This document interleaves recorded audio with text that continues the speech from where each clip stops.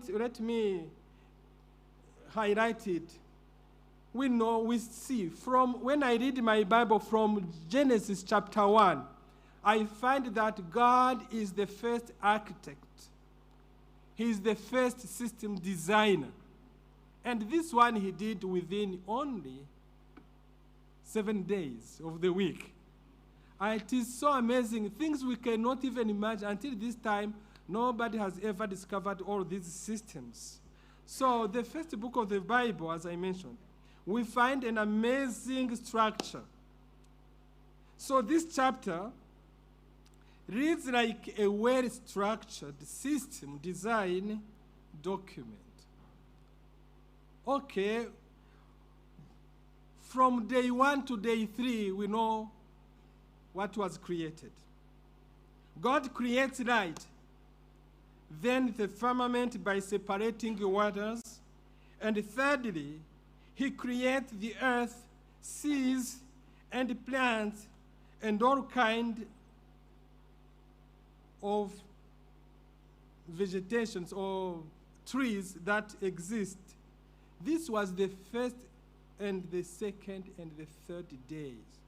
So, as I have looked into these materials of IT yesterday, you will understand that the beginning is the setup of infrastructure. You see, the firmament, now you put the land, you put the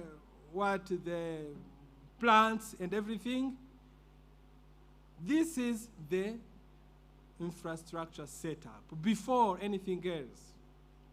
This is what IT people have demonstrated to me that they do. Number 2, day 4 to day 6, we see that God wants now things to be functional. God created the sun and the moon to govern what? The times. So now it is a function. God wants things that he has set up to function. And number 2, he created the living creatures, those of the waters. Then he created birds in the sky because the firmament is already there. You see, God has set up things, the infrastructures, now the life starts moving. So it is really amazing to see God is doing things intentionally in a very systematic way. This is a system, so, okay? Then on the 6th day, God did what? Create different kind of animals walking on the soil. And at the end of it, he said, to these things there must be a manager, a steward. So he came up with an idea. He said, let us create a man. So that's how we were created. After everything was there. And we came here as governors, as stewards, to take care of what God has placed in position. So, having IT, we also need to have IT administrators. Without that one, what will serve this setup? Nothing. So then, on the 7th day, what did God do? Sabbath day. It was a day of rest. So I want to find this foundation as something we need to stick on. The foundation, how does it relate to IT? I have come across with what they call system rest and optimization in IT. So I believe now IT is founded from the Bible, beginning from chapter 1 of the book, this book we have. So further insight of what we are doing today is found in Genesis chapter 1, verse 26. It is about how God created a man. How did God create a man? He did not just speak and the man came out. God created a man. He said, let us create a man on our image. Okay, there must be something special in it. On God's image. We know now God how he is, a systematic God, a God of order. So, it means that from our origin, just like God, we are designed to create systems and anything else. We are designed to do what? To organize networking, right? We are designed to do what? To manage system, to administrate everything. So IT professionals reflect God's image. Isn't it wonderful? You IT people, you reflect God's image, but with a condition. God's image is reflected by IT specialists when design secure system. When they are designing secured system, just like God. When they bring order out of chaos, just as God did from the very beginning. Everything was formless, chaos, but out of it, God brought order. And IT specialists, you reflect God's image when you enable communication and the growth of God's mission. So, brethren, your skills are not just a secular accident. They are a sacred gift. You have a sacred gift. You need to use it accordingly. Just like a pastor. Pastors have books, Bible. We always say they are holding the sacred mission. But IT do the same as I have demonstrated from the biblical perspective. Now, another point I wanted to mention is that the body of Christ is also a network.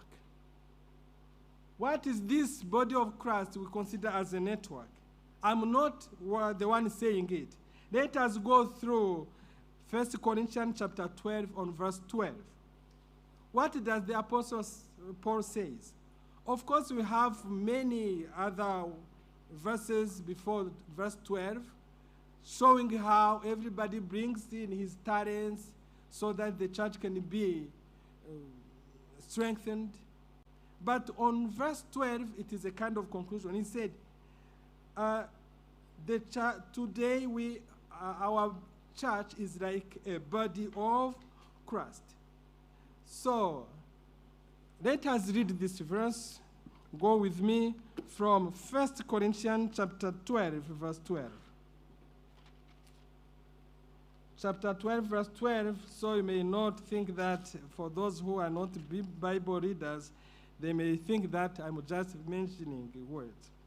Verse 12, he says, "For as the body is one and has many members, but all members of that body, being many, are one body, so also is Christ."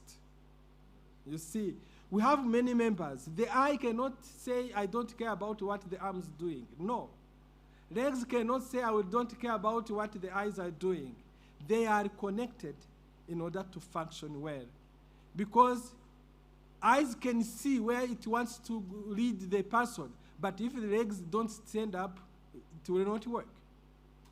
But even the stomach itself, if the stomach is so weak, legs will not move, even though they would want to go. Eyes will just look at where they want to reach, but they will not go. So, in IT terms, no system can work in isolation. That's what I have learned yesterday. A disconnected node, this connecting one, it becomes useless, right? And then a compromised node, what do? As it damages the whole network, then it is going to be removed. So biblical principles are like this. The eyes is part of the body, legs are part of the body, and all of them work together to bring harmony. For the SDA church, this is what a conclusion we may come up with. Its Central Africa division is not independent of the West Africa division. That's why we are together today, right? The GC leadership is not effective without local church. Whatever program they may have, if there is no local church for implementation, all those wonderful plans will be useless. IT department must not work in isolation from mission and ministry.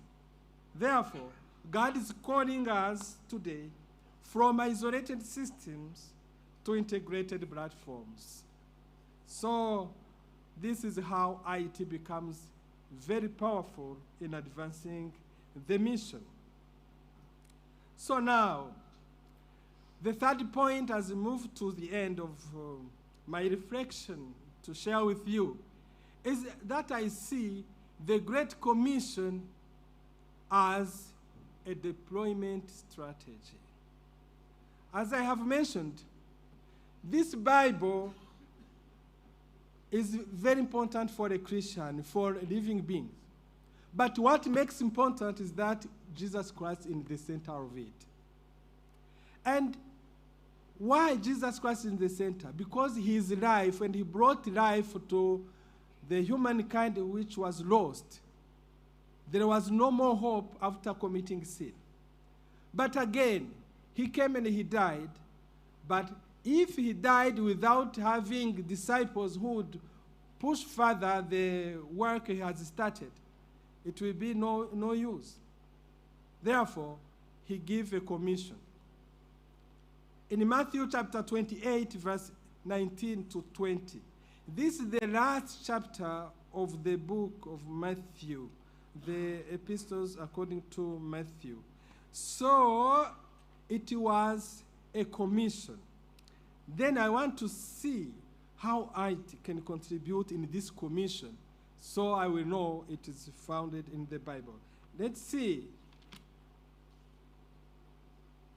Matthew chapter 28.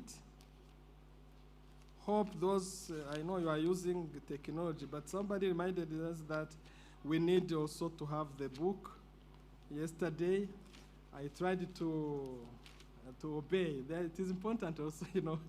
And the book reads, chapter 28, verse 19 to 20.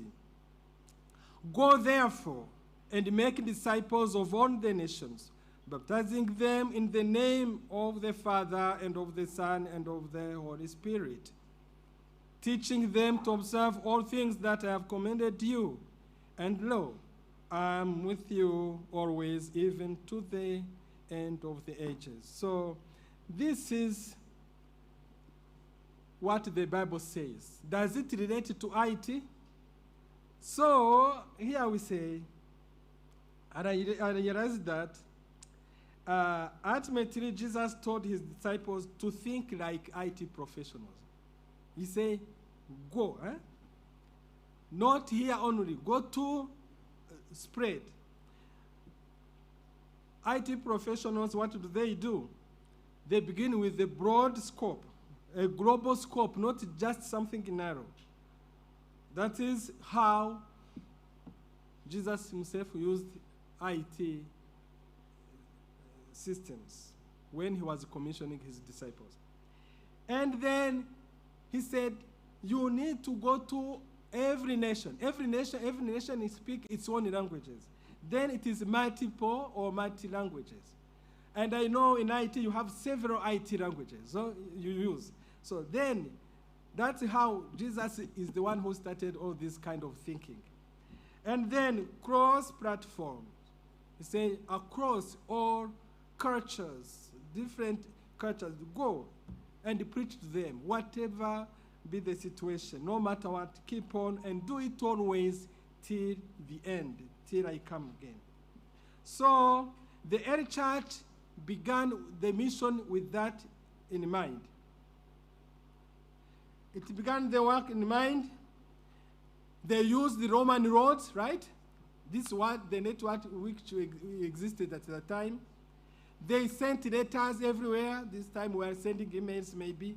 They used the ships to cross the rivers, even the oceans. Then they used books, scrolls at that time, a lot of volume. That's how they began the mission. But I do believe that if Jesus worked today, what is he going to use this time? Cloud platforms, right? That's where we are these days. Mobile apps, data analytics, cybersecurity, artificial intelligence. All these things were mentioned yesterday, and I believe they matter for God's mission. So that is how IT did not come from nothing, but the Bible was the light from the very beginning. It is the light of everything that takes place in this world. The last point is about the renewing the mind in a digital age. Romans chapter 12, verse 2, the Apostle Paul said, "Do not be conformed to this world, but be transformed by renewing of your mind," and so on. This is the verse. You can read for yourself. Time is not on my side. I'm told to close. But know this. The renewing of the mind is about innovation. So IT is not something which is static. It keeps evolving. I know what I learned like 20 years ago, 30 years ago about IT when I was typing. I was feeling I'm a super person who can write without an ink. But this time, it is far. Guess what? If you don't innovate today, even though you are called a specialist now, in the next 5 years, you will be obsolete, taken away. Your IT will be no use. So, do not conform to this world. Be transformed. This is the Bible telling us. IT must transform, must innovate. The digital world is shaping minds. Algorithm influences values. It influences values. And screens, as you can see here, even they influence your attention. I know some people, if there was no screen to show something there, you would have started to sleep, right? But with this one, now screens started shaping our attention. We need them so that we can feel good and be more attentive. Data can be used for control, but the control of compassion. So this is about renewal of the mind. IT professionals have a special call, not just system builders, but they need to be gatekeepers. Okay? They must be gatekeepers.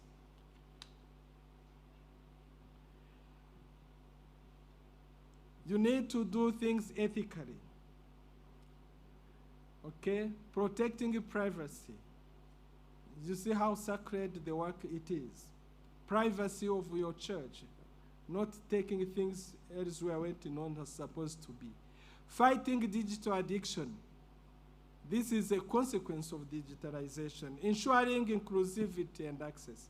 So, holiness today includes digital ethics. That's how to be holy, as the Bible tells us to be. Now, God is calling Adventist IT professionals to be technically excellent, spiritually grounded, ethically uncompromising. Let nobody compromise ethics. I know some IT did wrong. They went astray. We have had some information in some unions whereby when the people of God start giving their money to God, you deviate the money to your own account. This is not what should be. Remember, you are carrying a sacred function. This is terrible. It happened not far from here, I know. But imagine such a person carrying a sacred mission of advancing the word of God and is putting in his pocket. That is Judas.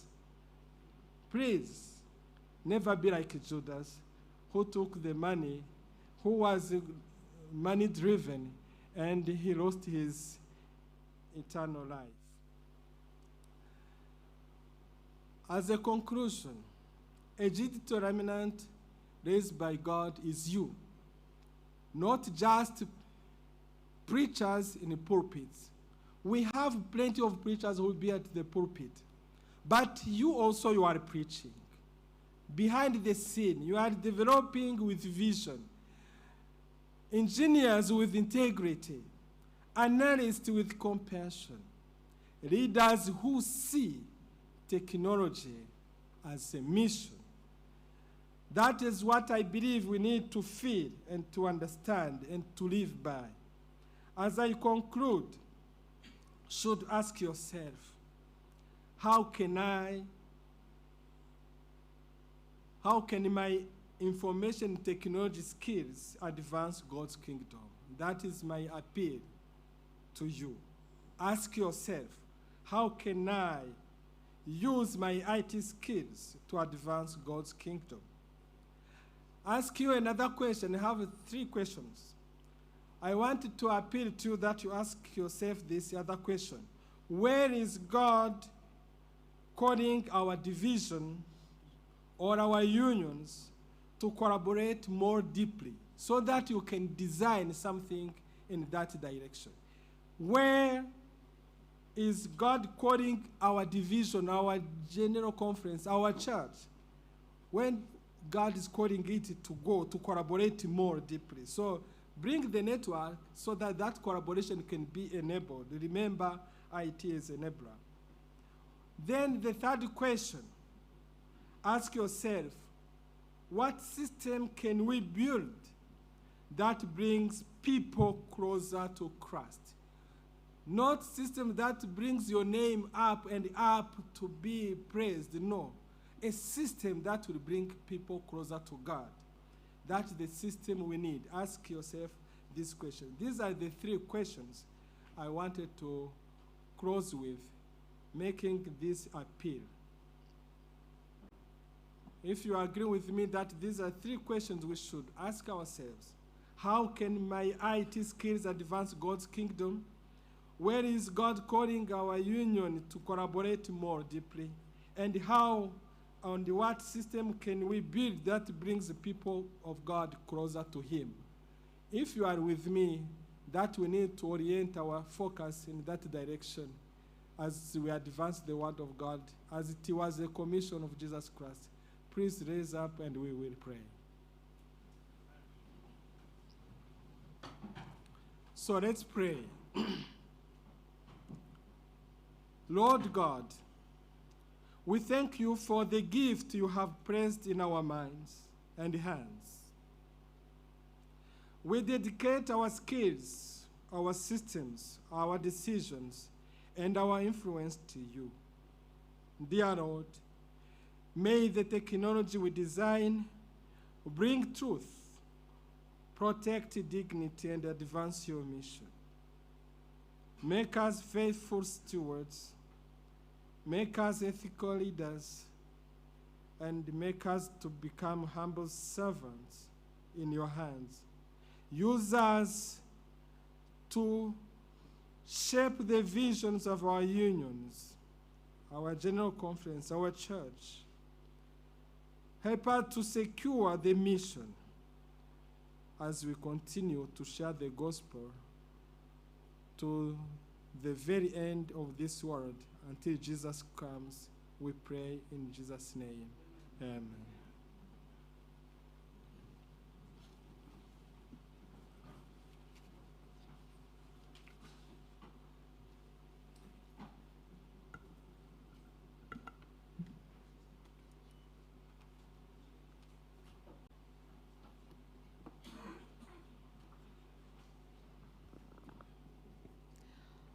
Following that very uplifting from Dr. William Rosima, we shall have a message from Elder Paul Douglas, and we would like to direct your eyes to the screens. Thank you. Greetings, my brothers and my sisters. It's truly a delight to add my words of welcome to you there attending the Adventist Technology Summit in Africa. This is the first of its kind, but it will not be the last. What a privilege that we have together as brothers and sisters to use these means of proclaiming the gospel of Jesus Christ. We must be certain that technology and these media assets that we have and we can utilize are not the mission itself. These are instruments that we can use to advance the kingdom of God. I'm just so delighted that you're there. You are joined by my colleague, Richard Stevenson, and others. and it would have been my delight to be there in person. But I promise you, the next time we have this summit in the continent of Africa, I will be there. So enjoy your time together, learn new things, but more importantly, let's focus on finishing the work of the gospel so Jesus Christ can come and we can go home. Maranatha, and may God bless you very well.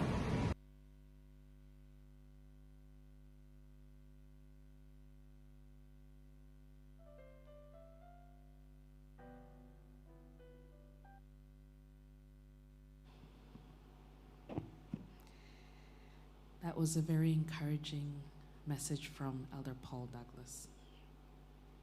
Now, as we move forward, we shall begin our first session.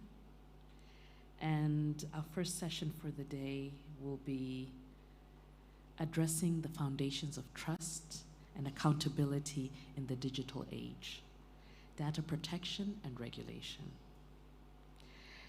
It'll be presented by Josh Pierre.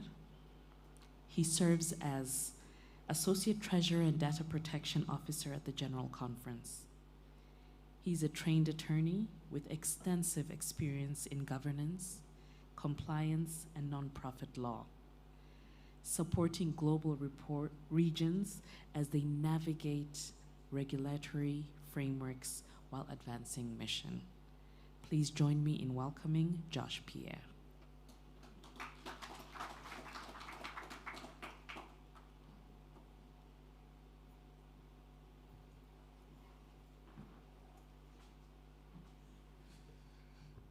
Good morning, everyone. It is good to be with you on the second day of this technology summit. As I'm going to get set up, I want to thank our host, who does such a tremendous job of pronouncing everyone's name correctly and introducing everyone. So we have been very appreciative of her hosting duties. All right, let me get this started. Very good. And so, make sure I have everything working. This morning, we want to talk a little bit about data protection. We want to talk about all that is entailed. Let me see, make sure this thing is working. Beautiful. And as was introduced, I am Josh Pierre, one of the associate treasurers at the General Conference. I also serve as the data protection officer for the General Conference. And it is important for us as we are moving forward that we recognize that really, as my boss stated in his video, at the end of the day, the goal is to advance mission to bring about the second coming of Christ. So the theme at Treasury really is about mobilizing resources for mission. And you all play a very important role, because we know that IT is going to be how we can reach the masses and to be effective in spreading the gospel. But when we do so, we want to make sure that we do so responsibly, and we do so in a way that will enhance the mission instead of hurt it. So this morning, we're just going to talk about some of the emerging risks, regulatory pressures, and how that impacts the different organizations in regards to data protection. All right. We're gonna work this out. So I want to start with this story that I have from 1980.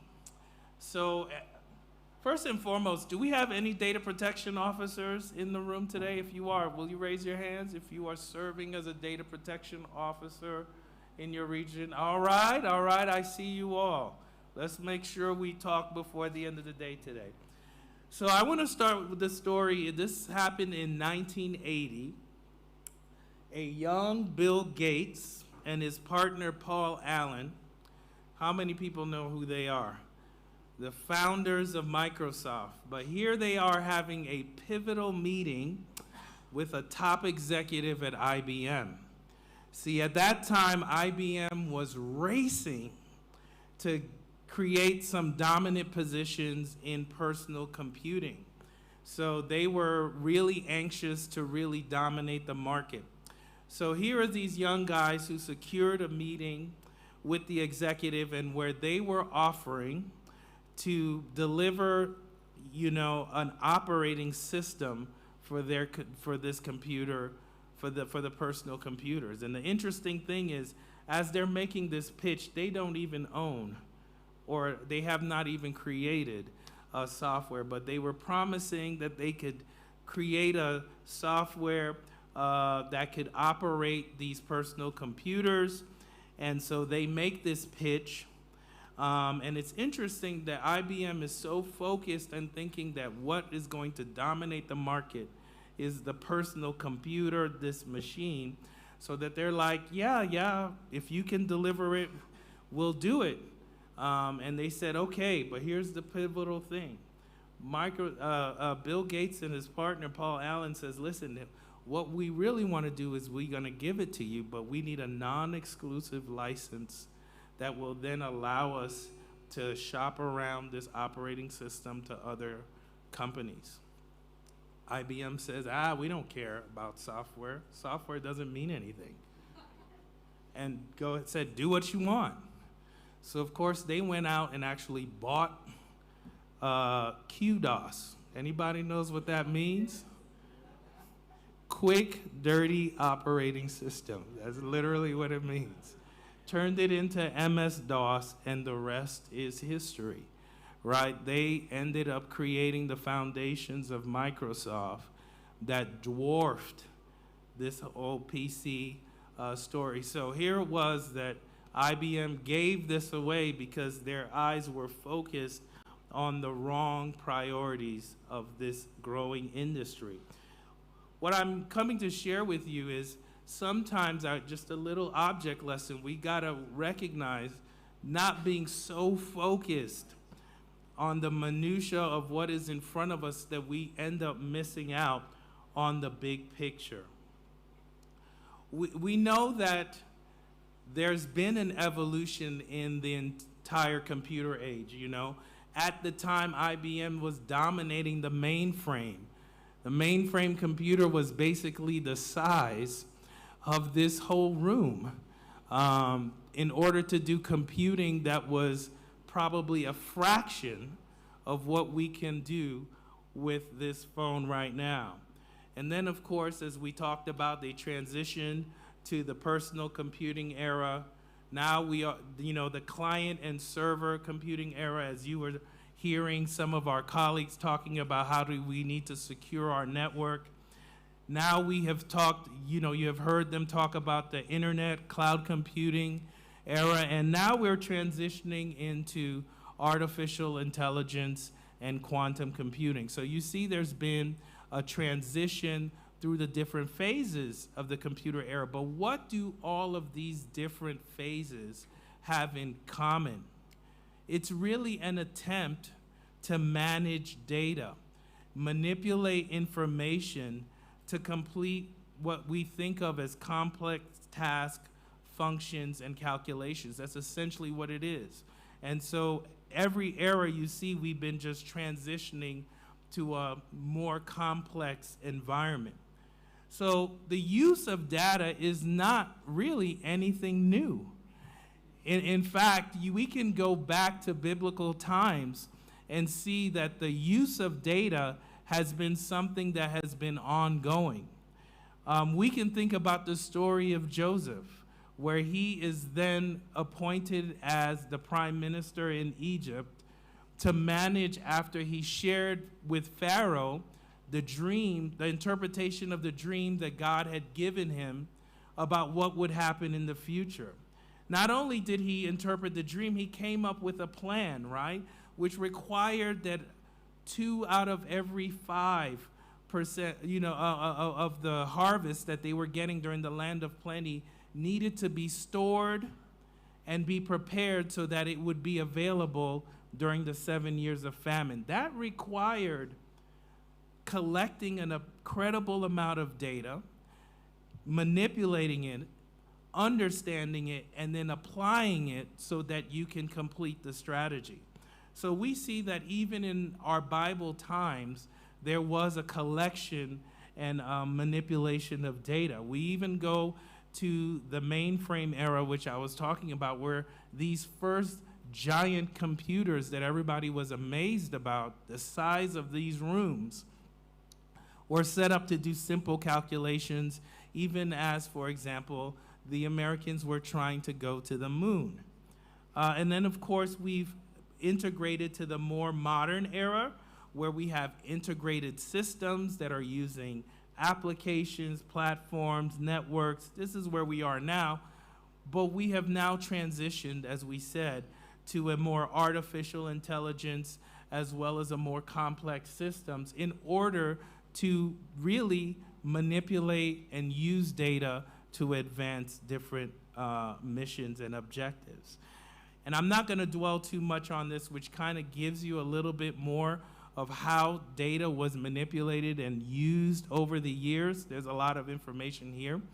But like we said, from ancient foundations, ancient kingdoms, we see that data was collected and applied so that they could operate government systems. We even know that some of the early collection of data was actuarial tables, where they first started to create offering life insurance as early as the 1800s. And that was just the beginning by collecting data and then utilizing it to create a business. And of course, the industrial era is when we started with our big computers, transitioned to personal computing, and now we are in the intelligent data era. And it's interesting, we have run this exercise before. This is a chart that just really talks about from the industrial era, which is basically starting in the 1950s through this present age. And it's an era of batch, as you can see from the 1950s to the 1970s, we called it the file-based systems, a very rudimentary era of how we collect and process data. 1970s to the 1990s, relational databases, enterprise data warehouse from the 1990s to the 2000s. Excuse me. Big data platforms from 2005 to 2015. Cloud data platform from 2015 to 2020. And then, of course, we have the modern data platform, which includes everything from AI to data lake houses, just collection of extraordinary data. So one of the questions that we've been asking is, where do we believe we are as an Adventist church in this continuum if we were to go from the file-based system through the modern data platform? Would anyone be willing to hazard a guess? Honestly, how do you think you are operating today in this continuum? Nothing to be embarrassed about. Anyone? I'm going to ask the GC people. Where do you think we are on this continuum?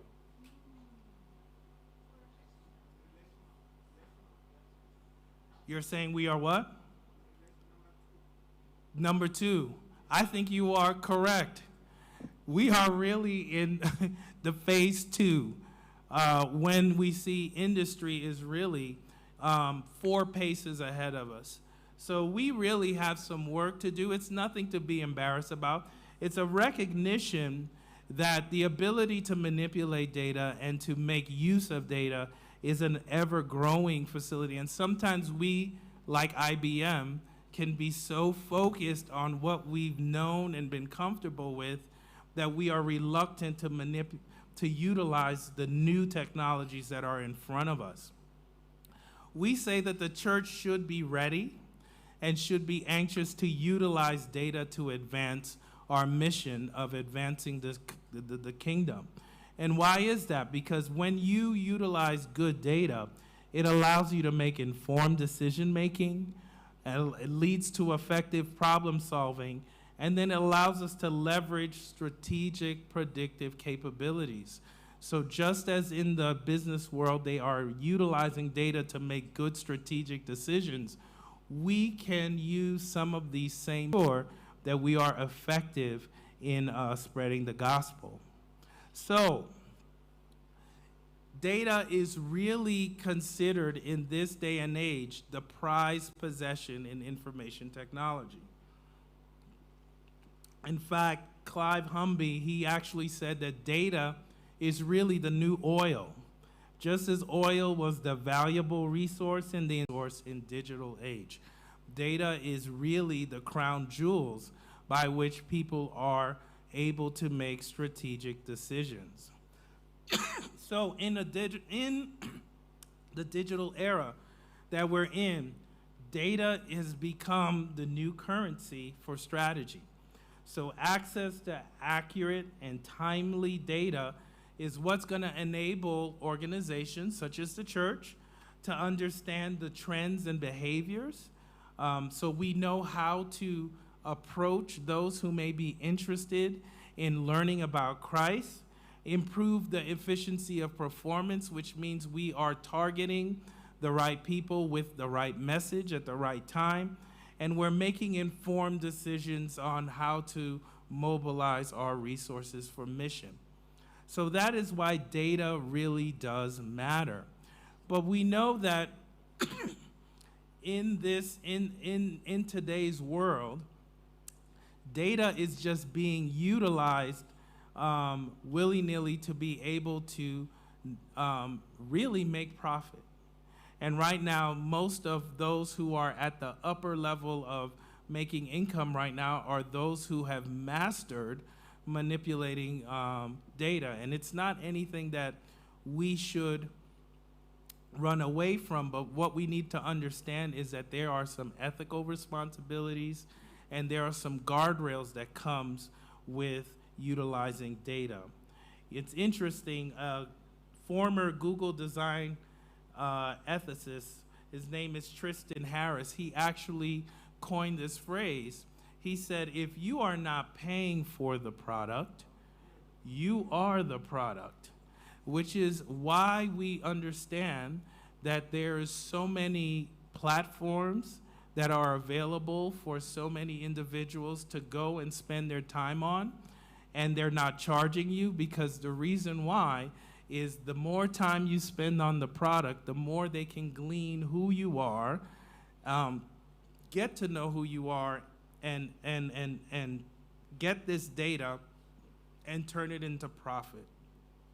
But God has called us to be able to use some of these same resources to be able to advance his kingdom.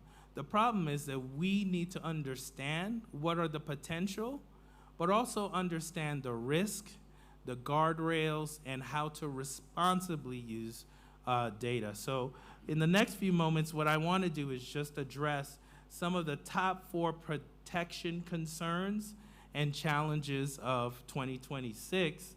What are the emerging risk, regulatory pressures, and how it impacts our church to do mission? So one of the first issues that is really on the top, and of course you should know this, we already started talking about it yesterday, is AI-driven data and how it impacts privacy risks. We know today artificial intelligence is the new toy. It's the thing that everybody plays with. How many people have been utilizing ChatGPT? Don't worry, I'm not going to hit you over the head. I used ChatGPT last night, so everyone is using artificial intelligence. They are making it openly available. It's becoming an integrated part of everyone's life, right? But here's the problem. Widespread use of generative AI increases exposure to sensitive data. Why is that? Because people are not really taking the time to think about what you are feeding these machines that are learning. So here's the thing, artificial intelligence is just a process by which this machine needs to learn and grow. And part of how they do it is when people feed them data. So one of the things that we tell people is be very, very careful about what you are feeding and what you are putting into these open AI systems. You definitely do not want to share sensitive personal data, proprietary data into an open AI system, because what you are doing now is you are basically taking very sensitive information and making it open to the public, because once you have fed it to an open AI system, it is now available for usage and access by almost anyone. The other concern is that there is some lack of transparency in AI decision making. People tend to try to make it look like things that they have done was their own work when it may have been generated by AI. AI should be a tool. It should be an assistant. It should be something that supports your ability to complete a task. It should not be the thing that does the work for you. That is the difference. Because what it also does is it also leads to data leakage. What we are talking about is you are inadvertently feeding so much proprietary information. You're not taking the moment to think about the consequences of what you're feeding these AI systems, that what you end up doing is inadvertently putting our organization or your organization at risk, and the personal data of your constituents at risk, because you are feeding information to a system that should not have access to proprietary data. So what are some of the mitigation strategies to this push to utilize AI? One of the things that they say is we need to implement a data governance and AI usage policies or guidelines. It does not have to be a complicated, complex approach, but there definitely needs to be some road rules about what is an appropriate use of AI and what is not. We need to prohibit and be very clear in sharing with your organization. You are not to feed AI tools or AI engines sensitive data, regulated data, personal data, proprietary data. You are not to feed that into your AI system. It doesn't matter how attractive you think it can complete a certain task. We have to adopt AI transparency regulations. Figure out how you can create some way to monitor how AI is utilized, and to ensure that you have systems to make sure that it is not inappropriately used. And then, of course, you have to train your employees to be responsible for AI and how you handle data when you are utilizing AI. And I can give you a quick example, for example, of what Harvard University put in.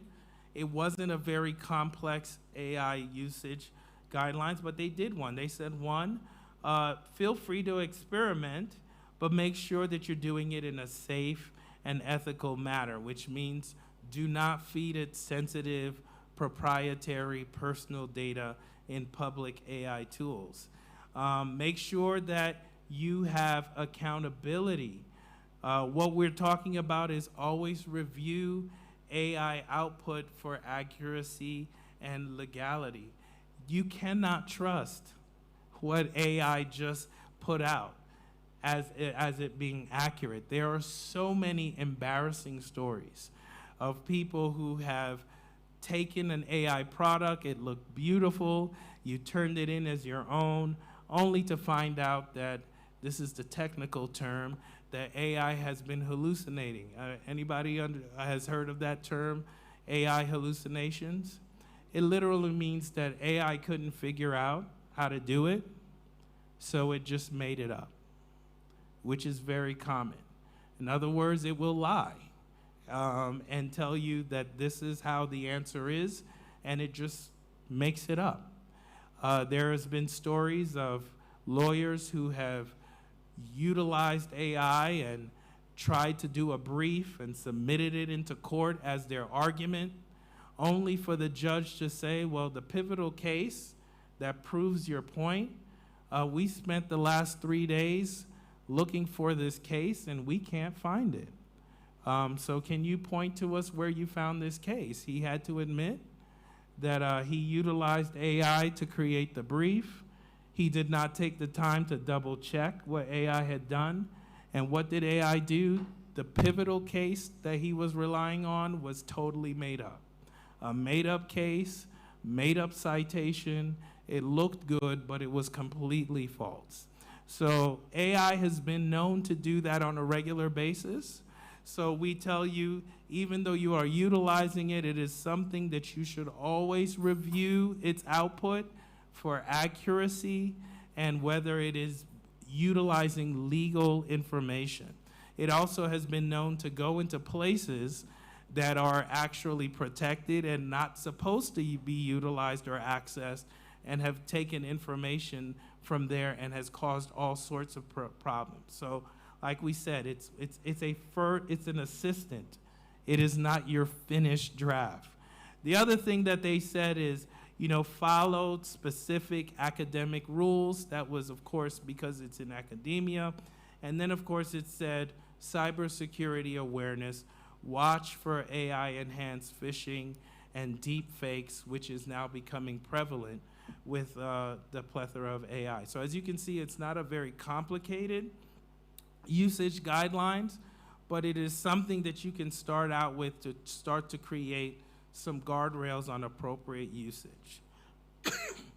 Next, we have expanding and fragmented data regulations. As you know, laws that actually govern data protection has been growing. And even in this continent especially, we have seen very recently a proliferation of new data protection laws that are coming into place.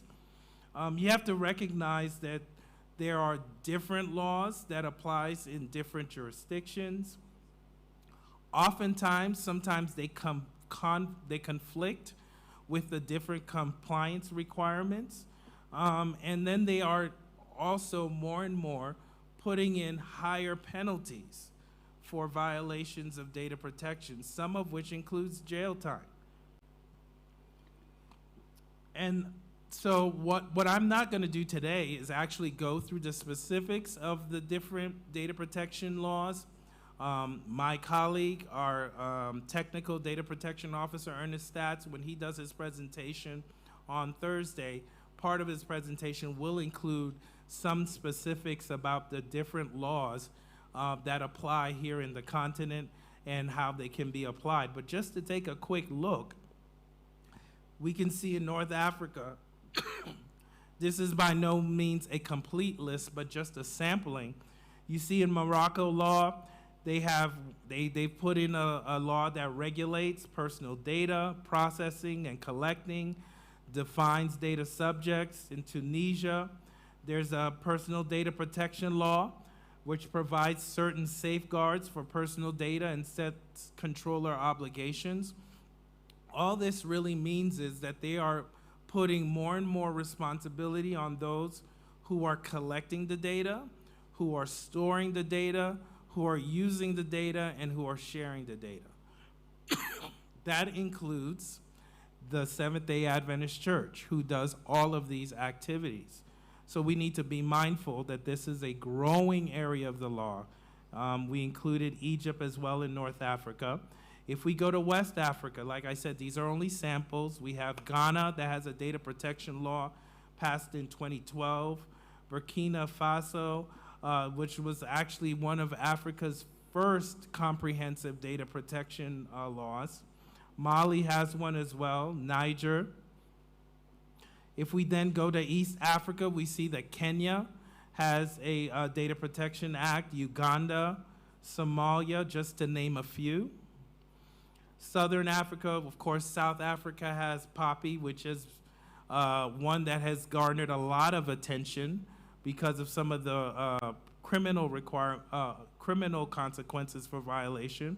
We have Mauritius Estewantini, excuse me, for that mispronunciation. And then, of course, in the islands, Seychelles and Sao Tome. We know that these are just a sample, but we know that this is an ever-growing area where data protection laws are growing to protect folks from how different entities are collecting their data, how they're using their data, how they're sharing their data, how they're manipulating their data.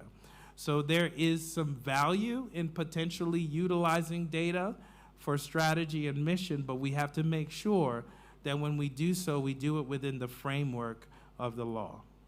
So how do we mitigate this risk of ever-growing regulatory laws about data protection? One, establish a centralized privacy and compliance program. It is important that you emphasize to your organization how long do you collect data?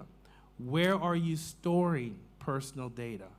What are you doing about children's data? We understand that more and more stricter regulations are coming online about how data about children are being collected and utilized. Whether or not you are obtaining the appropriate consent, and are you using that data in the way in which you have gotten the permission to collect it and utilize it. Continuously monitoring regulatory changes across jurisdictions. And here I want to give a little plug and a little commercial for us.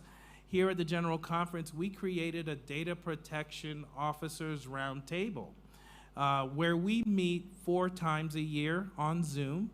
What we do is it's open to any data protection officer or any IT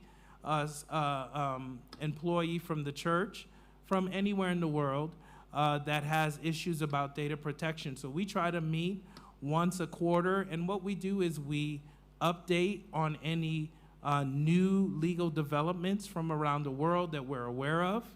We share information about certain best practices in order to make sure that we are compliant with data protection regulatory requirements. And also what we do is we share resources.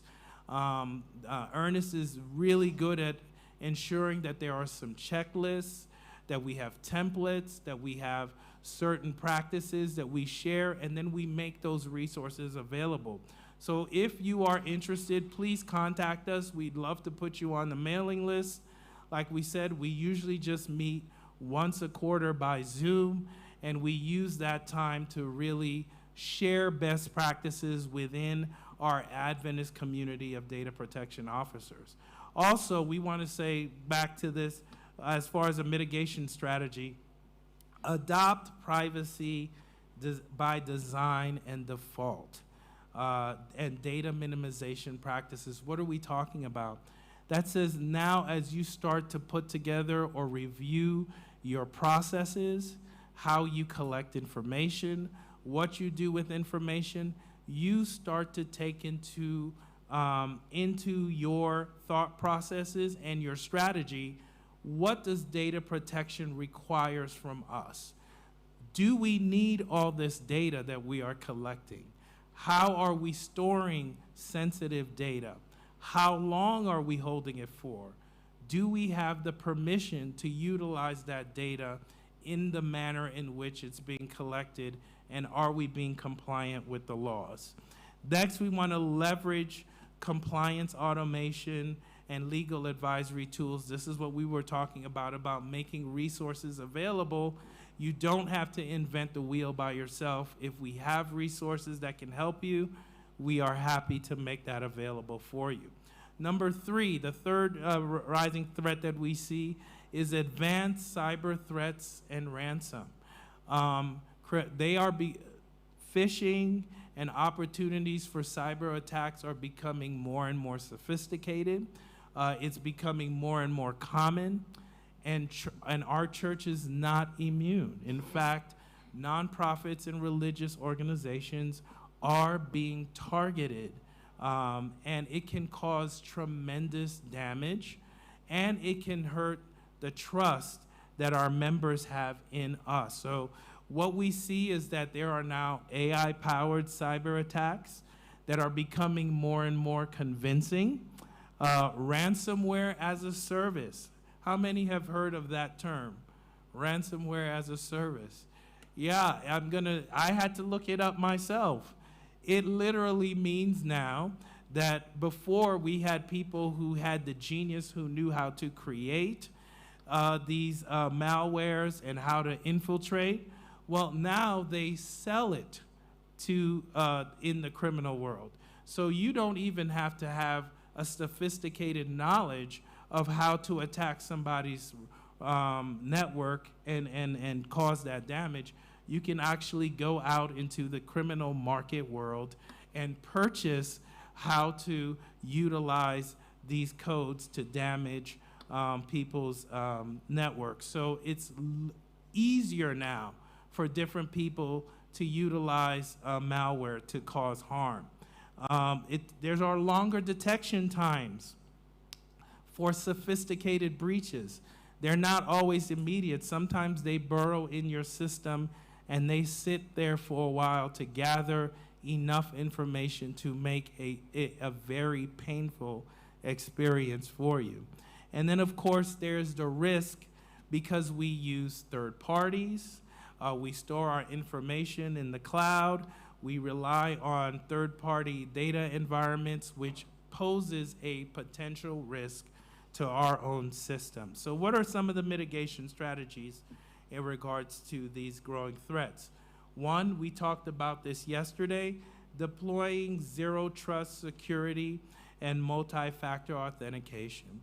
I cannot emphasize enough that you need to start training your folks that the little bit of inconvenience that they have to go through by having to go through some of these security systems, having to have all these passwords, having to have multi-function authentication, it's very inconvenient, trust me, I know.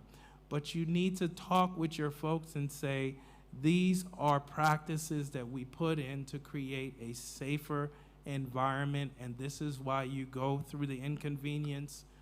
We are not going to bypass these security processes because it's easier. We're going to adhere to them. We're going to train everybody to follow it. And our IT folks need to be the example of how you make sure you are maintaining these great security procedures and not be the main culprit that do the workarounds because they're inconvenient. I cannot tell you the times that I keep hearing that those who are creating the greatest vulnerability to our network systems are the IT professionals who don't want to be bothered with all the security functions. So we need you all to be really not only the architects, but those who are the example to the rest of us. Explore utilizing AI-driven threat detection tools. Maintain regularly tested backups. Like we said, it's not a matter of if your system will be attacked, it's when. And when it is corrupted, one of your tasks is going to be to restore and rebuild. But you cannot restore and rebuild if you don't have a credible and good backup system. So that is one of the practices that you need to put in place on a regular basis. Not only making sure that you have backups, but you are testing it to make sure that it is really doing a solid job of backing up your data and your systems. And then, of course, we want to say, conduct regular incident response and ransomware simulations. What are we talking about? We're telling you to prepare for the potential of these attacks happening. And we say this should be a two-pronged process. One, you work with your IT team, or if you are the IT team in and of yourself, regularly work through a scenario. If this was to happen, What is my step 1, step 2, step 3, step 4? What is my checklist? You're not going to have the time to try to figure out what are your next steps when a cyber attack happens. So regularly going through scenarios as an IT team, or even if you are the single IT person, run through scenarios, create checklists, work out what is a responsible response.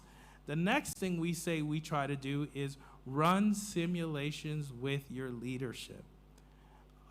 What you need to understand is when you have a serious cyber attack where ransomware is an issue, most of these decisions are not IT decisions. Let me emphasize it again. In response to these cyber issues, most of the critical decisions that have to be made are not IT decisions. They are leadership decisions. And most of the time, they are not aware. I could tell you at the General Conference, we run what we call tabletop exercises. I could remember the first time we ran the simulation, and we're talking with our senior leadership who have very busy schedules with things that they have to do in regards to mission all over the world. We scheduled it. They walked in their mind, they were like, oh, I think this is a data protection insurance exercise that we have to do. Hopefully we can get this done in about an hour and we can go on our way. But when we started to run the simulation, when we started to talk about the scenarios, they quickly realized there was some really critical decisions that had to be made immediately. And these decisions impact the church on a whole. It impacted how the General Conference will operate and react, and then they quickly understood that none of those decisions were IT decisions. Even how you are going to communicate with the authorities, how are you going to communicate with your employees, how are you going to communicate, and what are you going to communicate to the rest of the church? These are not IT decisions. So it was important for us to run these simulations, and we continue to run it. So one of the things you can do to help yourself be prepared and your leadership to be prepared, schedule times to do simulations, and these are things and resources that we can make available for you. The fourth issue, and then we're closing, is third-party supply chains and data exposure.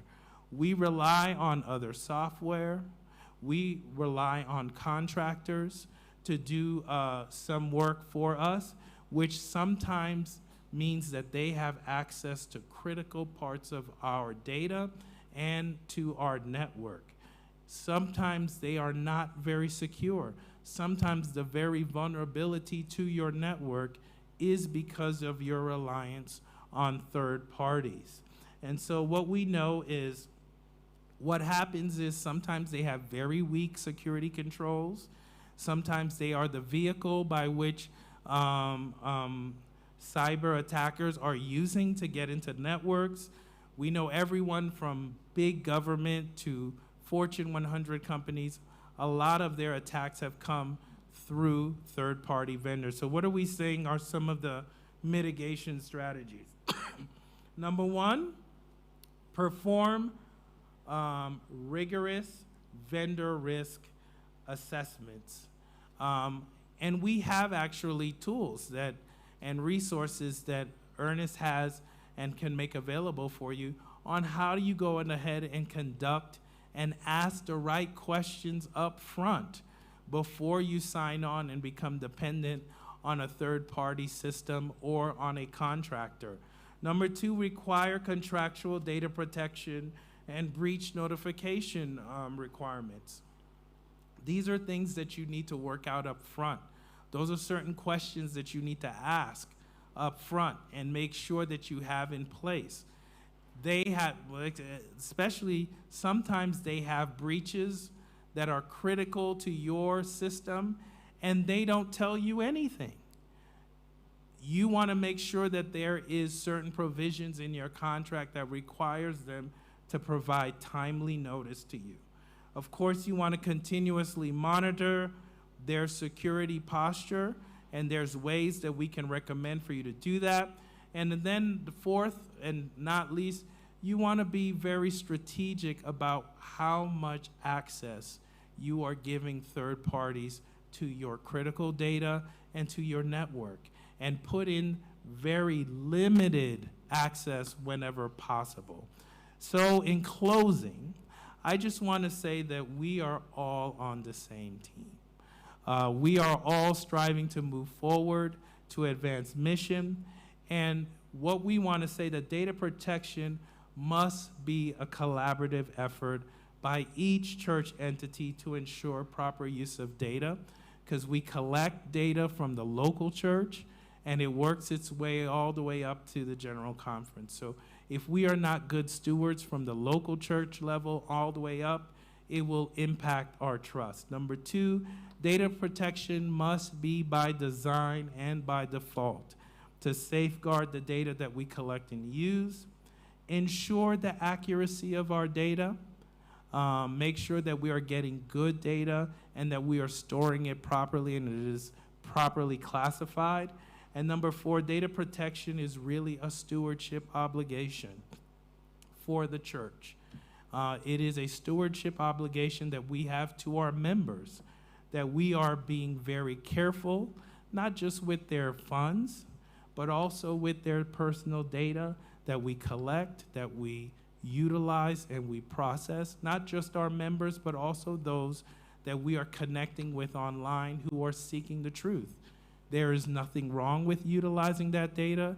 It is great to leverage that strategy. We just need to do so responsibly and do it with integrity and make sure that we are following the laws. And that brings me to the end of my presentation.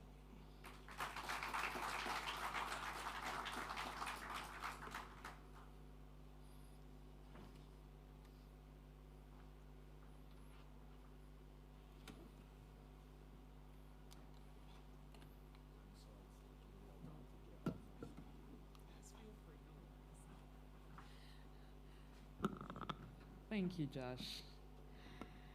We started strong. We started the first session strong, where he's talking about translating all these complex regulatory realities into a clear and actionable guidance. Yes? So now we shall move forward. Our next session is focusing on the systems that quietly sustain our mission operations. And I would like to invite Jovian Lubis, who serves as Sunplus Payroll Technology Manager at the General Conference. He has extensive experience in payroll systems, financial operations, and technology-driven solutions that ensure accuracy and accountability across global mission regions. Please welcome Jovian Lubis.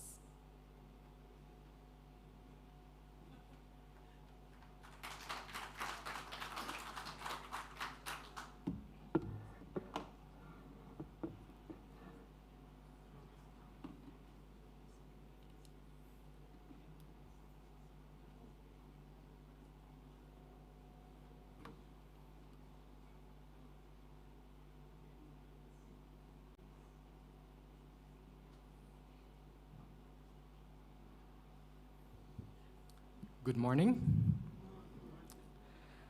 My name is Ken Dallas. I'm not Jovian Lubis, but I do bring you greetings from the team, Brent, who is our director, and Jovian unfortunately could not come because of the storm that happened last Saturday and Sunday. So Jovian, as what Rachel mentioned, is the APS manager who is in charge of the implementation of APS, which is part of the Sunplus family. So you might ask, what is Sunplus? So I'm looking around and I feel like I'm at home with all the ITs here that I've met before and I've worked with you in some implementations before. So I think there's about 60 to 70% of you who are using Sunplus, most likely. So one of the big things that we are looking forward and celebrating this year is the 25th year that Sun Plus has been of service to the church. It started in 2001. And many of you has been part of that journey in this, in the Sun Plus family, in how it is working, not behind the scene, but as part of the mission. So maybe some of you might still ask, what is Sun Plus, which is now part of the Adventist cloud? And even APS is there, although it's considered part of the Sun Plus package or part of the service that we do. And you might also ask, how is Sun Plus related to the mission?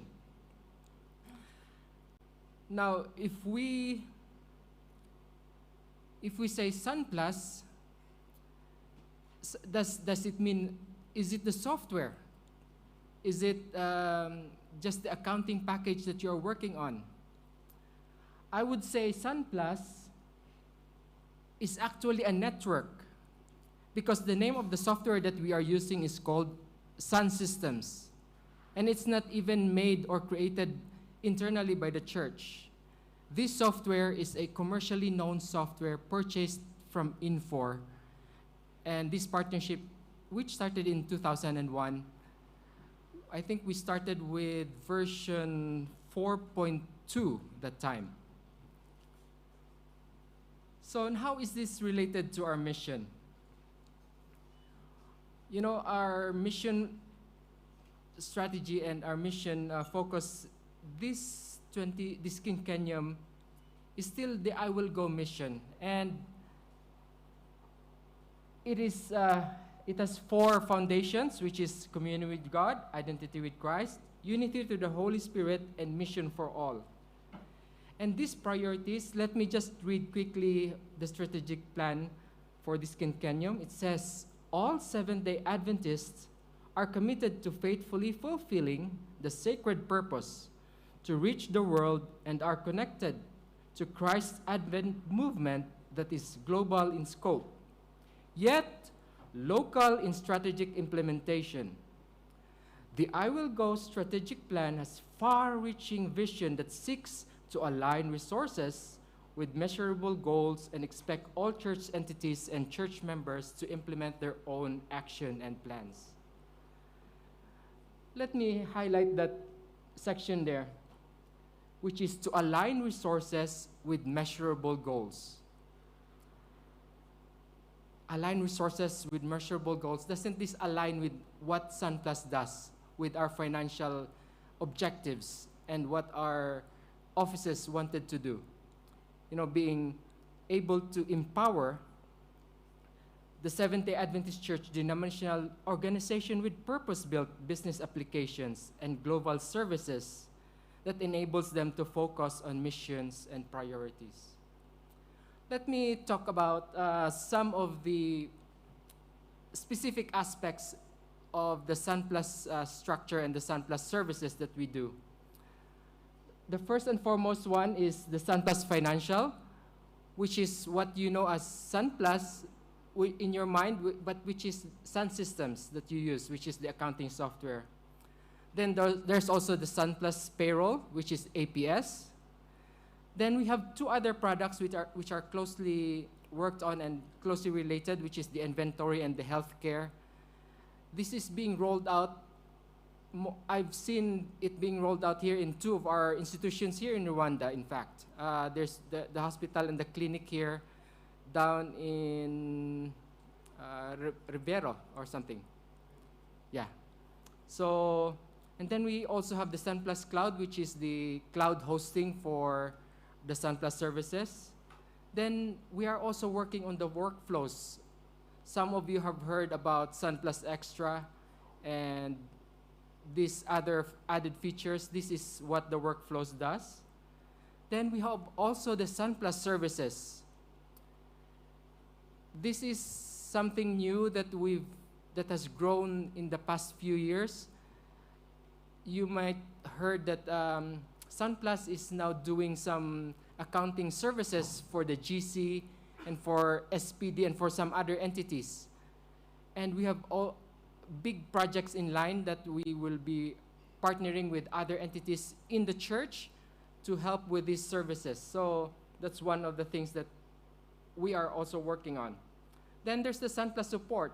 I'm sure many of you have also reached out to the Sun Plus Global Support Team.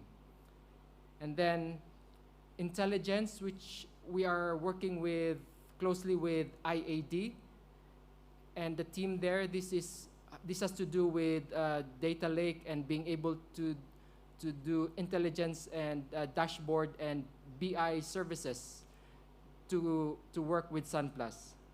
And then there's the academics. I was talking to one of the gentlemen yesterday from SID, from Sulusi, Ngube. They are working on having Sun Plus academics being promoted as part of the academic module for Sulusi University. So this academic plan is being rolled out not just here in the African region, but it has also started with the Asia Pacific region as well as in another region in, I think that's also in Thailand, but that's part of the works being developed at the moment. And let me also show you the core team composed of 8 individuals led by Brent. Brent Burdick is also one of the assistant treasurer at the GC, and he is our director. Then we have David Larbe. David is based in Kenya, and he is the implementations manager for the team. Then we have Jan. Jan Tewen is our documentation manager and training specialist who is based in Amsterdam. Then Gustavo, who is our quality assurance manager, he is based in South Africa, same with me, and we are based in Pretoria. Then we have Lucicello. Lucicello, I know some of you knows him well because he used to serve ECD. But he's now based in the Philippines in the Asia Pacific office, and he's our services and support manager. Then the other team member, Neftali Cruz, he is based in Mexico in our office in Monterrey, and he is the data flow and business intelligence manager. And then that's Jovian Luvis. He is based in the GC head office, and he is our payroll software manager. So now that you've known our core team members, who is spread out around all regions of the territories that is served by Sun Plus. So as you may see here, we have offices in Manila, we have offices in India, we have an office in Nairobi, one in Kigali, which I'm looking around if I can see, I can see Innocent and Eve. Can I ask them to stand, please?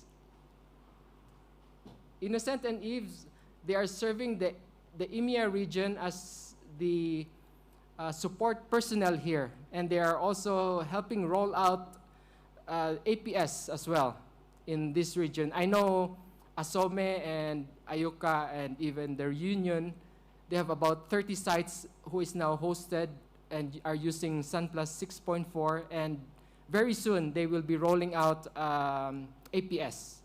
So that's one of the things that Jovian was supposed to share with you, how it can be rolled out in other regions, like especially with SID and WAD.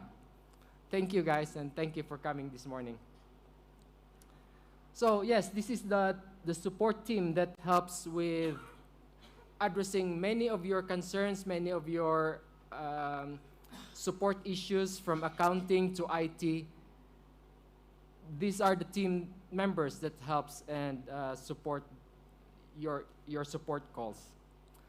So let me just also give you a quick look of our offices in the Asia Pacific. This is our office in the Asia Pacific, based in the SID office.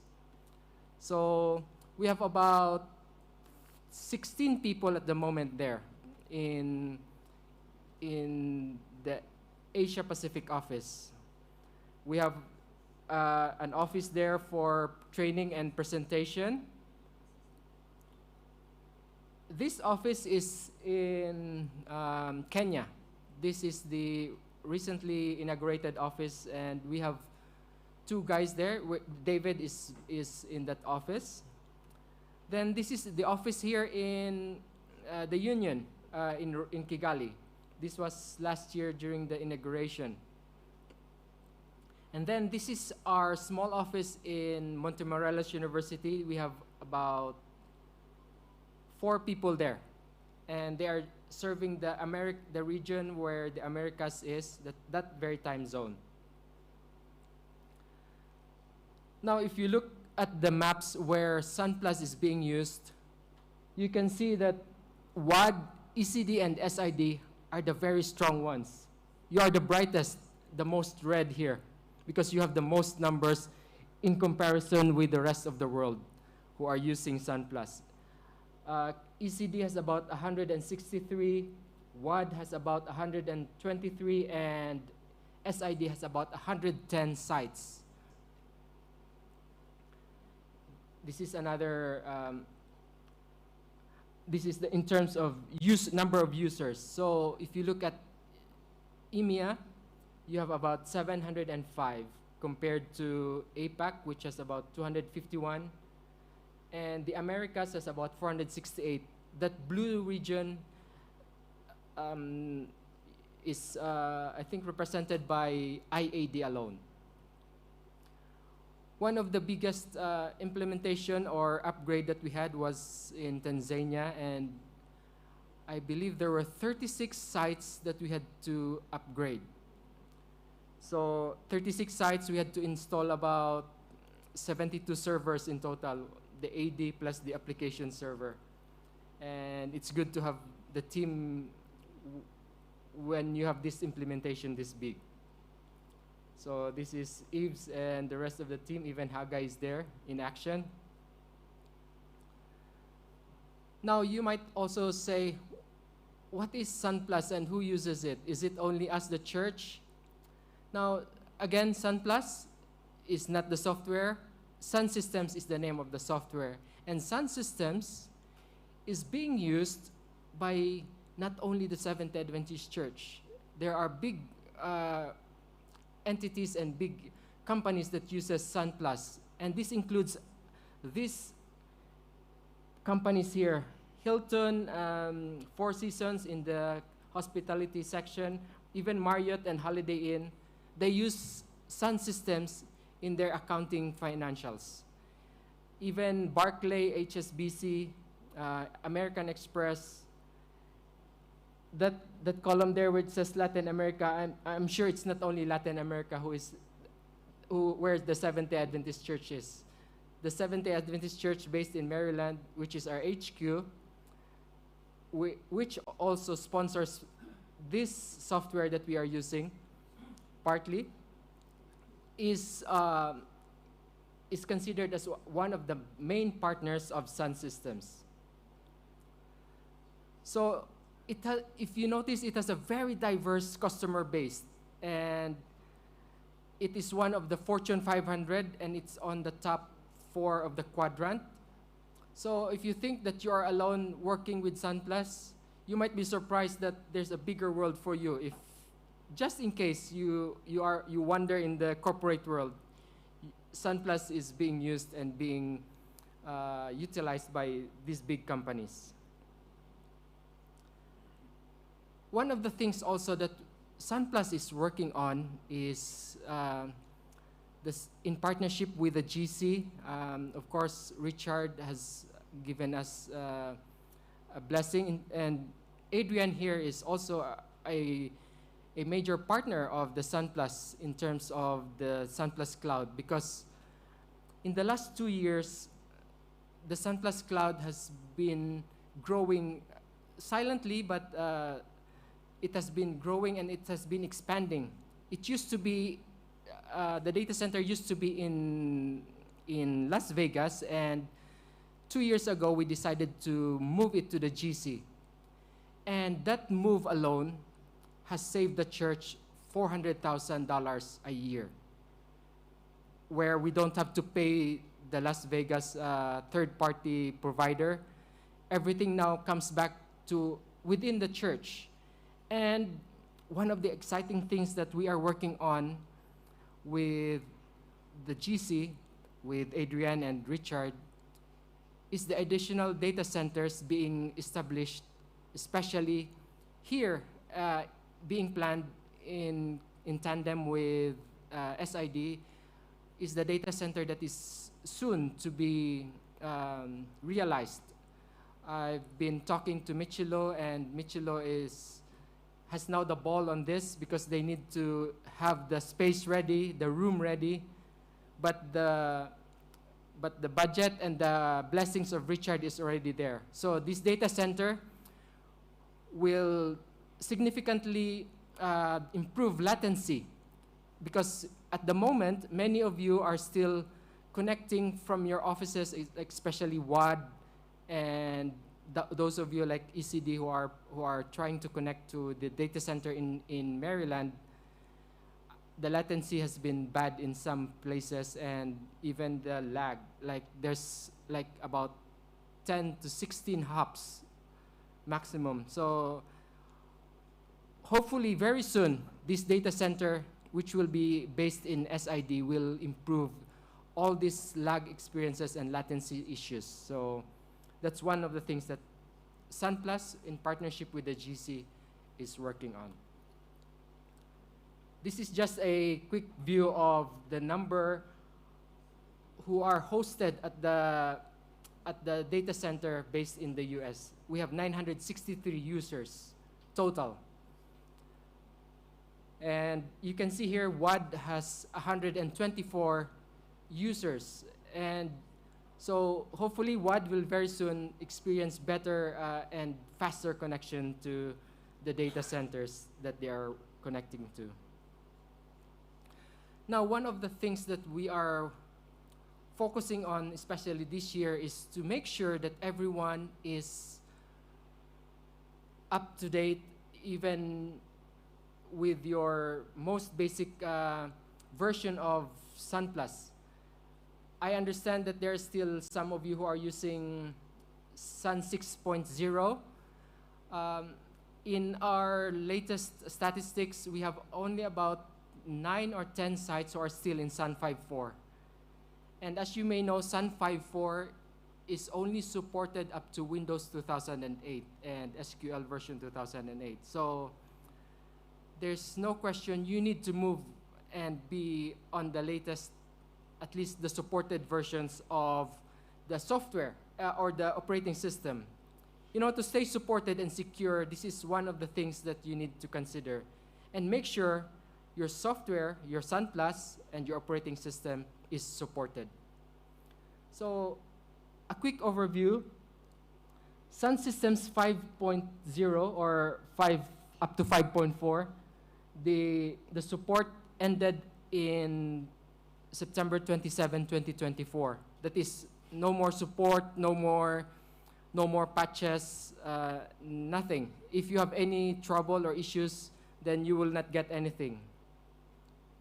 But one of the quick thing that you need to consider is if you are still in Sun 6.0, 6.1, 6.2, or 6.3 even, the support ended just recently, which is December 31st. So at the moment, only Sun 6.4 is fully supported. There's no planned end of date because this is the last version that is on-premise. The next version, which is version 7, is purely for cloud. And then if you are still on Q&A version 10, or version 11.1 and 11.2, the support for that also ended in September of 2024. So the latest version of Q&A is version 11.3, and it's already on patch set 50. So imagine if they are doing a patch set every month, it's the 50th month that this software is already being patched. So if you are still in the previous version, you are way, way much behind. The latest patch set also for SunPlus is patch set 74. This was released end of December. So, but one of the things you need to consider before you jump into patch set 73 or 74 is that patch set 73 is a major baseline release. What this means is there will be the update is not only on the client level, but it also affects the database level, and many of the stored procedures are updated. Even the core components, which is the Tomcat and the Java, are also updated. So previously in 6.3 and below, I think it's only supporting up to version 17 of the Java. Now, this version 73 supports up to the latest and greatest long-term release of Java, which is Java 25, and also Tomcat for the web server, Tomcat 10.1.52, I think. And one of the things to note also is Sun 6.4 will also no longer support Windows 10 starting October 2025. So that's one thing that you need to also look into and make plans for your upgrade. Now, this is just another quick look at the whole team. This was in 2024 in the Asia Pacific office when there was a major meeting. So just in closing, let me just part with this verse that I would like to share with you. So in Ephesians 2, verses 21 to 22, in him, the whole building is fitted together and grows into the holy temple in the Lord. And in him, you two are being built together into a dwelling place for the God in his Spirit. So just like this passage, each entity, each office, each IT person here is a distinct part of the bigger picture, which is our mission, the church mission. And unity comes through shared purpose and collaboration. And strength comes from being joined together and not working in isolation. I've talked to some of the IT people here yesterday, and some feels that, oh, I'm just an IT person. I'm just in the office. I don't have to be in the front line. I'm not doing any preaching. But you as an IT person play an important role in the mission. You are part of the network. And remember, technology serves the mission, and it's not the other way around. Have a good morning.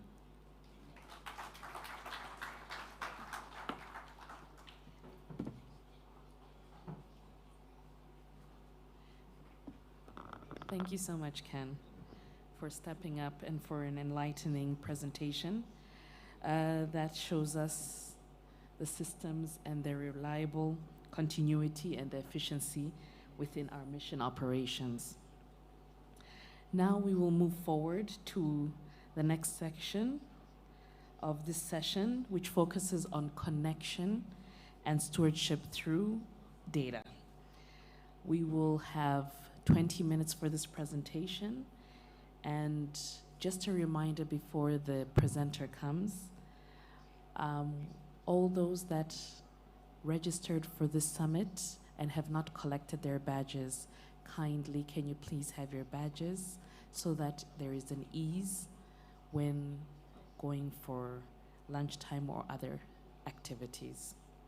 Now our next presenter is Sherry Ingram Hudgens, who serves as the director of the Adventist Church Management System, which is ACMS, supporting membership and mission coordination in over 150 countries.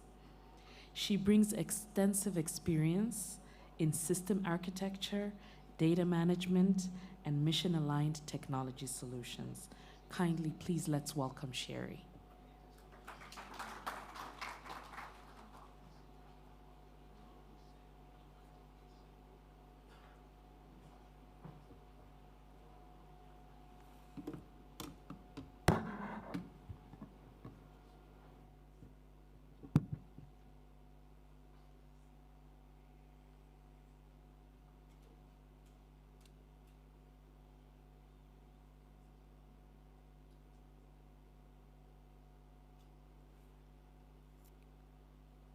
Hello, everybody.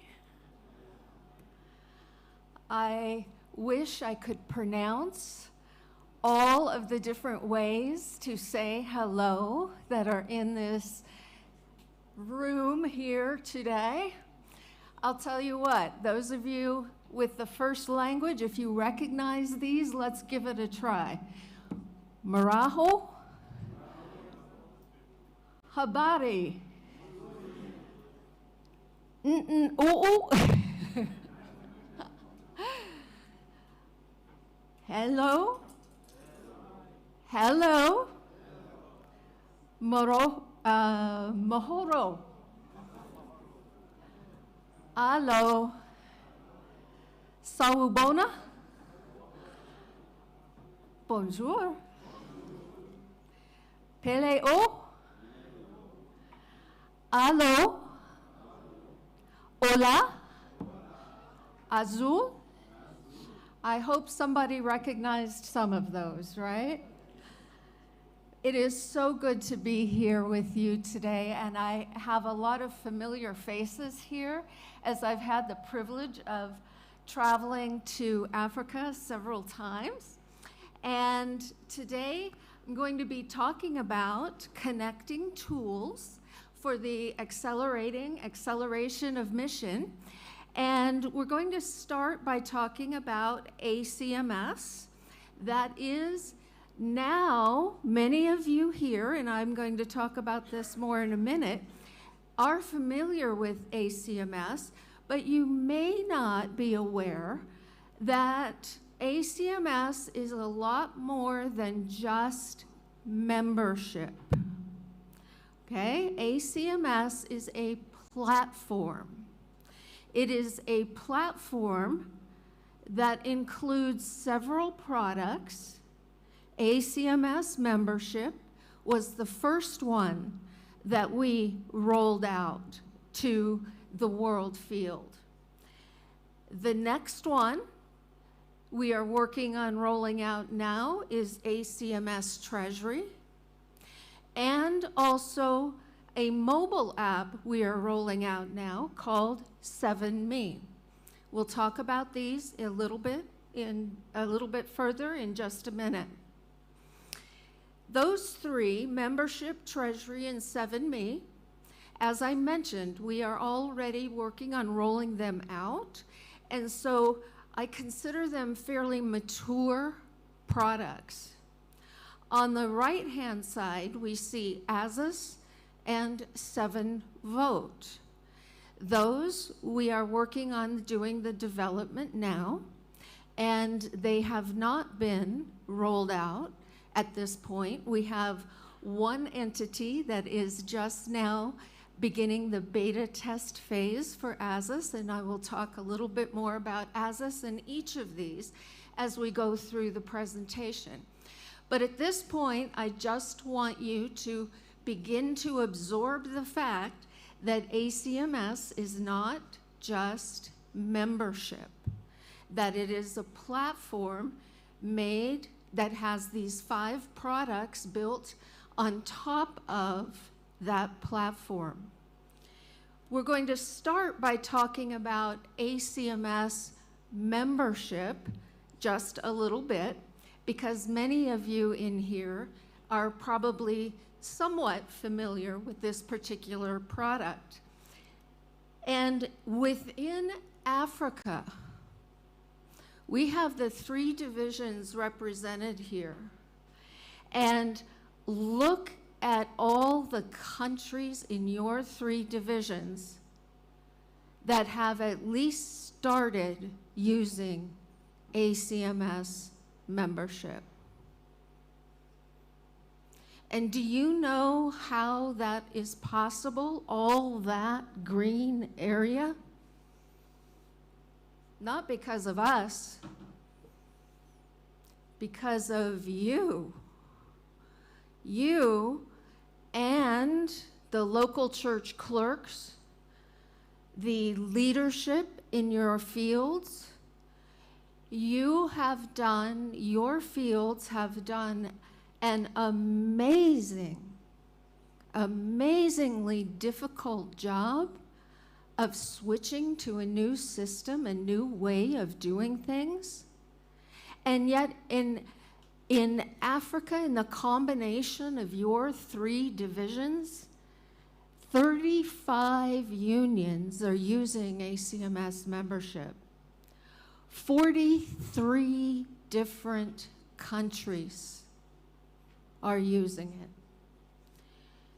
And within the system, you have over 9 million records entered. 9 million.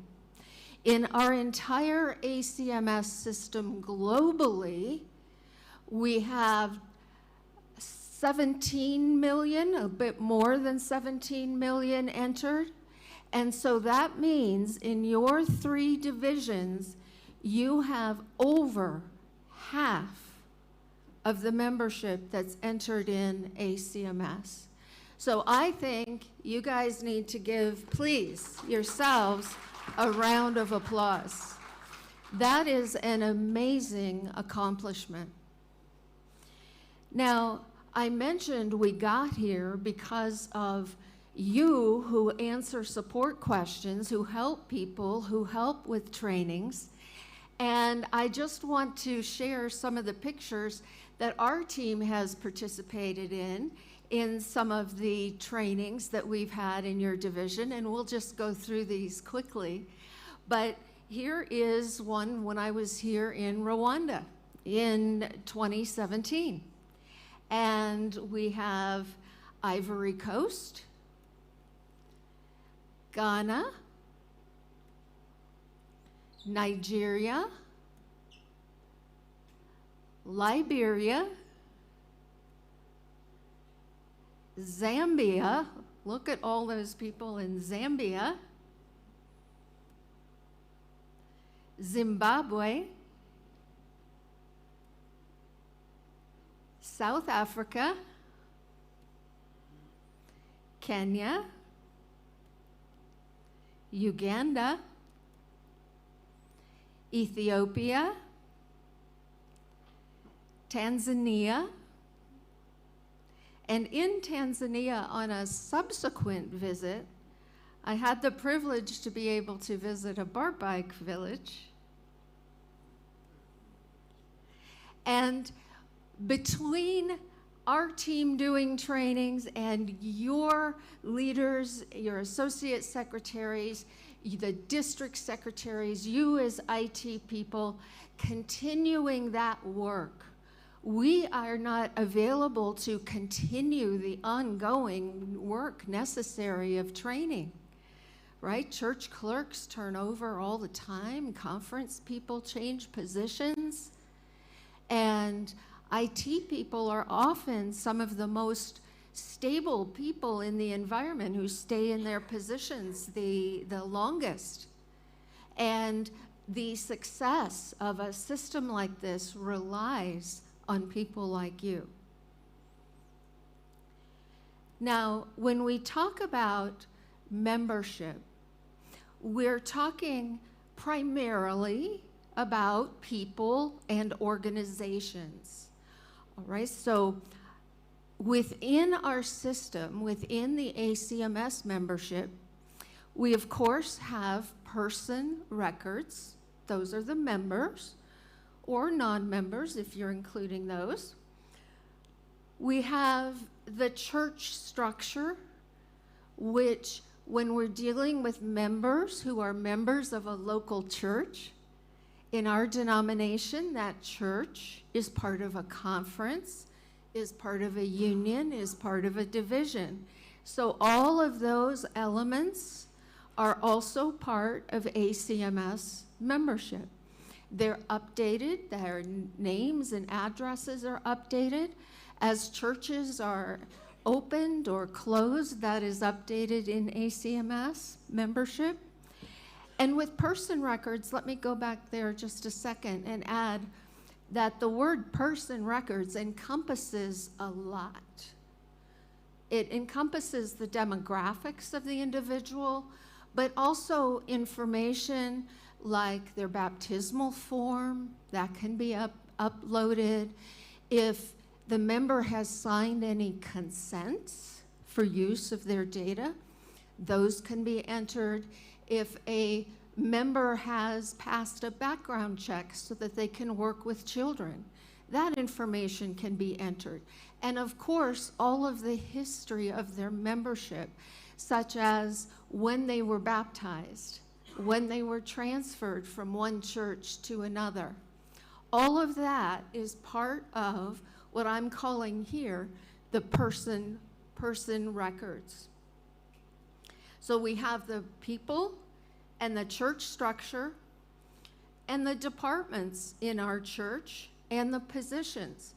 You know, in ACMS membership, that if you set up a user, that you give them a role and a position, a role in a given department. If they're the church clerk or secretary, that's part of the secretariat department. And then they have access into the system based on that position that they've been given.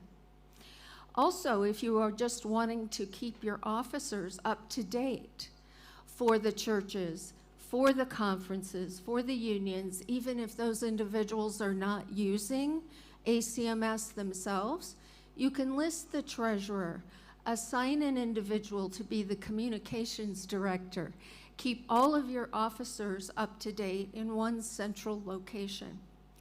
So these are 4 of the key elements of membership that are visible when you're using the system. Some things that aren't as visible, but are absolutely as important, are the fact that this platform and this product called membership, behind the scenes, we have also had to develop the appropriate tools to manage people logging in, what they have access to, the data privacy controls that Josh was referencing, other security controls so that people outside of your area can't see your information. The translations. We have users using ACMS in approximately 30 languages.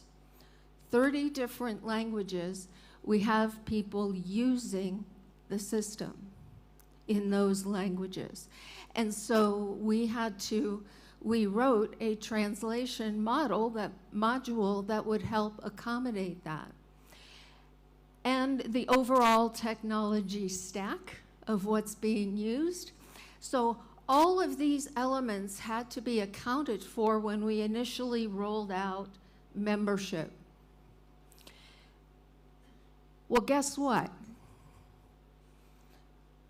Now that we have all of that in place, what can we do now?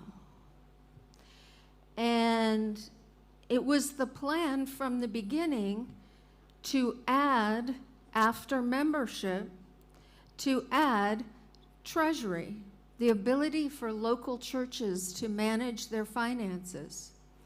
But now let's pay attention on this page that we have person records and church structure and departments on this page that are part of membership. And if we start looking at treasury, those 3 carried over. Plus, of course, the access control, data privacy controls, security controls, that all was already available because it had already been written.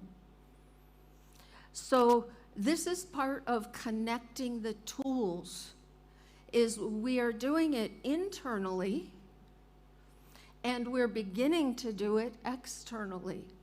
But internally, the local church finances also needs to have access to the person records, who donated their tithe, which tithe envelope, who did it come from? The church structure is very important as part of the local church, the conference.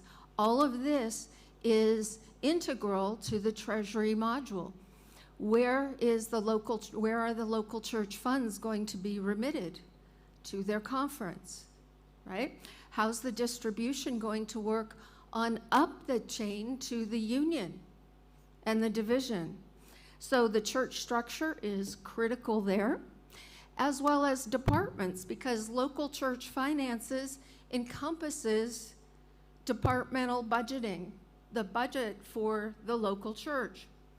In addition, donations are managed there for each individual so that they can be receipted and receive the receipt for their donation.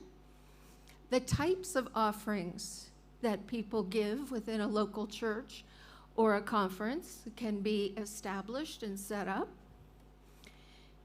Expenses can be managed at the local church level. And I mentioned remittances earlier. So we had person records, church structure, and departments because of membership.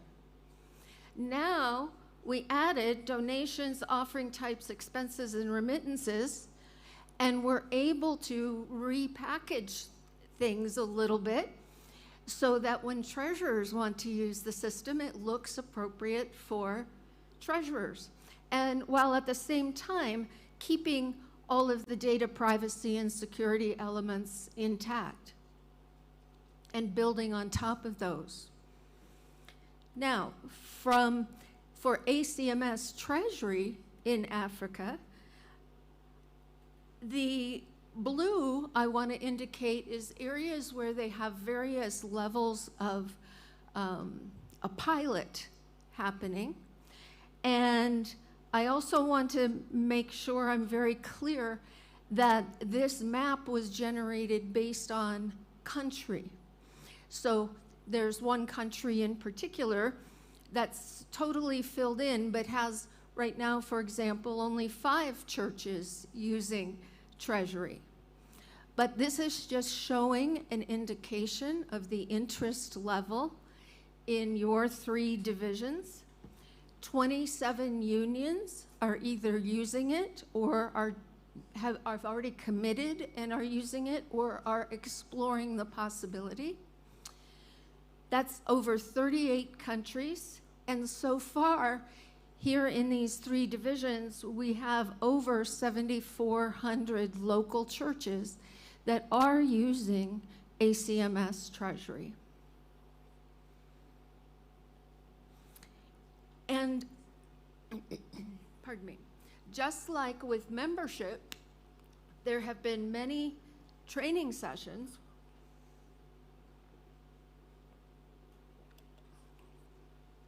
that have happened that maybe some of you have been at as well.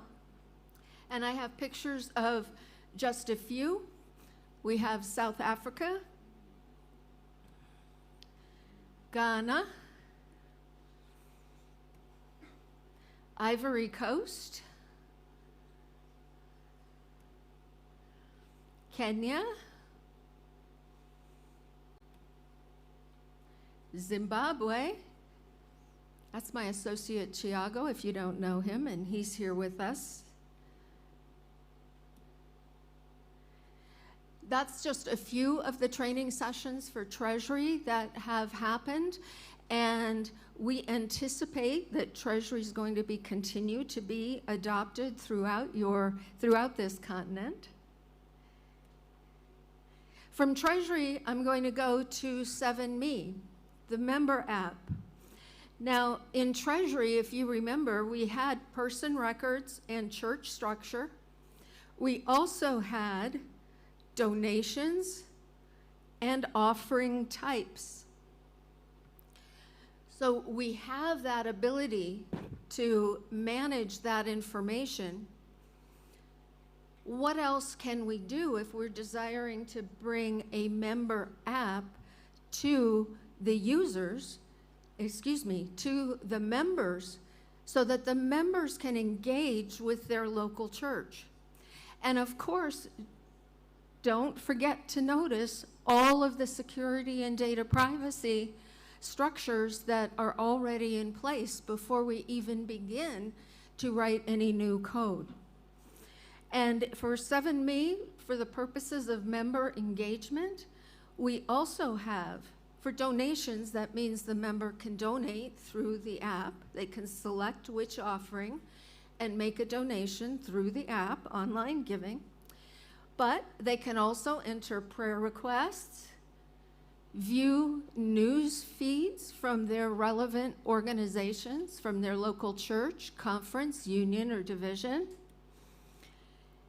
There's an area where members can respond to poll questions that their Sabbath school teachers give them on Sabbath morning. And there's an area for media resources, a calendar, and even for the member to manage their own consent, the consent forms. Now, you're going to see, we're going to do a demo of 7Me later today. And so you'll have an opportunity to see this in a little bit in real life, so to speak. So I'm not going to spend any more time on this now. So those were the 3 areas that we have actively been rolling out. 7Me is still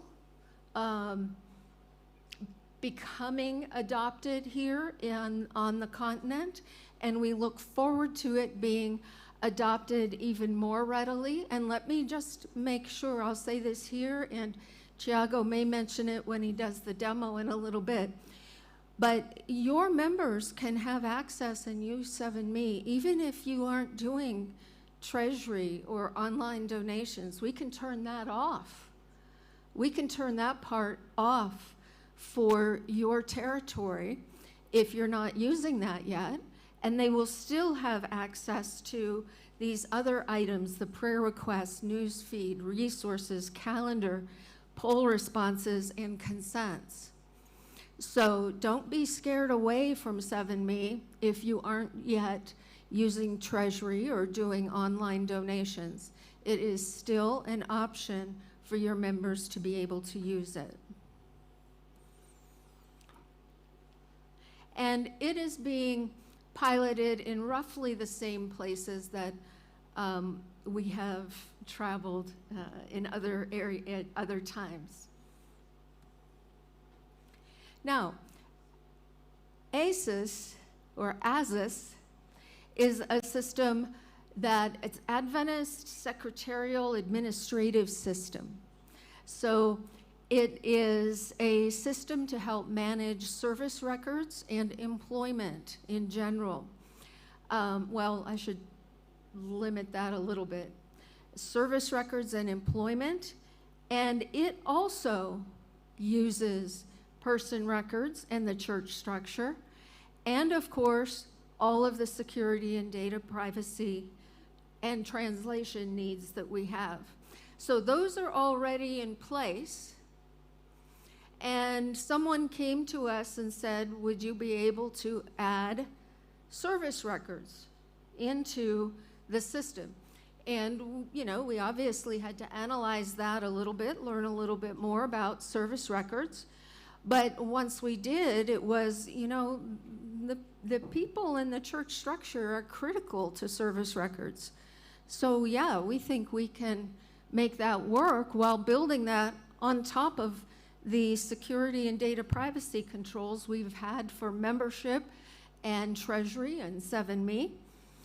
And within the service record program within ASIS, we also have the ability to keep track of credentials. Of course, I mentioned service records, service requests from one territory to another, calls when asking, this is where the employment part comes in, but when calling somebody to actually switch employer from one employer to another. And also, there was an area in this ASIS where they indicated they needed the ability to search minutes to see what was voted on for the various employees.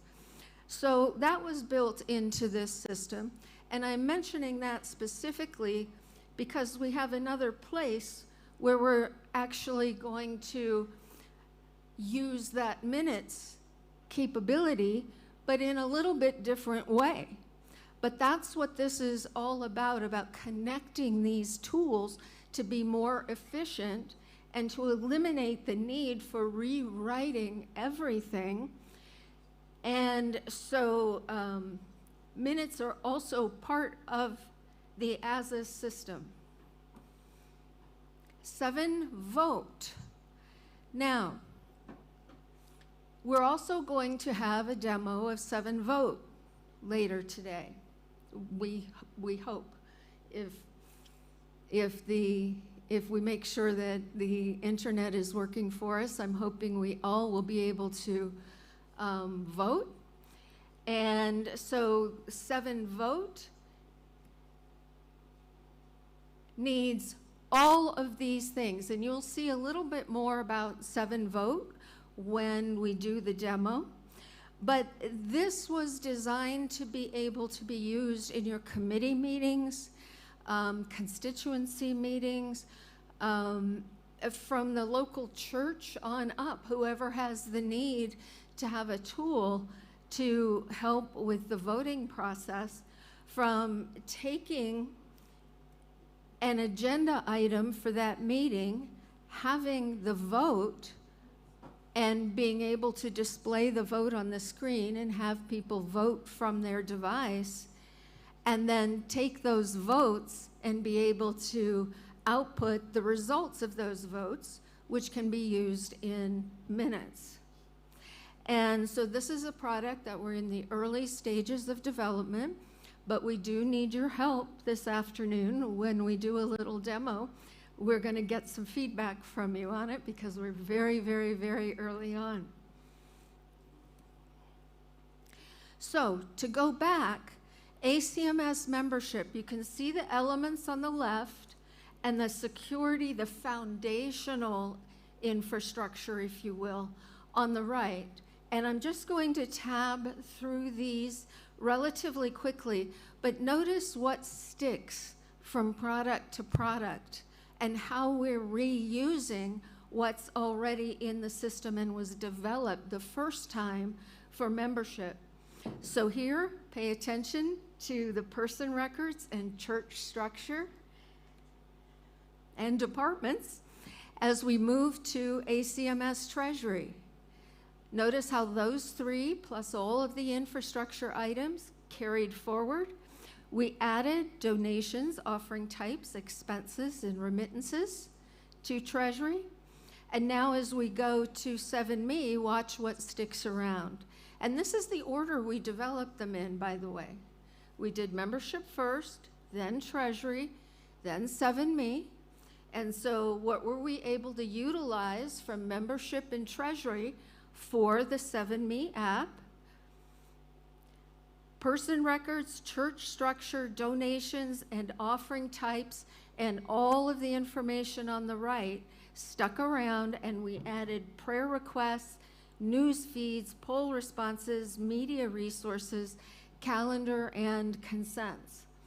Now, with all of these things we've developed previously, we were able to move person records, church structure, and the security foundation forward, and we added service requests, calls, minutes, credentials, and service records. And in 7Vote, we have now added agenda items and votes. Minutes was there, the early version of it from being involved in ASIS. So we've been able to continually build while enhancing the functionality of these products on the single ACMS platform.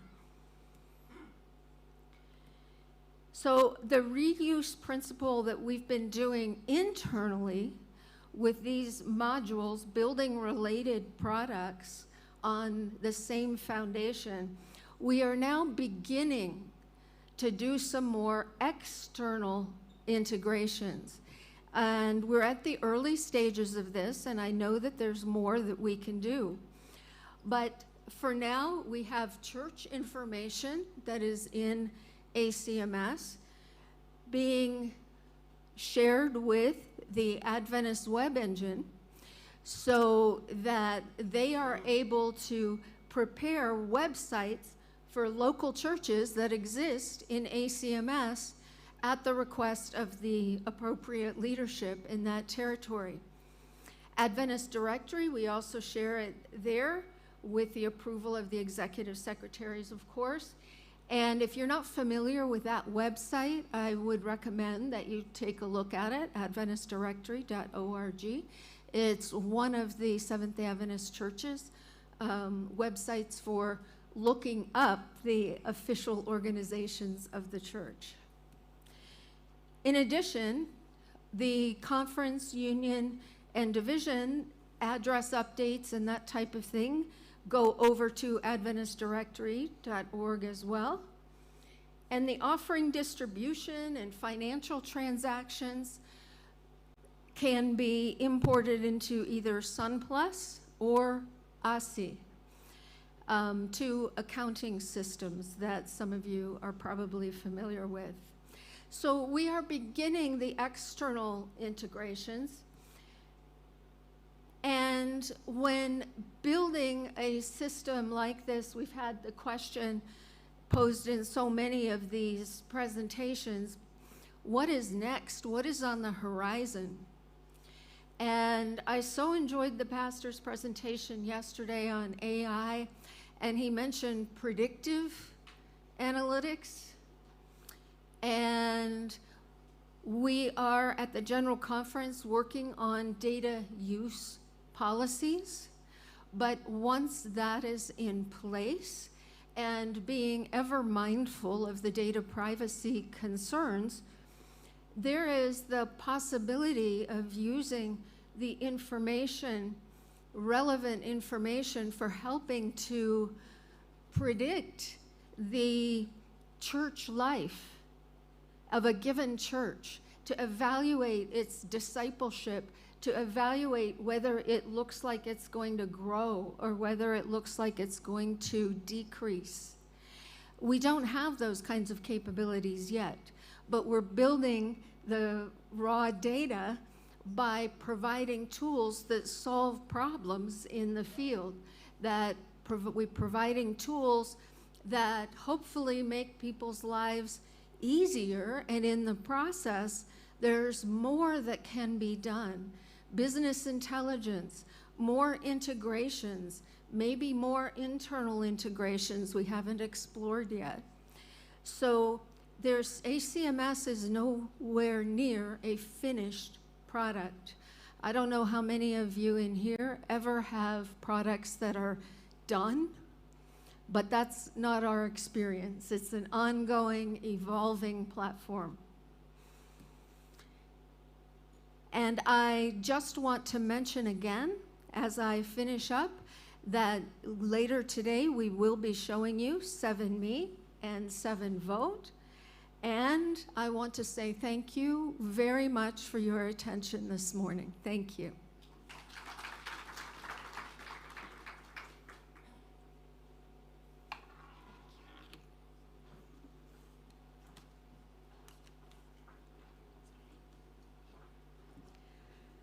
Thank you, Sherry, for this presentation, showing us how we can connect on these platforms.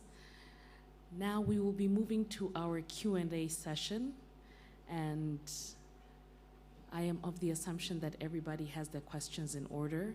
The same facilitated moderator is going to be assisting us today, and we want to distribute, at least to be more interactive among the divisions, among the certain sections. So please be considerate if others would like to also ask questions. Thank you so much. We'll have about 20 minutes for this session. If we are required to extend, we will inform you. So I'd like to welcome Prince in this.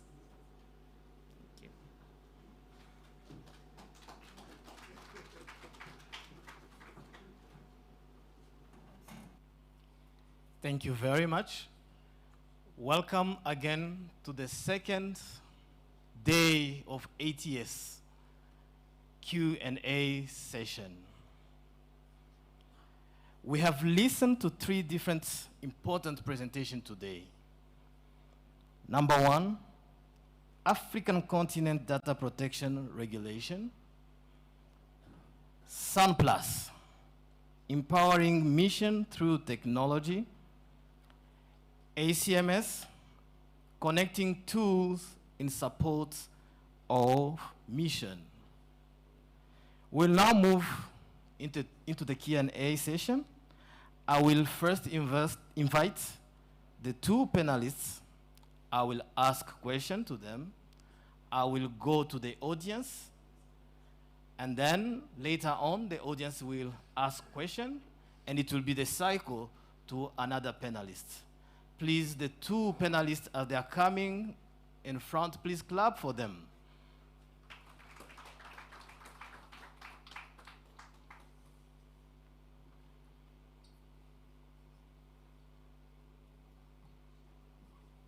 The Sun Plus presenter is not yet here.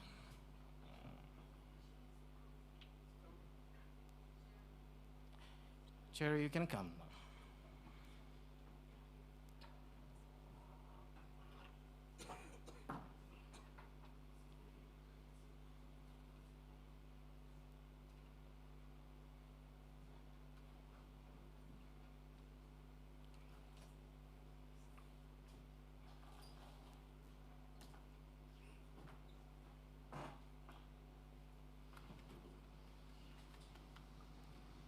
Clap for them again, you know.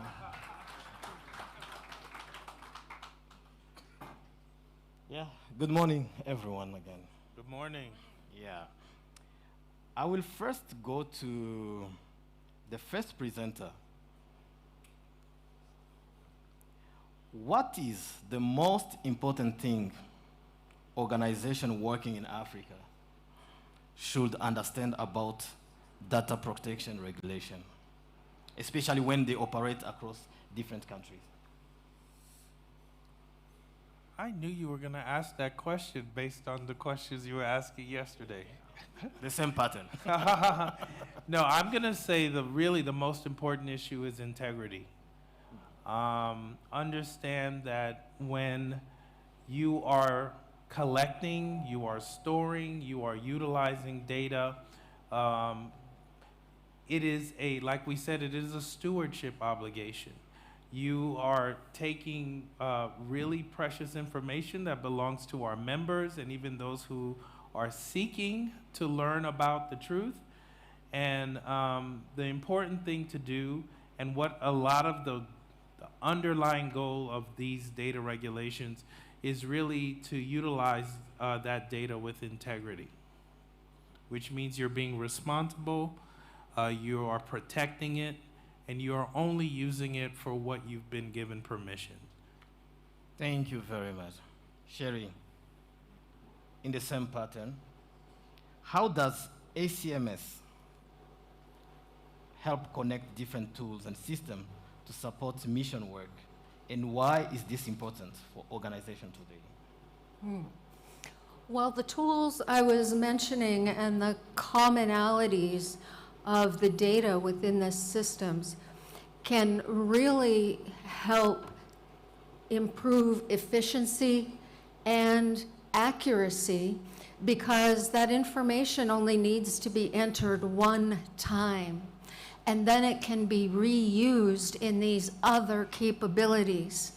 And when you are improving efficiency and accuracy, you are enabling people, freeing them up for more additionally important work of exploring discipleship and outreach. And we also want to have our tool, by having this data connected, be able to help explore discipleship and outreach opportunities by doing the data analysis, by doing the business intelligence, by perhaps venturing into the predictive technologies. We don't have all of that yet. We have reports available for all information that's happened in the past All of the statistical reports are for information that's already happened. We have that for membership, for treasury, for any of this information. What we don't have yet is looking forward, what are the lead indicators? What would we be predicting? But I think that those technologies are out there that once we have fully understood and implemented policies regarding how to use those types of tools with integrity, then we will be able to begin looking at those as we go forward. Our first task has been to get people using and entering the data, and now we hope to be able to move to having it provide incredible insight for the leaders to use to make decisions. Please clap for her. Now I'm going to use the audience, people from ECD. My friend from Congo. Yes. The moderator, please.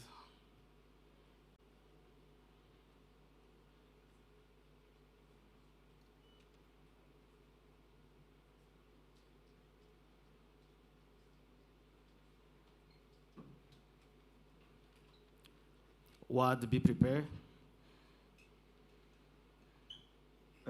My name is Edmond Soke from DRC Congo. J'ai des préoccupations majeures. He has two preoccupations. You can interpret for the others. I'm gonna act as if I understand. Sherry, are you safe? Répète. J'ai des préoccupations majeures. He has two major issues. Surtout sur ACMS. Especially on this ACMS. Nous voyons qu'elle a parcouru pour plusieurs pays, mais pas au Congo. It has been in all the countries except Congo. Yeah, nous avons vu tout le monde. Maintenant, Then, nous avons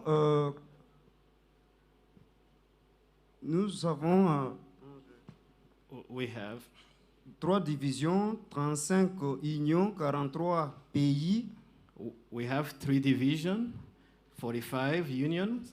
Mais ceux qui sont inscrits sur ACMS, But those who are registered on ACMS, pour les comptes de trésorerie, nous avons au moins for 27 the unions. account of treasury, Nous avons au moins 25 unions. we only have 27 unions. Et parmi les pays qui manquent, mon union aussi fait partie. Among the pays, Mon union his union is yeah, not fait part of the partie de registered manque one. parmi ces unions qui manquent. Alors je voulais So he's demander suffering. qu'est-ce qu'il faut faire pour qu'on puisse être aussi adhéré. What can we do to be part of that? Et pourquoi pas, tout ce temps, nous, on n'était pas formés pour adhérer à l'ACMS. Why all this time we've not been trained to be part of the ACMS? Yeah, c'était ça ma préoccupation. Et la deuxième préoccupation, c'était pour ça, une place, il n'est pas là. Okay. Thank you for your questions. I hope he will be able to follow on a translation. We have West Congo that is using membership, but East Congo not yet. And the decisions about, I don't want to throw anybody under the bus, but we don't go anywhere without working in collaboration with a division. And so the actual place for that question is at the division in the Secretariat Department. And then they determine when the implementation will be in a particular area. So we work with the divisions before we go anywhere. And regarding Treasury, the same holds. We work through a division. We can't just go to a union directly. So that would be the answer for that question. And if you have interest please contact your division secretariat or treasury departments to discuss that. Thank you very much. We are going to what? No. Let's distribute what? Can I? There behind what?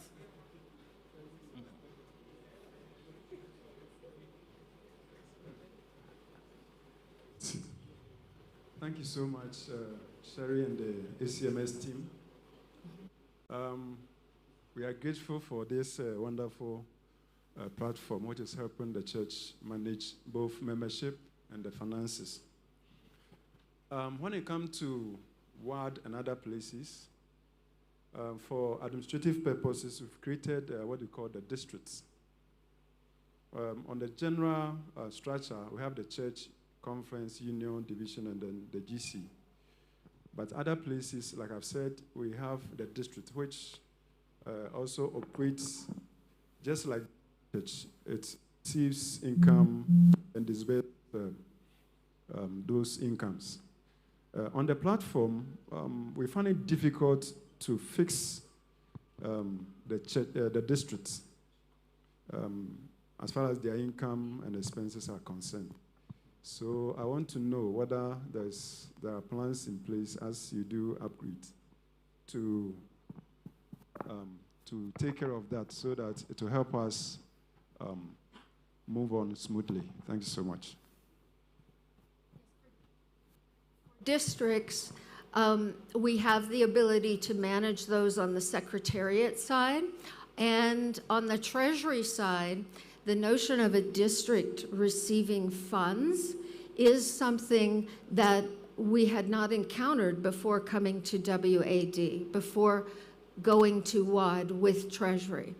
And so I believe that that is something that my team is currently looking at, again, in conjunction with your division to make sure that everything is aligned policy-wise before we can make that type of change to the system, but we are open to making it as long as everything falls in line with policy. So that is something I do want to stress, is that as we've gone to your divisions, other divisions around the world, we encounter new things every place we go. And this was one of the new things in WAD. Now, I'll tell you one of the new things that we encountered in SID. We probably have some SID people. I mean, I know we have SID people here. This is just another example. At a given local church in Zimbabwe, do you know how many currencies they accept in their offering plate on Sabbath morning? At least 4 currencies plus in-kind donations. We had not anticipated that. We had anticipated different currencies being used within a conference and maybe at, different currencies from church to church. But having 4 currencies for one local church and to manage the income, the expenses, the budgets, the donations with 4 currencies, and allowing for in-kind donations, which was something we hadn't encountered before some of the unions we traveled to. By in-kind, I mean people donating 1/10 of their cattle or of their vegetable or grain crop. And so we have had to continually make changes and make adjustments. And so the change that you are referring to, I believe the lights are really bright, but I believe that was Stephen that asked the question. The change that you're requesting is something that we are looking into and are trying to figure out how to accommodate that. Thank you so much. Thank you very much. SID. SID, please. SID. You need to check if you can speak Portuguese, so that's the only way to identify.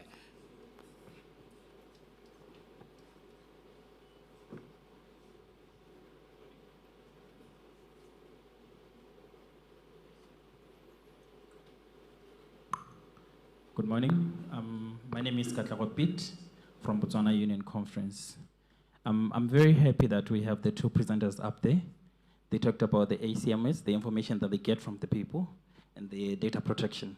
So I just wanted to know, where do we keep this data that we get from the people? It's a very sensitive data that we get using this ACMS. So where do we store it? Where do we host it? Thank you. So we have two different locations currently. We have a location in the United States, and we have a location within the EU in Germany. And so areas that have requested to have their data in Germany, it is there, and others are in the United States, and we are hoping to have additional facilities as well. If I can add to that, one of the things that I have very much appreciated about Sherry and her ACMS team is that they have always been very intentional about ensuring that they are being compliant with the different data protection laws. Ever since our office has been put in place as a general conference, we have had consistent meetings with the ACMS team. They are constantly asking for advice.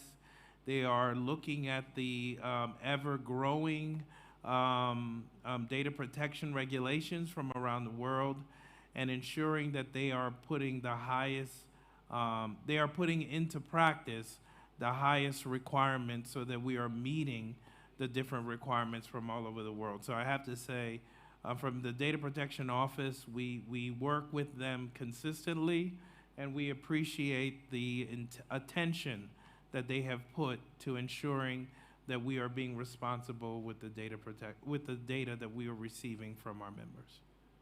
Thank you very much. Any question from the GC? Okay, let me go. let me go back home. ECD. We have a friend here. Which country? Kenya. Karibu sana.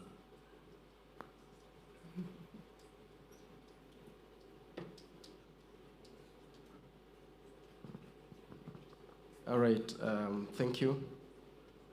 I think I have 3 questions. How many? 3. 10. Only 3. Okay. Only one, please. The first one, there is this duplication in the ACMS system. The previous version was very easy to merge the names, but currently it's a bit difficult. Sometimes when you just want to merge, there is no that button for merging. So it's a bit difficult. So number 2 is that, I don't know, most of us, we really interact with the system. And at some instances, this is going to be the last one. I'm not going to ask 3. We are safe. So I've ever experienced again that, of course, the system does have 2 genders. That's what we know. Unfortunately, recently I called the gender, and there were some members which they don't belong to any gender. Please, maybe you need to address that as well.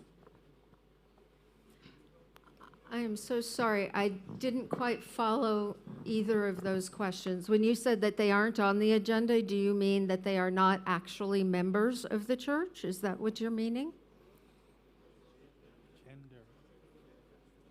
Oh, gender. Gender, that is what I really mean. Oh, yes. Female or male. Oh, yes. We have, for gender, we have the options male, female, and unstated. And it sounds like you're referencing the unstated. Yeah. That was put in because we were importing data from all kinds of systems, and many systems didn't have gender in their previous system. But we still needed to import the member record, but we didn't know if the individual was male or female, and so it says unstated. And we also still have areas where we're importing member records, or somebody at the conference has gotten church lists and is manually importing them, and they don't always know the gender of the individual. It depends on the quality of the church list. So that is the intention of that third option. It is not a political statement at all. It was a system reality. And the first question, you mentioned something was difficult, and I would invite you to speak with Thiago to explain what was difficult a little bit more so that we can understand that. And we always are trying to improve it, and we do not want to make your life more difficult. And we want to make it easier.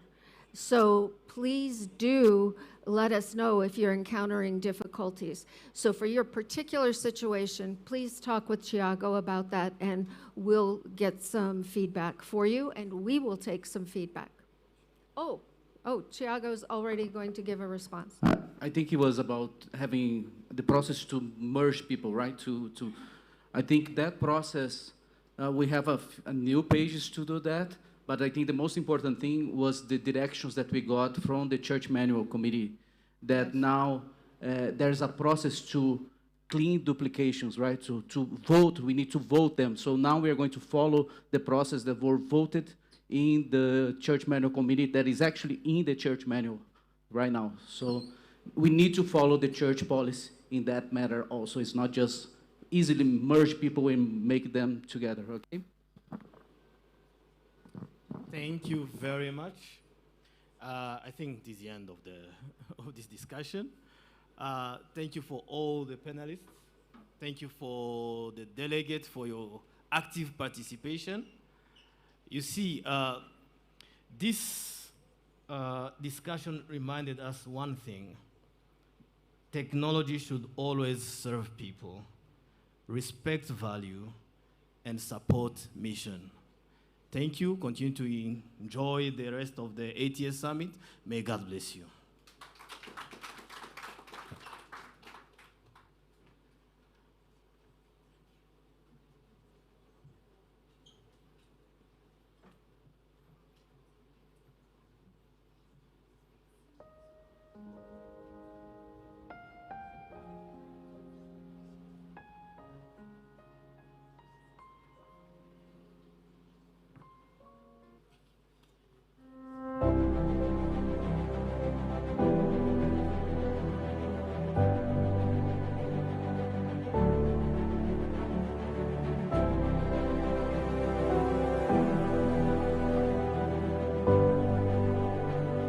A warm welcome to our first Adventist Technology Summit, hereby coined ATS. It is a great pleasure to host a summit of such high caliber at the Adventist University of Central Africa. Means a lot to Rwanda and to the Adventist world family as well.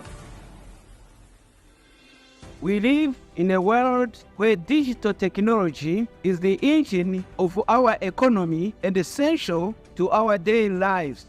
Cyber criminals no border.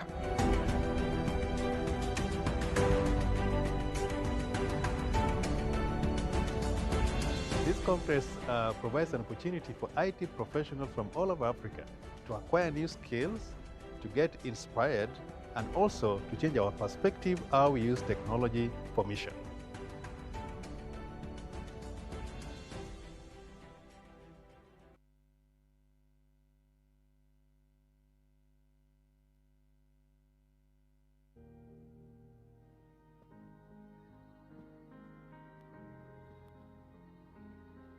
That was a riveting discussion, wasn't it?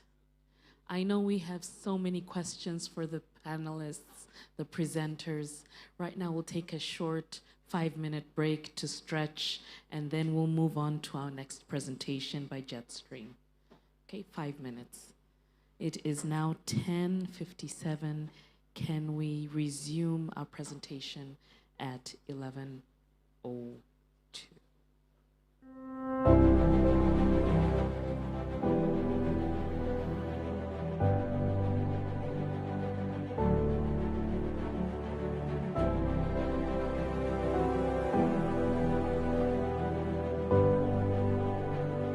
A warm welcome to our first Adventist Technology Summit, hereby coined ATS. It is a great pleasure to host a summit of such high caliber at the Adventist University of Central Africa. Means a lot to Rwanda and to the Adventist world family as well. We live in a world where digital technology is the engine of our economy and essential to our daily lives. Cyber criminals no border.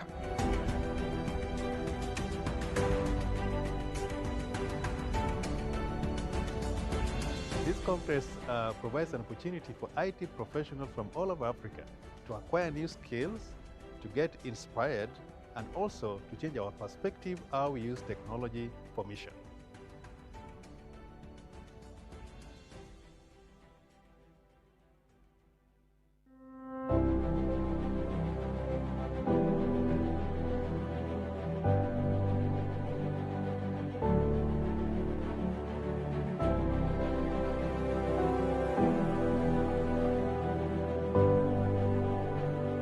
A warm welcome to our first Adventist Technology Summit, hereby coined ATS. It is a great pleasure to host a summit of such high caliber at the Adventist University of Central Africa. Means a lot to Rwanda and to the Adventist world family as well.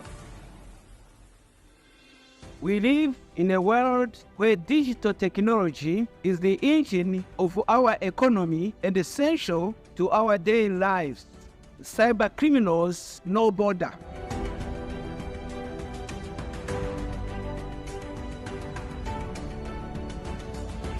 This conference provides an opportunity for IT professionals from all over Africa to acquire new skills, to get inspired, and also to change our perspective how we use technology for mission.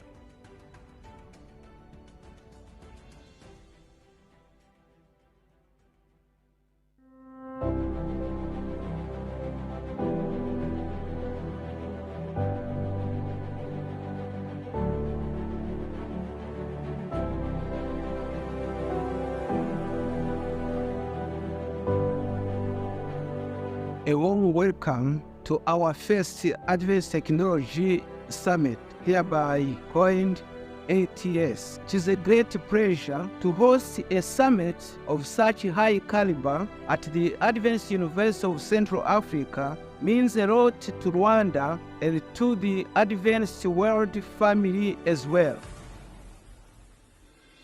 We live in a world where digital technology is the engine of our economy and essential to our daily lives. Cyber criminals no border.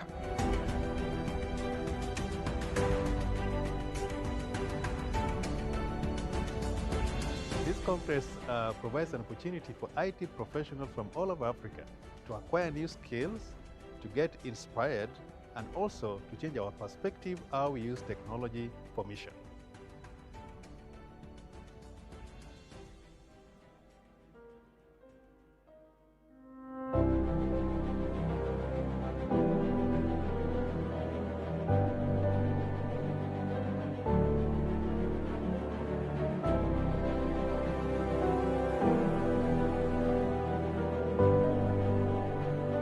A warm welcome to our first Adventist Technology Summit, hereby coined ATS. It is a great pleasure to host a summit of such high caliber at the Adventist University of Central Africa. Means a lot to Rwanda and to the Adventist world family as well.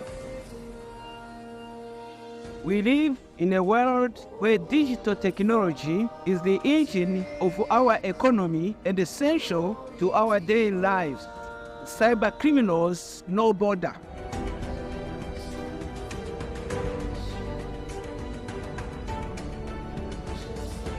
This conference provides an opportunity for IT professionals from all over Africa to acquire new skills, to get inspired, and also to change our perspective how we use technology for mission.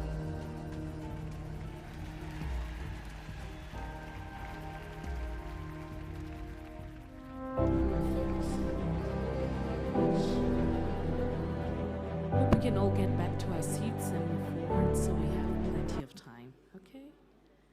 Thank you so much. I will give you 30 seconds to situate yourself back to your seat. Thank you so much.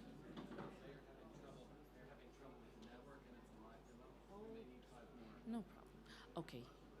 Due to some technical difficulties, we'll give 5 more minutes.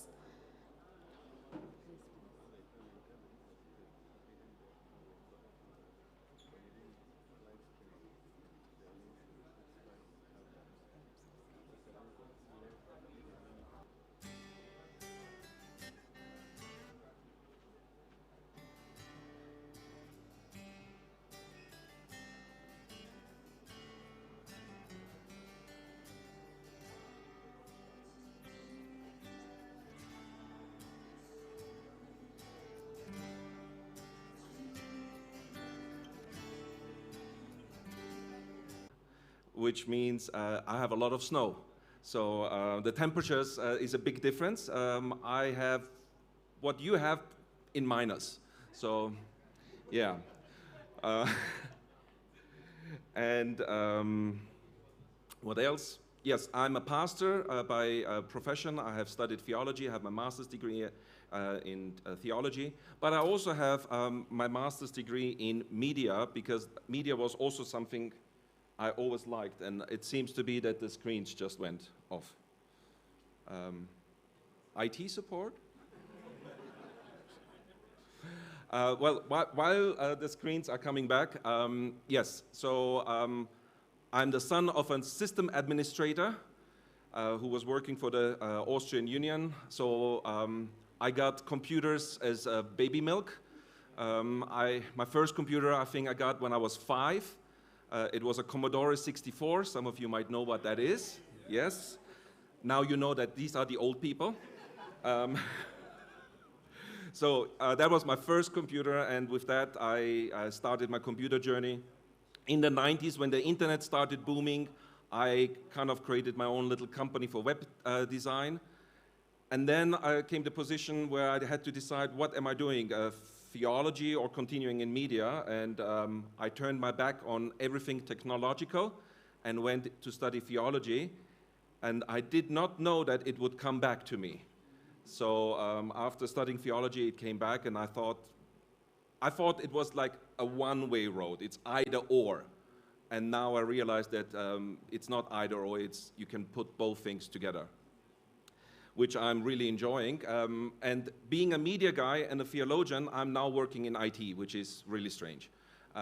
Because I'd never thought that I would be in IT and in customer support, and I really, really enjoy and love it. And I would like to show you, hopefully soon, something on the screen, which is Jetstream.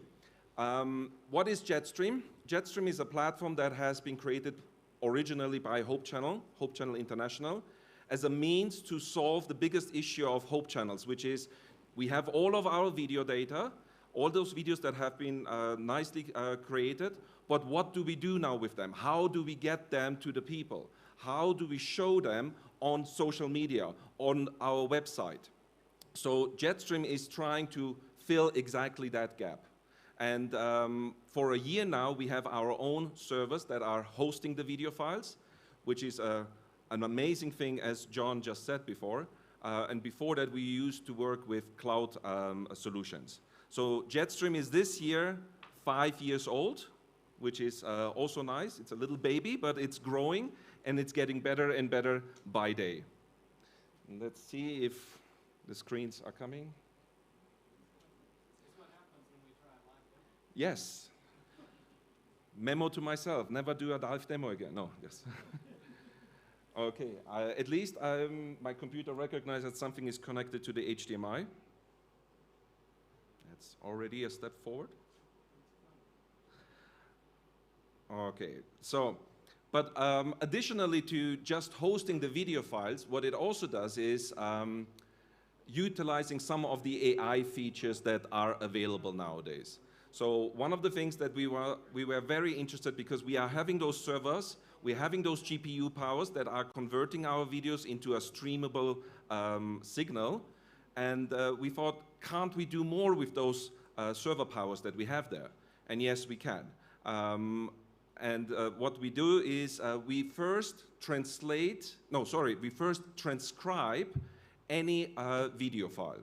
Meaning you are uploading a video, that video file is then being listened in by our GPUs and CPUs that are, the software is going through it and listens into the audio and writes it down as text and formats it also already at the right time when the person is speaking it. About, maybe a couple of milliseconds off, but we are trying to have almost there. At least the start of a sentence is usually when the person is also starting. Now that we have text, we said, okay, text we can compute, we can do more with text. So we can translate it. And we can translate it now in over 100 languages. We are using Google Translate, DeepL, and we are planning to integrate even more translation options. We know that, for example, with Asian languages, Google Translate is not performing very well. That's why we are constantly in touch with our partners and talking to them, say, what works in your country? What works the best for translation for your language? And then we try to implement that into Jetstream. Once it's translated, it feels so dry without a screen. So once it's translated, that's when we said, okay, what's the next stop? It is voice dubbing. So letting AI speak that text that we just translated in that language. And I'm happy to say that we are supporting for on-demand videos. So creating them, after you upload the video, not live, just creating the videos with on-demand. We have 71 languages voice dubbing support, which is quite a lot. And for all the other languages, we have at least the caption support. So it should theoretically mean that whatever language you are wanting to show your video in, at least either by text or by audio, we will be able to support that. I know there's more than 71 languages, but since we are supporting a lot of languages also by text, that can cover a lot of the missing voice dubbing. But we are hoping that more and more are being made. Yes, okay, good. So now I can show you. So this is the website, Jetstream, where you can sign up for demo, for information if you want to know more. Also at the bottom of it, you have the information of the pricing. Yes, the system does cost something. And you can then here go through and say, okay, how much do I expect to be streaming? How much do I expect to be storing? When it comes to storage, we are not calculating in gigabytes, we are calculating in minutes. The reason being because we want to give you the highest quality. Meaning that if you upload in full HD with 20 megabits compression, MP4, that can be, I think, around 2 to 3 gigabytes for half an hour. Sorry, for like 10 minutes. And if you want to do the same in like 30 megabits, then it's more space. And we are saying that between 20 and 30 megabits to store your video files. So we want you to have the highest quality. And then we are converting it depending on the customer, depending on the device where it's streaming to. So we have an adaptive stream. But we want the highest quality. And that's why we are not charging gigabytes, but we are charging minutes. And I think with that, we have a really good price point as well. So if you want to know more, just go to the website. Let me point out, as it has been said yesterday, annual is the cheaper one because it helps us also to plan what the costs are. Because we do have some services that are where we are buying those services as well, and servers, exactly. So our internet connection, all of those things, that needs to be planned. And if we know how much usage you will have, then it's easier for us to plan and we can give you a bigger discount. Okay, so let's see if this now works. I planned every page before and I had everything cached before. And now it seems that all my cached tabs are gone. And we have to see if it works manually. Apparently, they kicked me even out.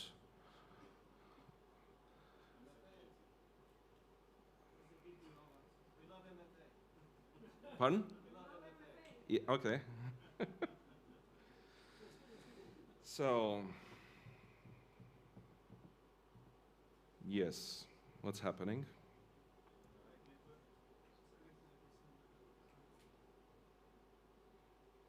Oh, I'm in the wrong.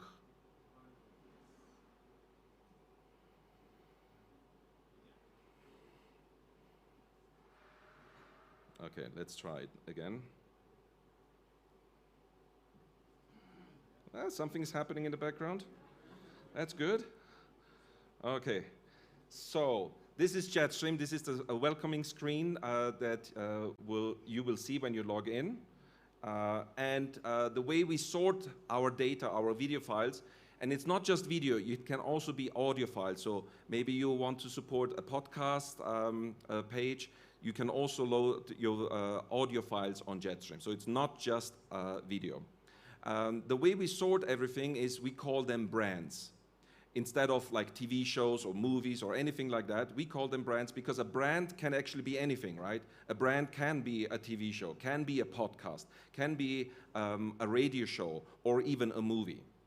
Now, I have here one brand that I use always for my demoing. It's called the Treasure Hunt. I can use this because I created this with my wife together, and I can always show the pictures of my wife. So this is a video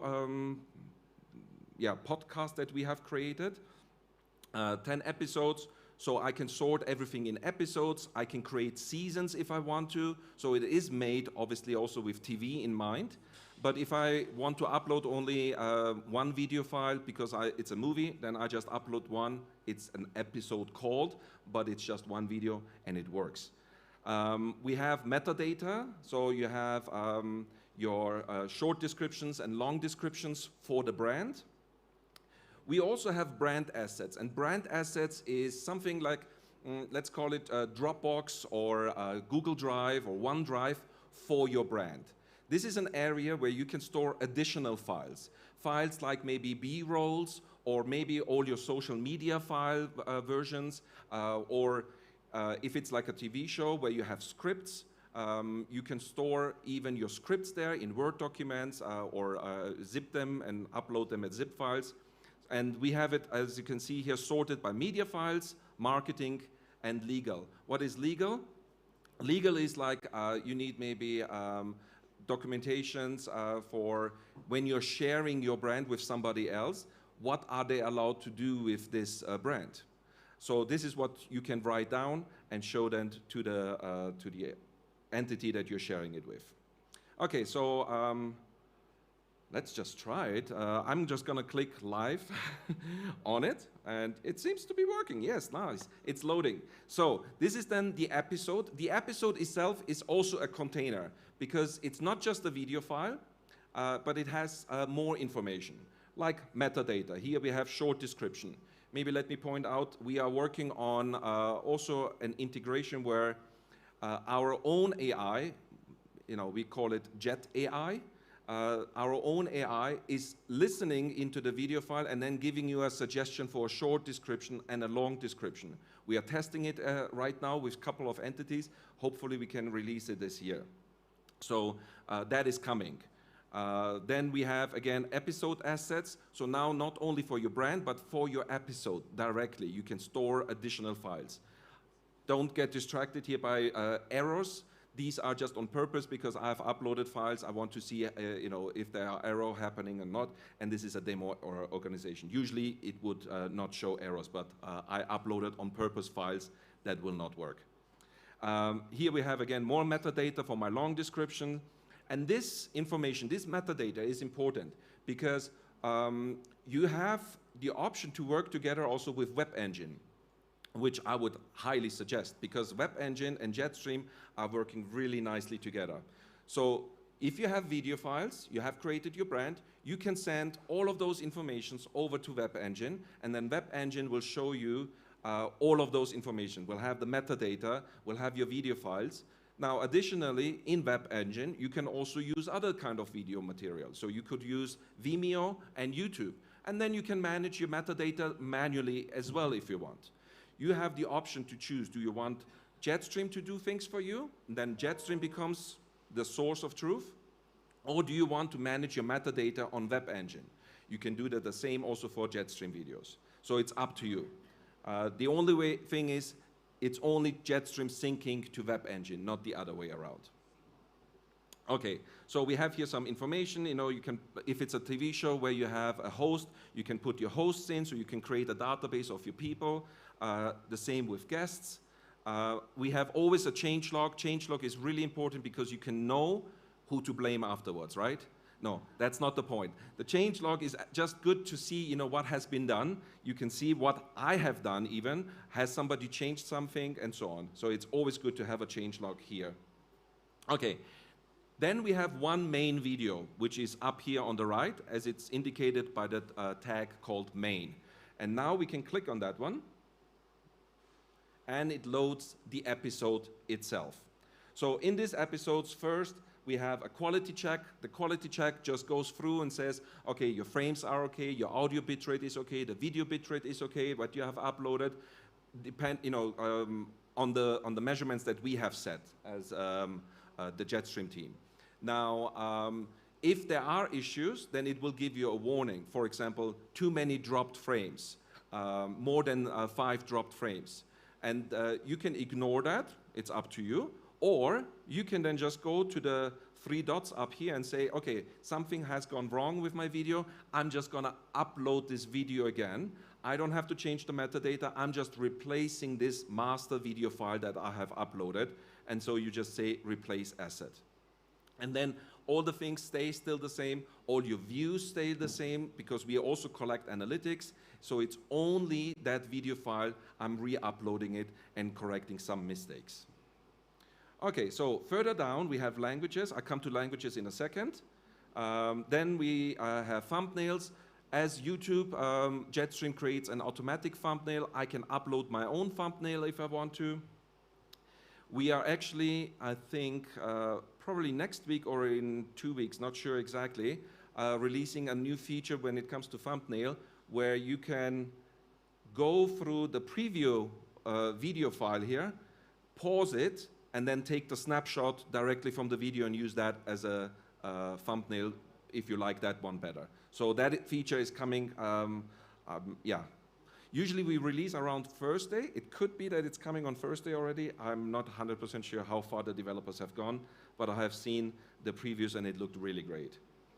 Then I have the section publish. Now, as I have said in the beginning, the problem was Hope Channel had the issue, how do we get our material outside? How do we get it on a website to social media? And this is what we use in Publish. So we have connected API connections to YouTube, to Facebook, Web Engine, and if you need something else, then you can just use the embed code and embed it either as a JavaScript or as an HTML code on any other platform website where you want to use it. Now, YouTube, you have the possibility to connect your YouTube account with Jetstream and give Jetstream the access to your YouTube account. And then you could even create automatic uploads to YouTube.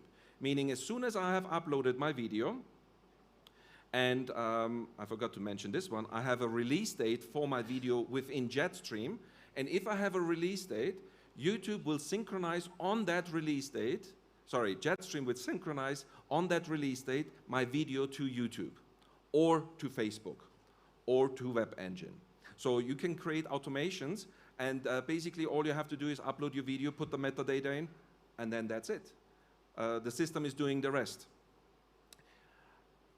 So we have publish for YouTube, for Facebook, and maybe on Facebook, again, what John just mentioned, we are at the mercies of those companies. We don't know, what they decide, what they want to do.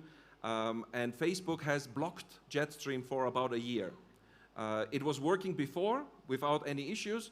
Some little thing in the legal documentations that they didn't like, and they just blocked us, and it took forever for us to find out that they didn't like that, and we had to change it and then update it, and now Facebook connection works again. So what I like to do is always upload your video files always to Jetstream, and then you can still utilize those platforms, but if something happens, then you still have your video files on Jetstream. Now, if you use only YouTube right now, because some of you might say, well, I can connect Jetstream to YouTube, why should I do it to Jetstream? Well, think about it. If you have YouTube and you want to do it the legal way, you have no other way to access your files again, right? You upload it and that's it. You can never download them again, unless you take a YouTube Plus account, and even then you just, as far as I know, you're not allowed to upload your master file, but only the converted that YouTube has converted. So you never have a chance to get your master file back. With Jetstream, you always have access to your master file. And that's, you can see here in the renditions, here's the original or master. There is a little difference in that, because sometimes if you upload a file that is an MP4, or sometimes you upload a file that is MOV, but there's still an MP4, we are just changing the naming of that, and that's the only difference between original and master, but they are the same. As you can see, the bitrate is the same, the audio bitrate is the same, and the size is the same. So I can always click here on download and access my master file. So you could use Jetstream also to store as a backup. I know IT people don't like that I say backup, but you know, you can have a safe place, a copy, thank you. Let's just call it a safe copy of your master files on Jetstream. And then from your master file, we are creating automatically MP4s in three different resolutions, 1080, 720, and 360. Those you can use even for sharing with people. If you use Web Engine, for example, let me show that as an example. I have it, I think, here. No, here. So this is the Web Engine implementation. I have the video player here and all my metadata here. And then on the side, I have episode download. In Web Engine, we have it connected very nicely. You can open up that your viewers can download the episode as well. And these links go automatically to the Jetstream renditions that we have here. If they want to. Thank you, absolutely. You can also turn it off and say, no, people are only allowed to watch it on the website, and that's it. We are creating an HLS, adaptive bitrate stream. So this is the one here.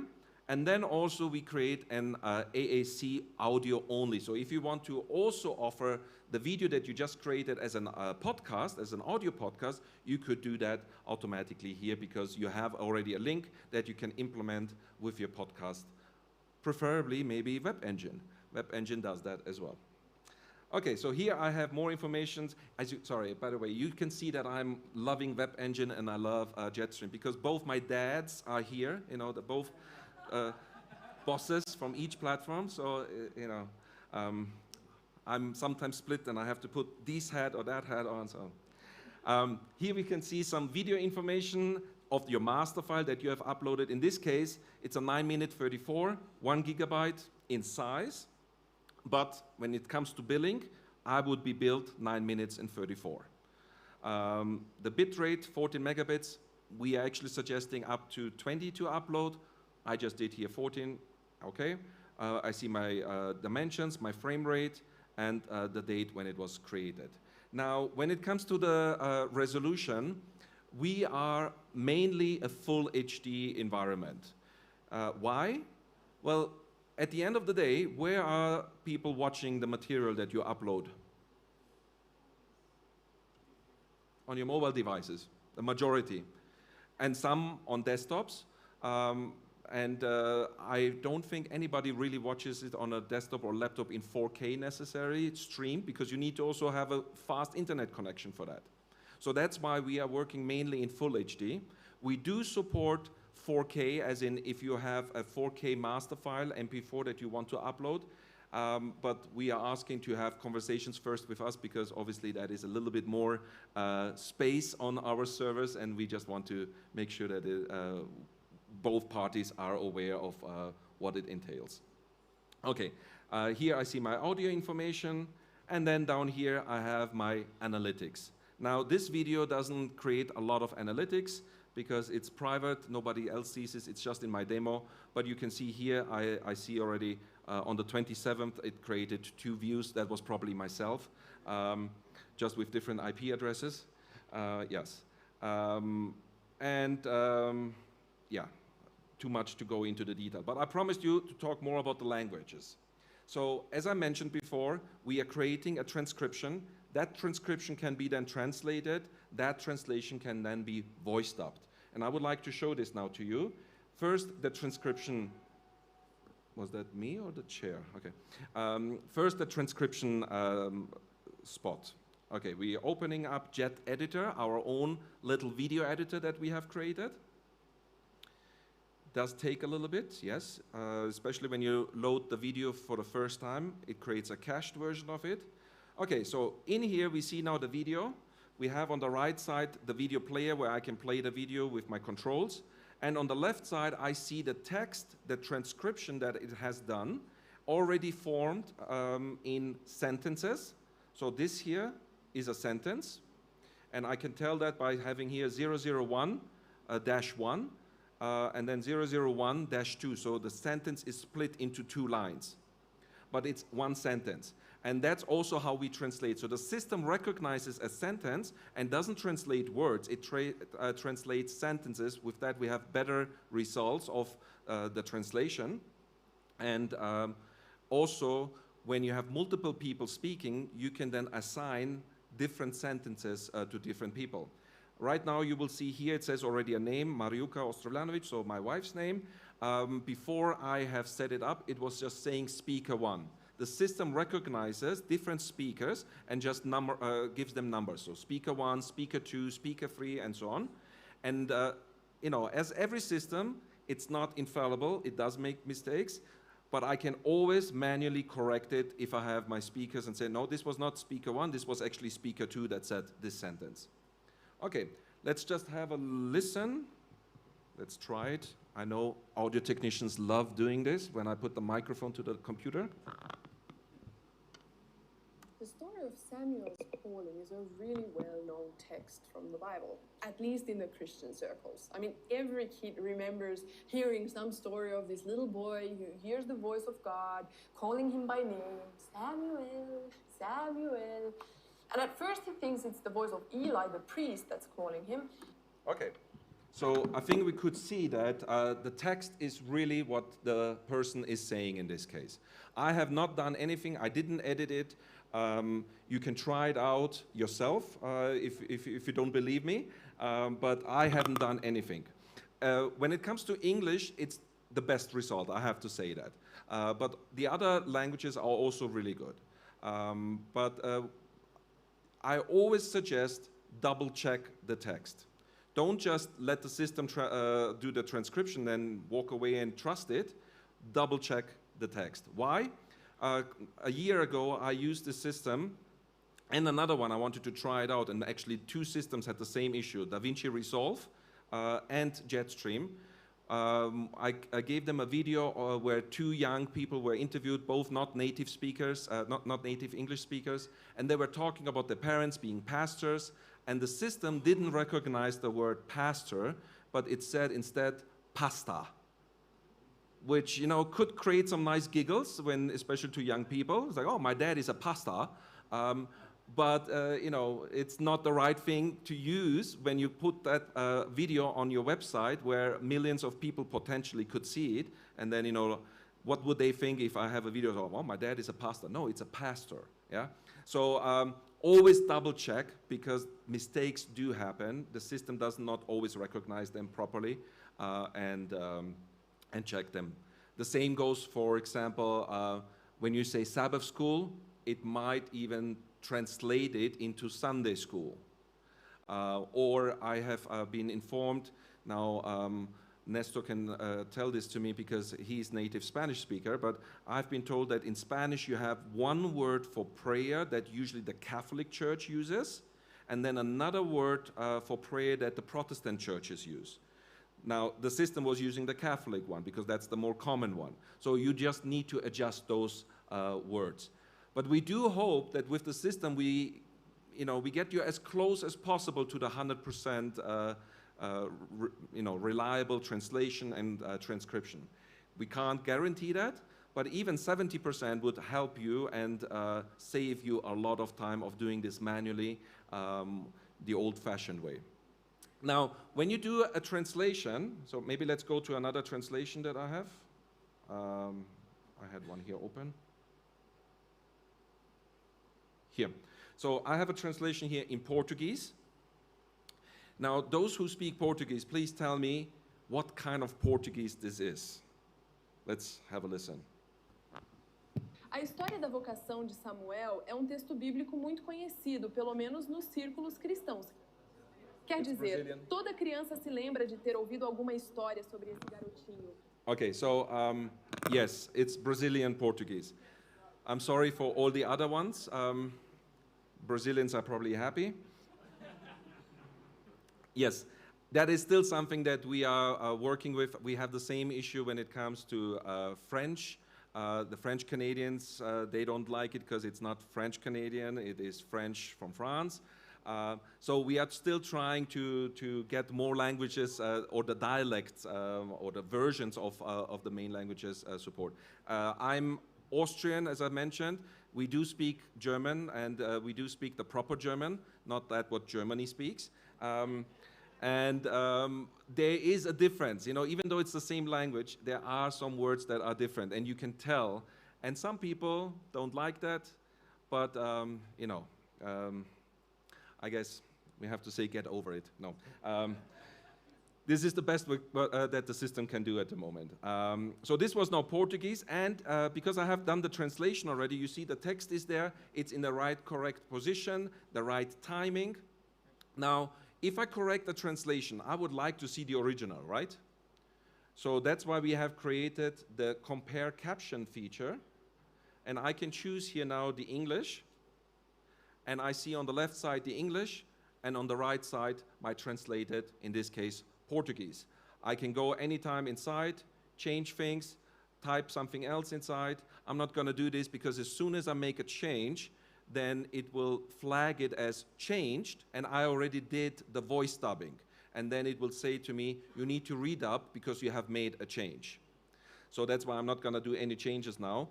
But we always suggest do your changes before you're dubbing it, because if you redub, you have to use again the functionality and the costs of redubbing it. Okay, so this is Portuguese. What else do I have? I think I have here French. Let's have a listen into French and let's see if you guys are happy with this. A história da vocação de Samuel this was Portuguese, sorry. That's not French. Here. L'histoire de l'appel de Samuel est un texte très connu de la Bible, du moins dans les cercles chrétiens.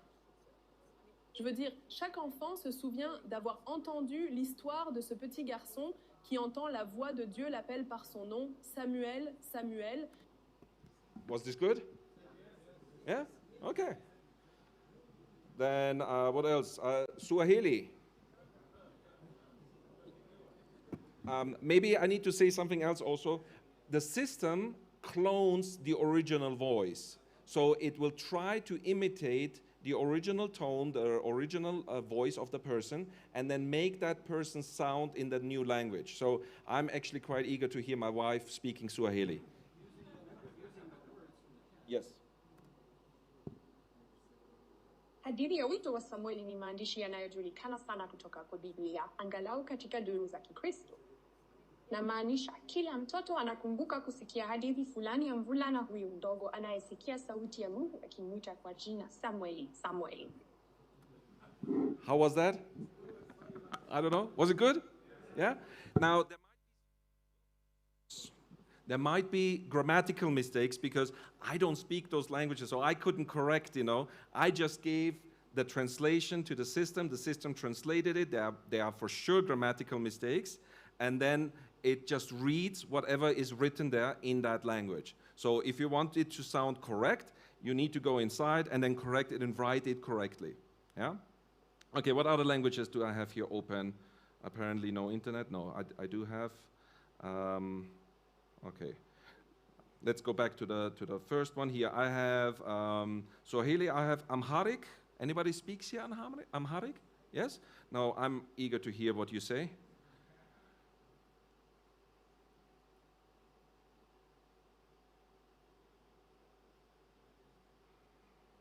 Okay.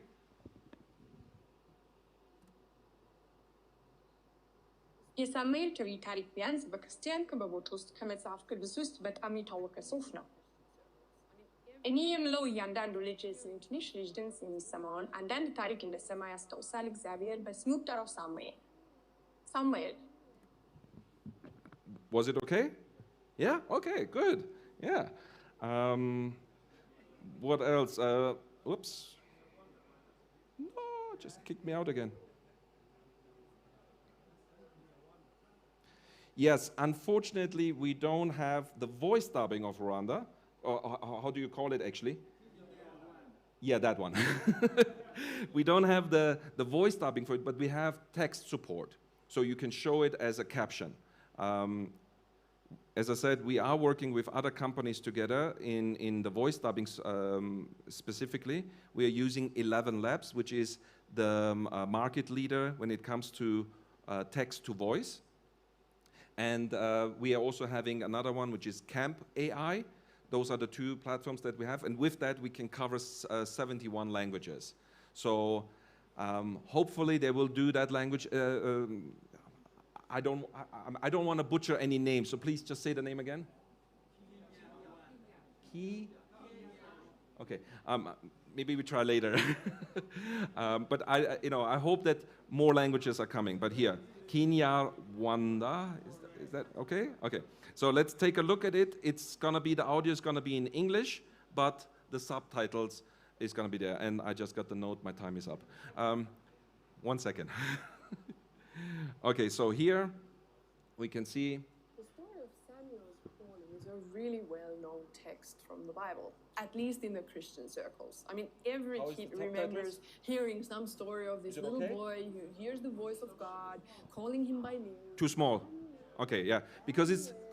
Thank you very much for saying that. Because this is the preview window, you can also make it a little bit bigger. I didn't dare to do that because I might lose my caching, but okay. But how does it look now when I put it on a website? And for that, I want to show you again in combination with Web Engine. So this is my player.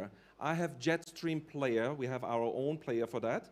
And the benefit of using Jetstream Player than YouTube, for example, we can have multiple audio tracks and multiple subtitle files in our player.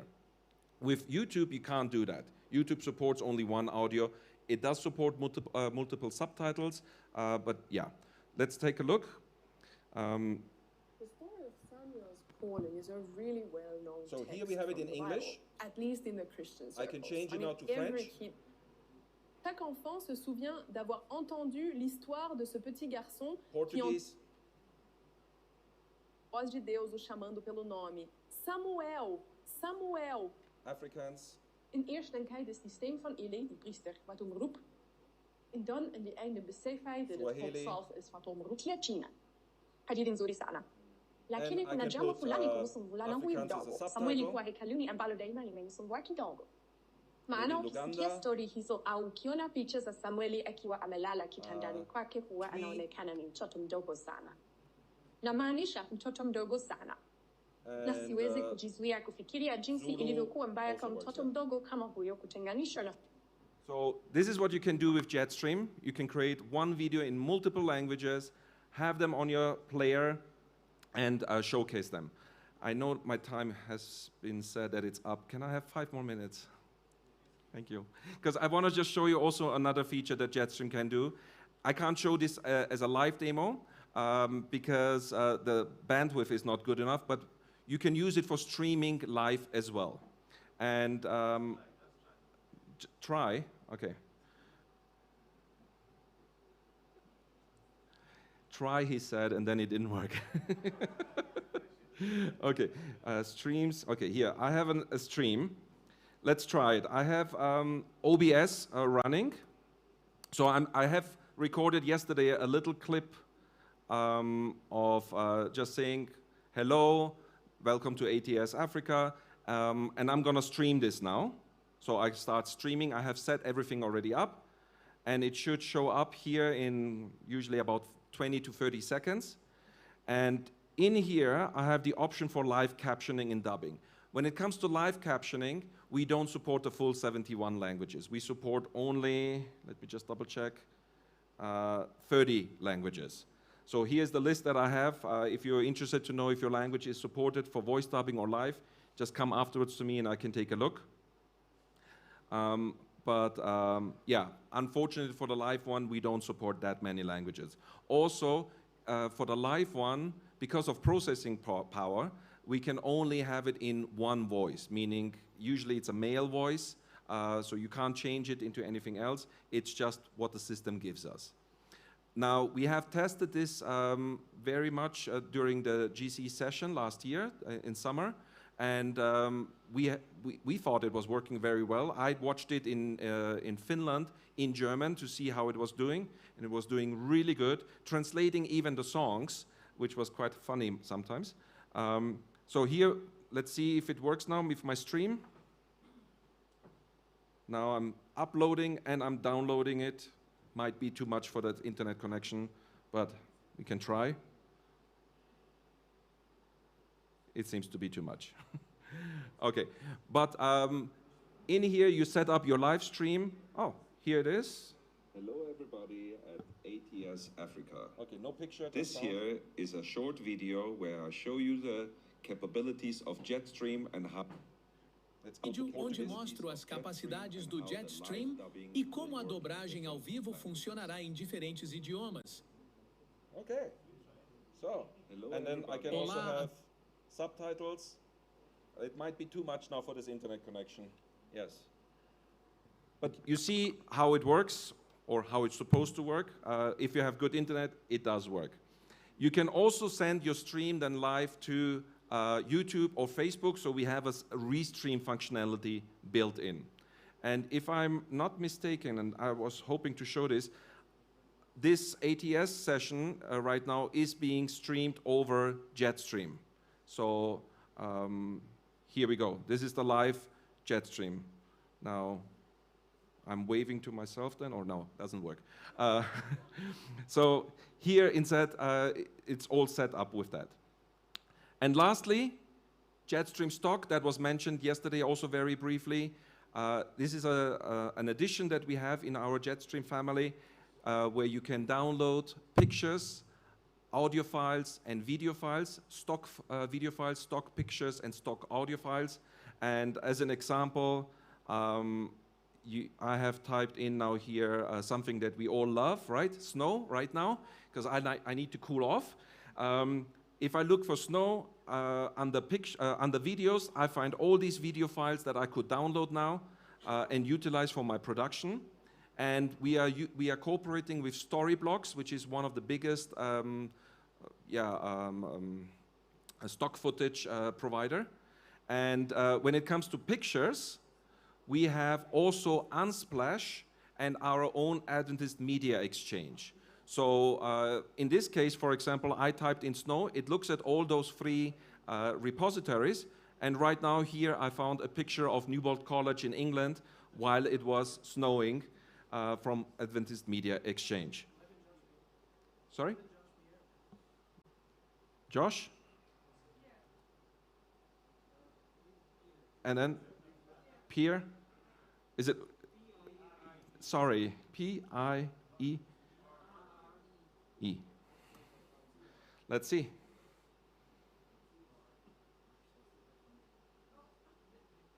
It doesn't like me today. I think I changed the network too many times and no, because it's still snow here. Okay, it was just still cached. Josh? Double R? No results. J-O-S-U-E. No H.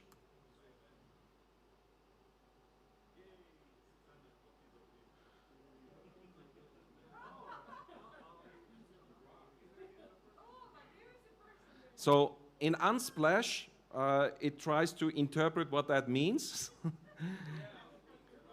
Yeah, I can turn off the Unsplash and just show Adventist Media Exchange.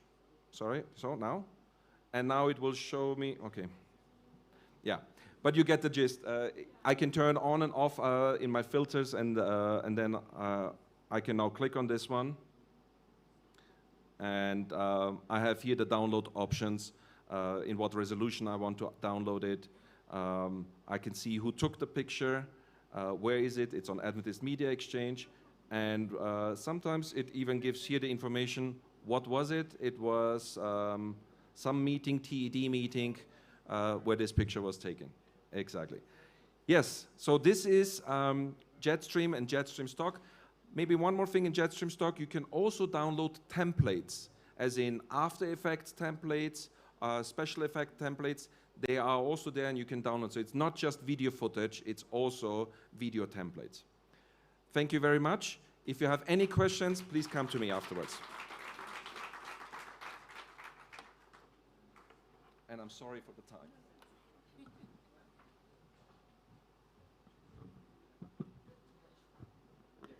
This was a fun presentation, so we'll forgive you for the time overlap. Thank you so much, Mike. Now we shall move to the Q&A, and I will ask you, Mike, to come back because this... Yes. So please have your questions ready, and we'll have our same moderator to moderate this session. We have 10 minutes for this session. Please welcome. Thank you.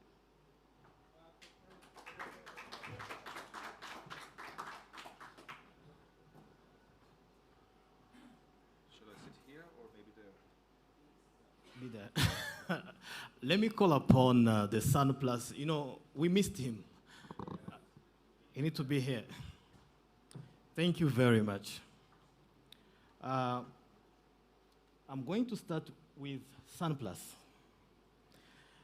Many of us hear about platforms and systems, but impact is often seen on the ground at your level.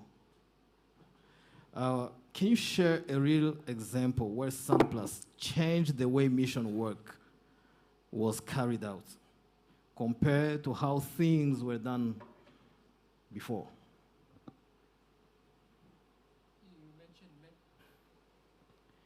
You see, the impact of the Sun Plus, it's you at the background who knows it. Now, if you compare before Sun Plus and today, what is the difference?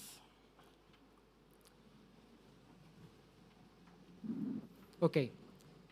I'm sure those who know Sun Plus or have been using Sun Plus know the effect. Let me just maybe mention some specifics, like, for example, before, it's hard for offices to, especially the ecclesiastical entities, to track their tithes.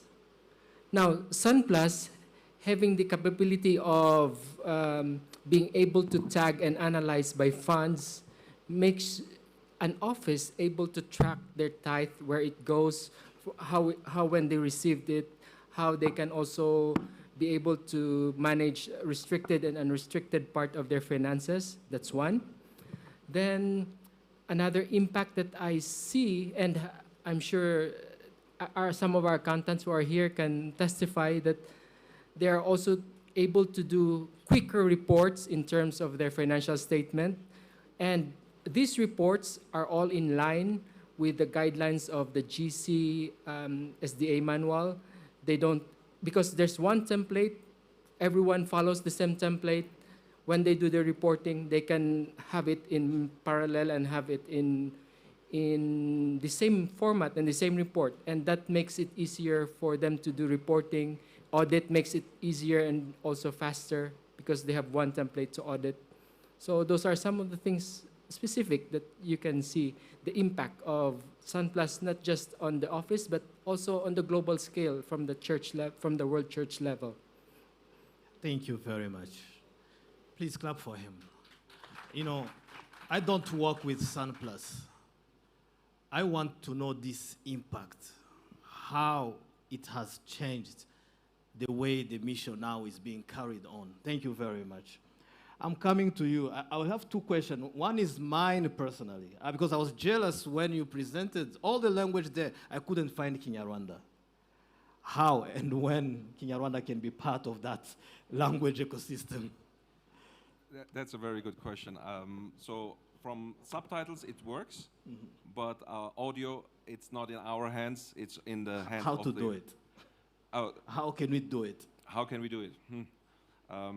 You know, maybe go to 11 Labs and tell them. Okay. I will need to create a connection with you, so this can be possible.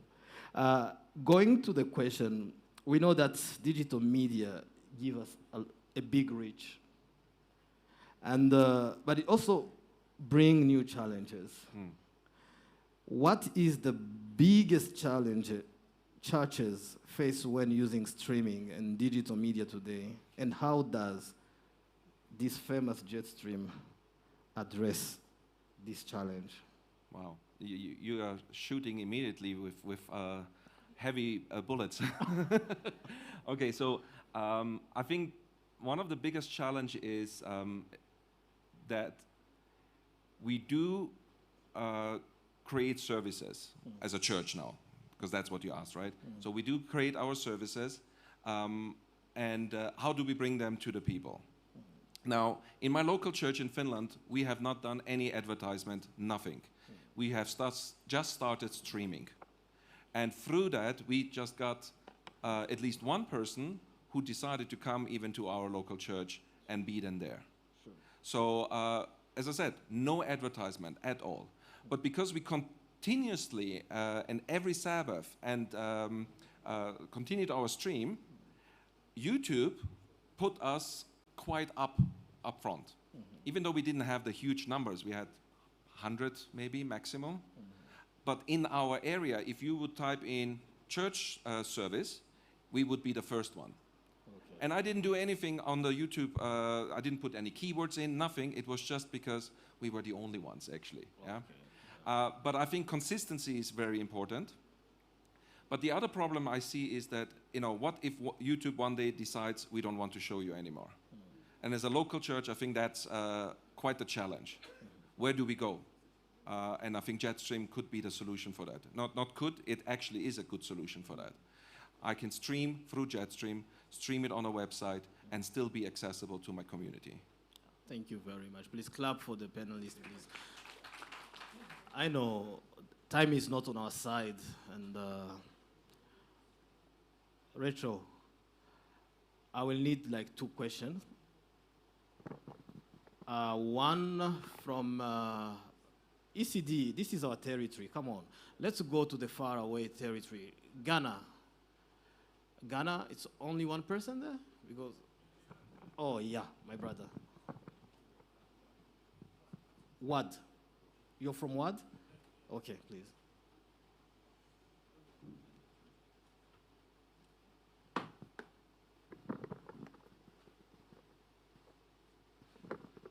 Please, my question is on samplers.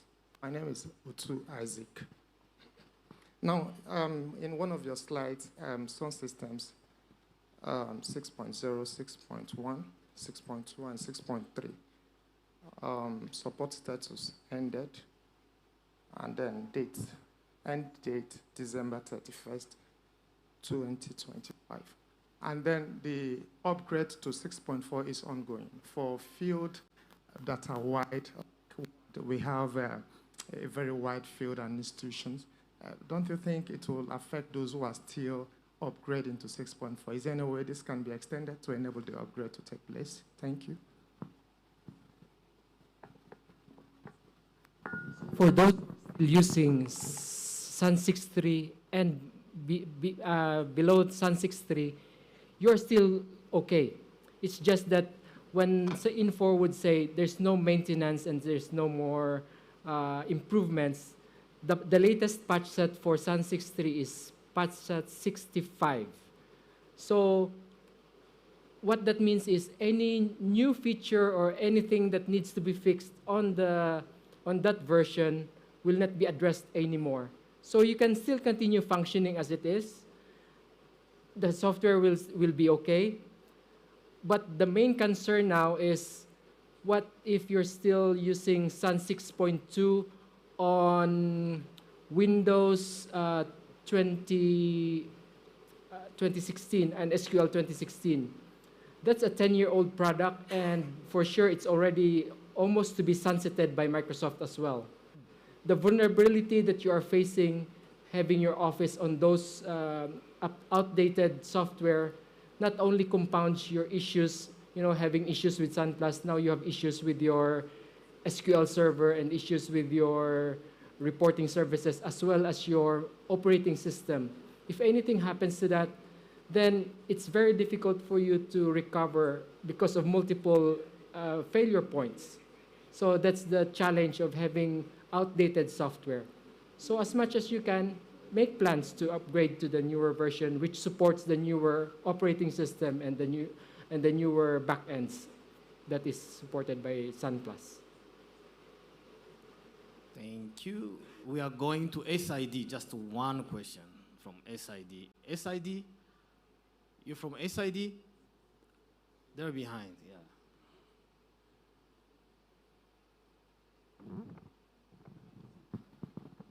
You mentioned that we are using services from Info, that is giving us Sun Plus. What happens when Info then moves to the cloud and stops giving us on-site implementations? For us as a church, what does it mean?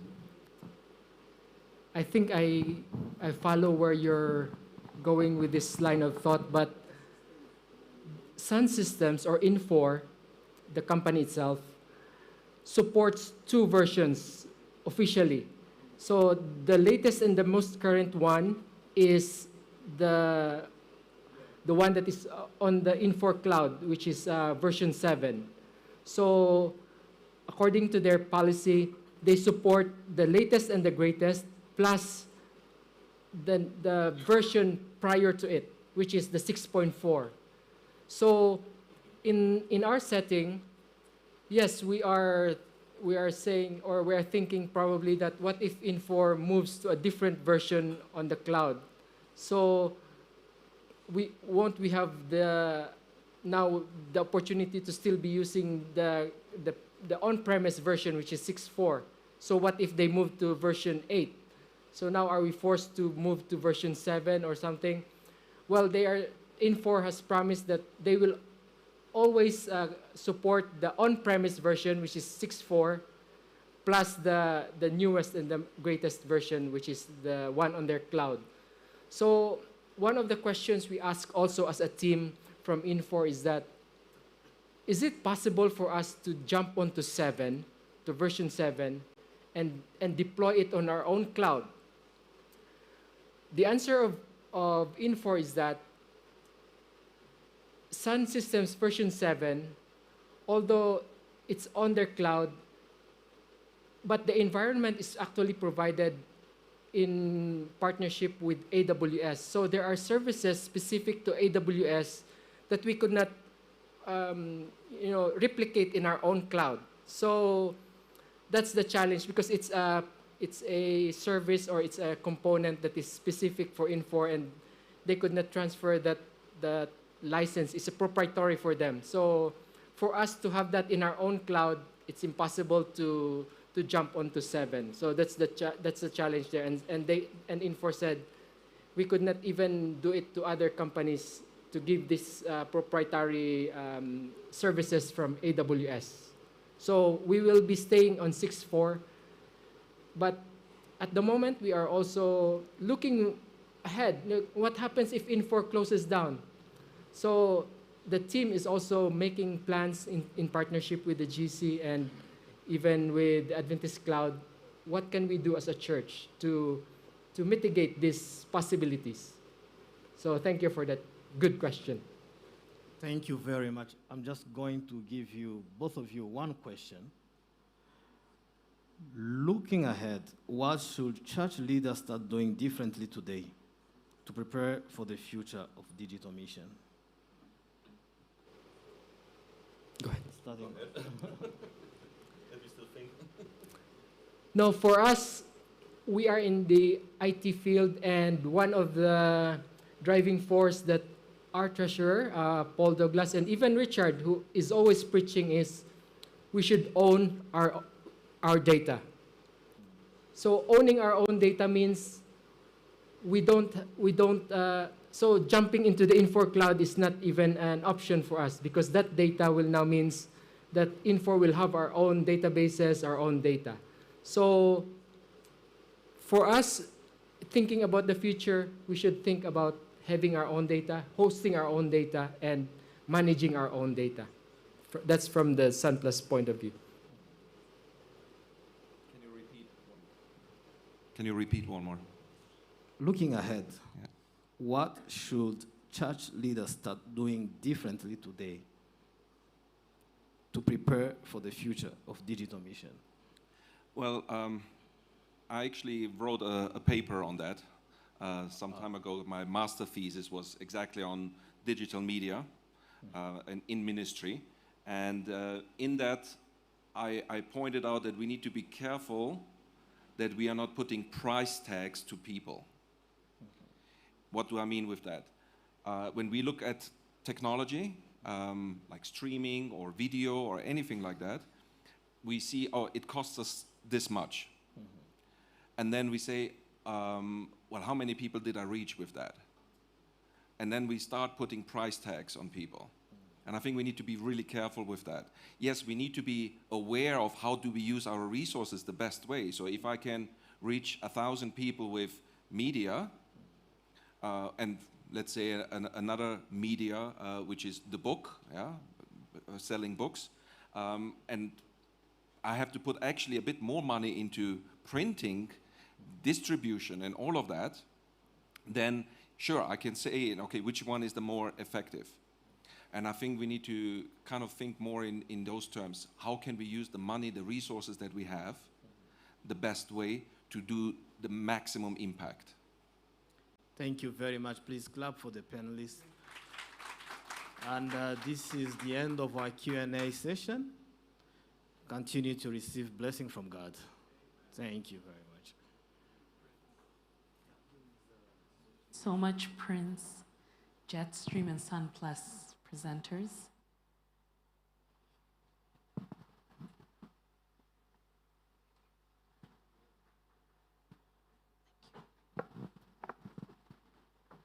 So now we're moving on to the session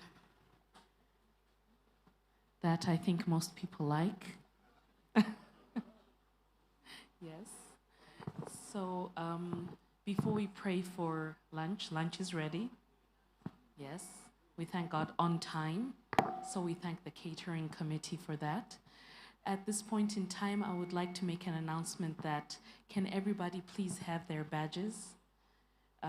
And we'll file out from the exit at the back and this exit at the front. Please do not go down the stairs because there are people that will be filtering people, so we do not want any unwanted circumstances.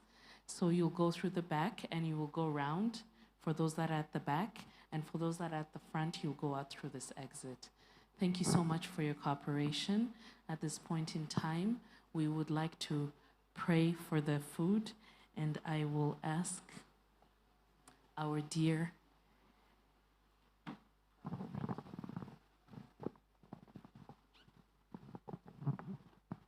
Let us pray. Our Father in heaven, we thank you so much once again for the blessings of life. We thank you for the privilege of learning. Lord, as we contemplate on the science of these great technologies, help us to accomplish the mission you have given us. And may we keep in mind that indeed all this comes from you. So bless these sessions, and especially the food that you are going to share. May your hands be on this food, and it be a blessing to our health, for we pray in Jesus' name. Amen. Thank Thank you very much. I'm sure you're all acquainted with the facilities where they are, and please welcome.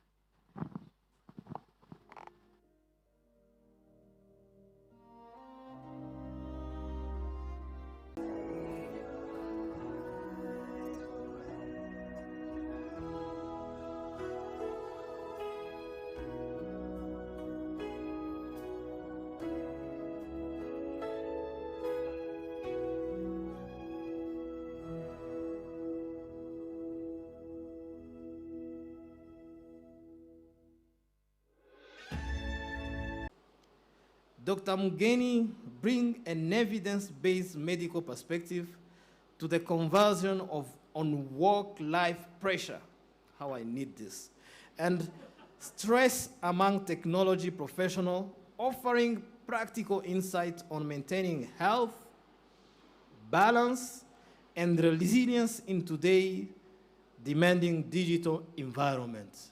Please welcome Dr. Rachel. Please clap for her.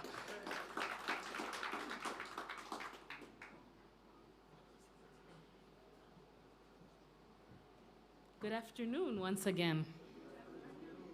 Now it's a different cap.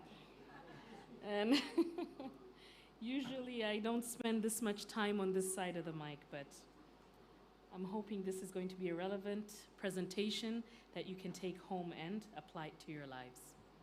Yes, so this is not a motivational speech, okay? So I'm really appreciative that you're here and you're ready to listen. My talk is going to be on, right, so, sorry.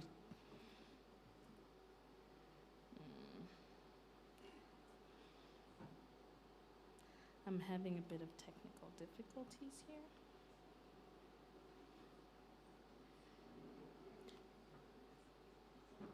Prince, can you come and help me? Can somebody? Thank you.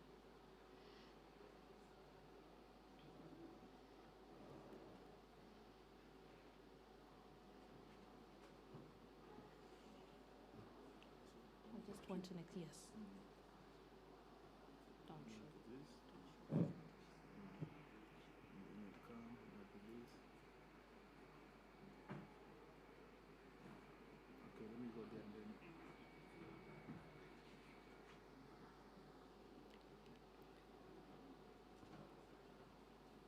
Okay, so my main presentation is about working well without breaking your body.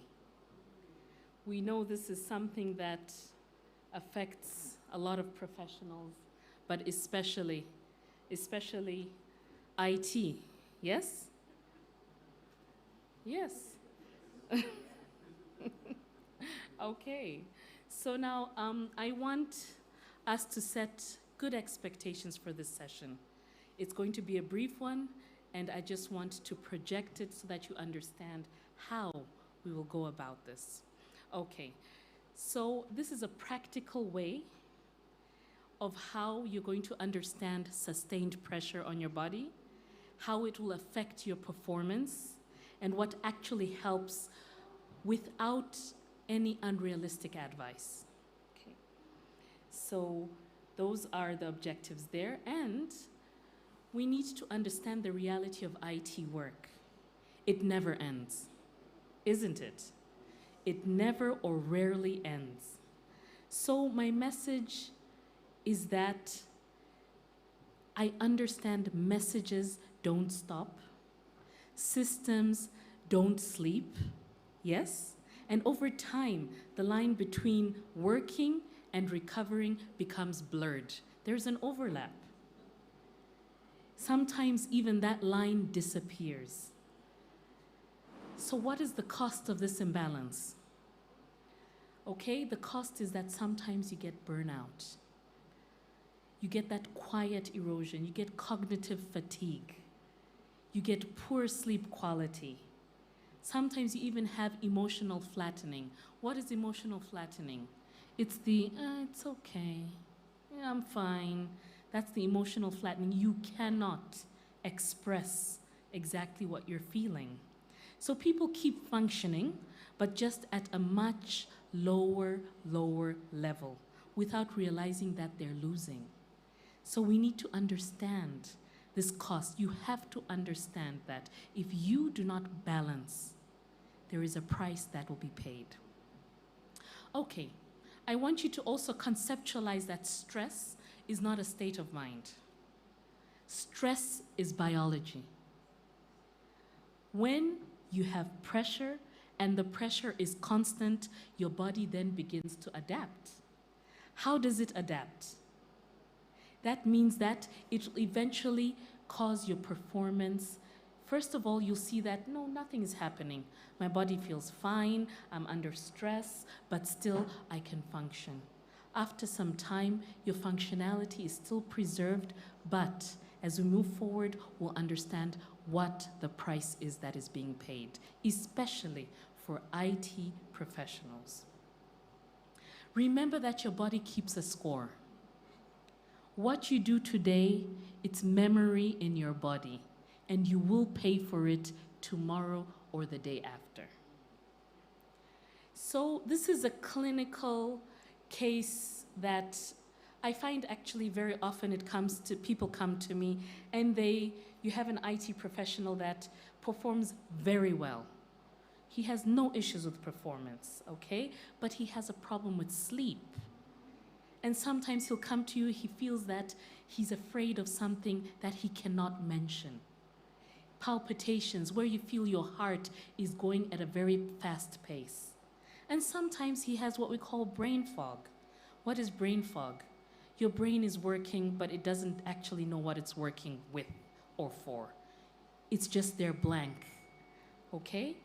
So we did some routine tests for this professional, and all the tests came back normal. So what we deduced was that this person was highly competent, highly reliable, but the person was slowly falling apart. And they didn't even know in which ways. So we tried to explain that the tests are normal, but the body is just simply breaking off piece by piece. So what lesson do we learn from this case? Yes? Productivity can mask deterioration, okay? So this patient didn't fail to work. They produced, they were productive, and they did well in their work life. But their body failed under sustained pressure. And the performance was only improved after recovery was taken seriously. Now we need to understand the performance reframe, okay? Recovery is what will improve your accuracy, okay? So now, fatigue, you have to understand. In the beginning, fatigue does not slow you down. Fatigue is not the same as being tired. Fatigue is a silent enemy. So fatigue, what it does, it makes you inaccurate, okay? And you know that in this field, you have to be accurate. These are high stakes, and of course, the price with which to pay is quite expensive. So that's where it comes in, that we have sleep.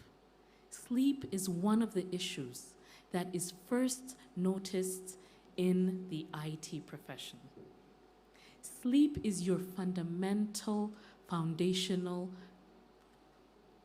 element of cognition. Yes? Yes. Sleep, it's not an option. It's not an option. You cannot replace it. It is what you need to maintain your body. While you sleep, your body is repairing itself. So this is what we said. You must have a fixed sleep time. In literature, it tells you that you need 6 to 8 hours of sleep. Yes, but also the time at which you sleep matters. Sleeping at 3 and waking up at 11 is very different from somebody who has a set schedule, that at 10 o'clock they sleep and they'll wake up 6 to 8 hours later. So you must have a fixed time of sleep. Another is that your screen has to be off before you go to bed. That means that studies have shown your screen time 1 hour before must be turned off. That way, it assists your body to slowly descend and shut down in order to go into repair mode. So why is this? This is because the screen time, it has what we call blue light short waves, okay? So the blue light short wave, when it enters your eyes, it sends a signal to the brain that you should decrease the production of melatonin. Melatonin is actually a hormone that assists you in falling asleep. So you can imagine somebody that expects to go to sleep at that time and is still on the screen. Your brain is telling you, no, you cannot sleep. You should remain awake. Now try falling asleep in that mode. Very dangerous. So you must have boundaries. People have always deemed that boundaries is a sign of laziness. It is not. You have to set the boundaries constantly in your line of work. This is what we call professional discipline. 1 device-free hour a day is important just to recalibrate your biorhythm. Just 1. No device, no phone, no TV, no computer, no device completely. This can help. So you must have a start time and you must have a stop time. This is something you will individually do for yourself. And then not every message that you receive is urgent. Are we together? Yes. Although it is work-related, it does not mean it's urgent. You must be able to filter and sort and know when what is urgent and what is not. So if everything, somebody once said, if everything is urgent, nothing is done well. We cannot be working on emergency basis. Are we together? Yes. So now another thing that will assist you is movement. Most of the time you're hunched up over your desk, you're looking at the screen, you're trying to figure out algorithms, you're trying to sort things out, and you spend so much time in concentration that you do not find time to get up. It is important that every 90 minutes, find time to just get up. Stand up every 90 minutes, okay? Stand up even if it's at your desk and you know there's something pertinent that needs to be done. Don't do it seated, stand up. Stand up, shake your legs. We've had the exercises of circulation. Movement is important because why? It is about circulation. Circulation will then lead to alertness. And therefore, with alertness, we have good mental clarity. We have understood that a still body creates what? A slow mind. You do not move, your mind begins to slow down. Nutrition. Nutrition is a very important part of this. And I want to really concentrate on this because most people will be able to tackle the sleep, they'll be able to tackle the movement, but when it comes to nutrition, they do not know what will build their brain. So here we need food that is fuel for your brain. And fuel will help you to reduce the errors within your IT work, okay? Don't chase these performance hacks. Take this, it will boost your clarity, it will keep you alert. No. You must optimize fuel for your brain. Okay, so your brain runs on glucose. You have to understand that. It runs on glucose, it runs on oxygen, and amino acids. So when you take these haphazardly, erratically, you begin to not think effectively. And when you don't think effectively, you act ineffectively. So clinically, many work errors don't happen because people just don't care. They happen because you don't know that your blood sugar and your sleep are unstable. Most of the time, you don't know why you're doing it. So I'd want to tell you that most of the time, you do not need supplements. You do not need supplements. You don't need even trends. All you need are regular meals. Regular meals that will comprise of proteins, and these will, in fact, reduce the number of spikes of sugar. Okay? So you must have, as we said, regular meals, not the perfect diets. You must have protein in every meal, and you must have slow carbohydrates, the ones that when you eat it, it gets into your body, it doesn't cause a spike, and then it doesn't cause a dip. Are we clear?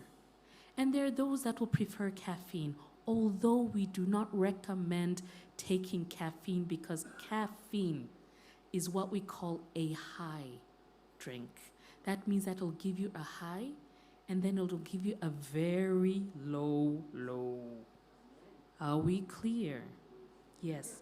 So for those that will happen to take caffeine, we advise you to take water, enough of it, before you take that caffeine.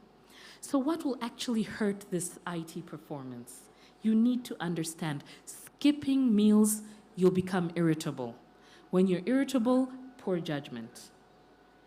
If you get sugary snacks, I've seen so many people on the desk, they'll have some candy, they'll have some, sweet things. Yes, it's normal. People want their jaws to be working while their eyes are working. But you need to choose the correct snacks.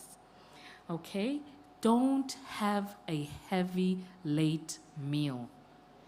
People need to understand that even though you did not eat during the day, you are not doing a compensatory mechanism by eating all your meals in one after.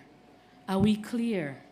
Yes, the whole essence is when you eat, you're eating for the way forward. You're not eating retrospectively. Are we clear? Yes. Yeah. Okay. So I want to give you practical examples. I'm sure you can see on the screen, yes? Coffee, no. But if you have to take coffee, okay, you cannot take it beyond the middle of the day. That means beyond noon.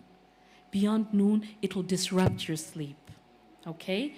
Then now I have a practical example of what type of diet you can have. So you'll have protein and fiber and breakfast. That's what you'll have for breakfast. So let's give an example. As you can see here on the screen, we have a good example of an egg. We have avocado, and we may have nuts. We may have yogurt. We may have legumes, but we may also have fruit. And in order to have this is a balanced diet. It has high protein, high fiber content. It will assist you in order to push you for the day and still feed your brain. So you can also have snacks as you work. Simple snacks are dried fruits, nuts. You may have boiled eggs. You may have simple, what we call Greek yogurt. Church, you are here because you are implemented and getting the users trained and using them. So thank you for everything that you do for the World Church. And I wish you all the best as you continue that endeavor. For her, I thought that is coming to request to be a Rwandese. Because surprisingly, he had to show me a picture when we were together. How many years ago? 7 years ago. And now she had come back. So when I saw her, I felt that probably is coming not to go back. Okay. It's been so great to be here and to meet many people I have not met before, to meet people I've met before and worked on projects with before. And it's always impressive how you say you're an Adventist family and you see people. It's also kind of a tech family too. So it's been great to see technical friends as well as Adventist friends that I've met over the years. And also, New Year's, you're trying to eat better sometimes, and the food seems like it's been very healthy, it's been very tasty, enjoyed it so much. So it's been a great time here. Thank you for your hospitality. I thought for him, it's for the first time. Not in Africa, but in Rwanda. In Rwanda, in Rwanda, yeah, it's beautiful. Yes. Come again. Please. First, Rwanda is such a beautiful country, and it's so exciting to see how much things are growing here. It is not at all what I expected, because this is my first time here. Okay. I was telling my coworkers, and I told them several times, we go to a lot of these conferences, but this one, it took me straight from the beginning. Every one of these presentations has been meaningful, and I've gotten a lot out of this myself, being here. This is very fulfilling. Thank you very much. Yeah, for him, even when the general conference doesn't choose him to come to Rwanda, but he can choose by himself. And spend at least in December coming here. There's no snow. That's true. No, we've had truly a great time here. Everyone has been so gracious. We are extremely proud of what you are doing here in this university and the opportunities.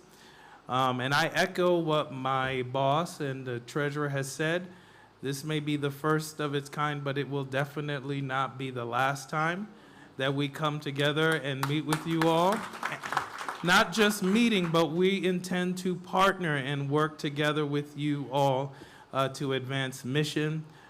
This is great facilities. You guys have been gracious.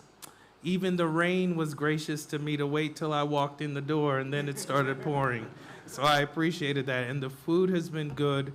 And we just see so much promise in you all, and we encourage you to keep working hard for the Lord, and we will partner together to finish this work. I want to let you know that I enjoyed to be with him. And I want to let him know that we're still waiting for him to come again in Kigali. And he had mentioned that Manila is going to save the Asia, and here is going to save for the entire continent. And that shows he was impressed. Yes. And I'm so happy to hear that.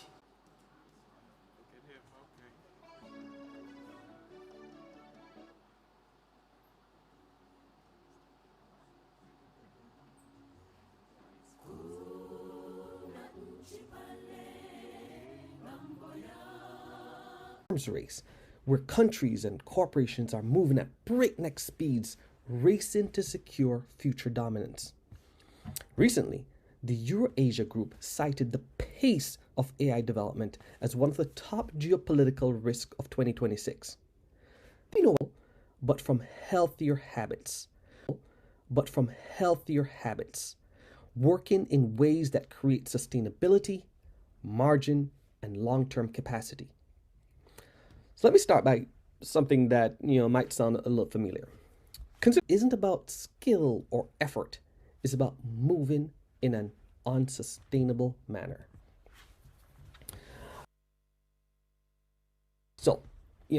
Sometimes IT teams don't lack effort.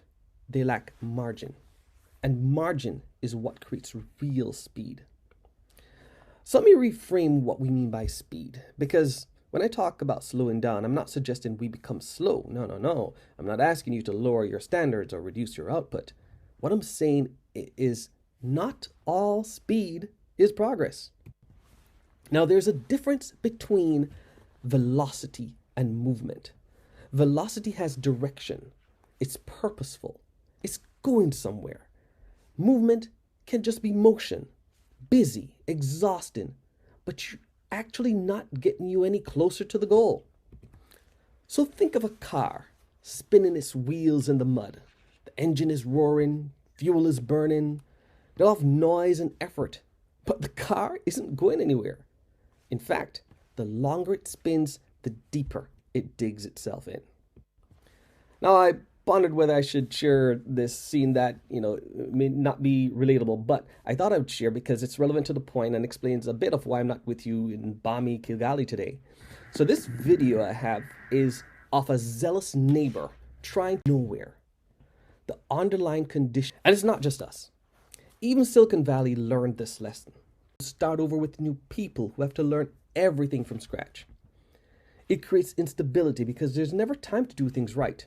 Only time to do things fast. And it creates a reactive culture where every day is firefighting and there's never time to prevent the next fire. So here's the painful irony. The faster you run in this mode, the slower you actually go. All your energy goes to rework, recovery, and damage control. But there's another way. Sustainable teams that build in time for documentation, for learning, for rest, for improvement, they accelerate differently. They're not the fastest out the gate, but over time, they pull ahead. Why?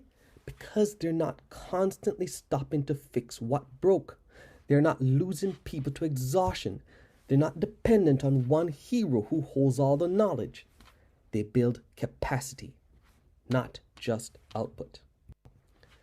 And the work we do, the mission we serve, it's not a sprint. It's a marathon that will outlast all of us. So the question isn't, how do we go faster? The question is, how do we build teams and systems that can sustain speed over the long haul? That's what the rest of this presentation is about. Now, when speed becomes the default, when everything feels urgent, there's a cost. And most of the time, that cost doesn't show up on the dashboard. It shows up in people, in systems, and in culture. Constant acceleration pushes teams into reactive mode. Every day becomes about responding to the latest crises. Work gets fragmented, focus disappears, and progress slows, even though activity stays high. So over time, this leads to fatigue, the same issues keep coming back, and instead of solving root causes, we just keep treating symptoms. It also leads to burnout and turnover. People get tired, they disengage, and eventually they leave. Now, research shows that replacing an employee costs 50 to 200% of their annual salary. 50 to 200%. And that doesn't include the loss of momentum, trust, or institutional memory. And when people leave, they take something with them that you can't easily replace, and that's knowledge. Now, you probably know what I'm talking about. There's someone on your team, maybe more than one, who is the only person who understands a critical system. When they're available, everything works. When they're on leave or sick or stuck in a meeting, everything waits. This isn't a compliment to that person. It's a vulnerability. These bottlenecks aren't created intentionally. Often they're created by limited resources or by speed, or where there seems to never be any time to document, never time to cross-train, never time to share knowledge, so expertise is concentrated rather than spread. But the most dangerous cost is long-term slowdown disguised as short-term productivity. This is the cruelest one because it looks like success. The project was complete, the deadline was met, leadership is happy, but under the surface, you borrowed time from the future to move fast today. Documentation was skipped, testing was rushed, systems were built fast but not built well. This is technical debt, and like financial debt, it accumulates interest. Research estimates that 20 to 40% of IT budgets are consumed by technical debt. 20 to 40%. Let that sink in. For every $100 in your IT budget, $20 to $40 goes towards paying down debt rather than creating new value. And developers spend about a third of their time dealing with technical debt. That means for every 3 persons on your team, 1 full person's effort is lost to debt. Not building, not innovating, just paying interest on past decisions. But here's the good news. Slowing down doesn't mean doing less. It means doing the things that make us faster later. Now, at this point, I want to be clear about something. When I talk about slowing down, I'm not talking about lowering expectations. Slowing down is not about doing less. It's about doing differently. It's an intentional investment. Think about it this way. A farmer who takes time to sharpen his machete before going to the field isn't being lazy. He's being wise. He knows that a sharp blade will do more in less time with far less effort than a dull blade swung twice as hard. The sharpening isn't a break from the work. It is the work. It's what makes the rest of the work possible. And that is what slowing down means for IT. Slowing down means choosing to spend time on the work that prevents future work. Documentation, knowledge sharing, protected time for improvement, healthy boundaries about what's truly urgent. These things feel like they slow you down today, but that same hour might save 10 hours of rework next month, and also save countless hours of downtime when the system breaks. So slowing down isn't the opposite of productivity. It's the foundation of it. It's how we move from constant reaction to long-term acceleration. And that brings us to the heart of this session. I want to share just 4 habits that help us sharpen the, how important documentation is in the evening, just before it's at shift. Documentation isn't a task. Some of you may know them. They're a DevOps platform company, and they built their entire culture around documentation. They have a public handbook that's over 2,000 pages. Every process, every decision, every policy written down. Their rule is simple. If it's not documented, it doesn't exist. So new employees, they don't just read the handbook, they're expected to improve it. If something is unclear, fix it. If something is missing, add it. So that discipline allowed GitLab to scale to over 2,000 employees across 65 countries, from a small startup to a $15 billion valuation. When someone leaves GitLab, their knowledge doesn't leave with them. That's the power of documentation done well. Now, I'm not saying you need 2,000 pages, but imagine if your most critical processes, just even the top 10, if those were documented well enough that anyone on your team could follow them. And that's the goal. Now, documentation can feel overwhelming. So where do you start? Let me simplify it. Start with what breaks. The next time you fix something, take 5 extra minutes to write down what you did. What was the problem? What was the solution? That's it. Use screenshots. A picture with a few annotations can save hours of explanation. Record short videos.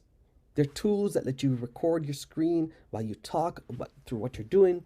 A 5-minute video can replace pages of written documentation. And document for your future self. Write as if you're explaining it to yourself 6 months from now, when you've forgotten everything. Because you'll forget. We all do. Now, I want to share something that's made documentation dramatically easier, and that's using AI as a documentation partner.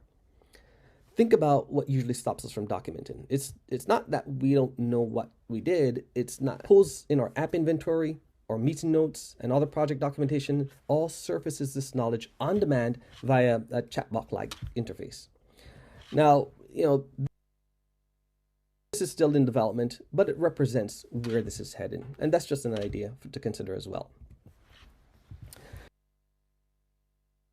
There's a proverb that says, when an elder dies, a library burns.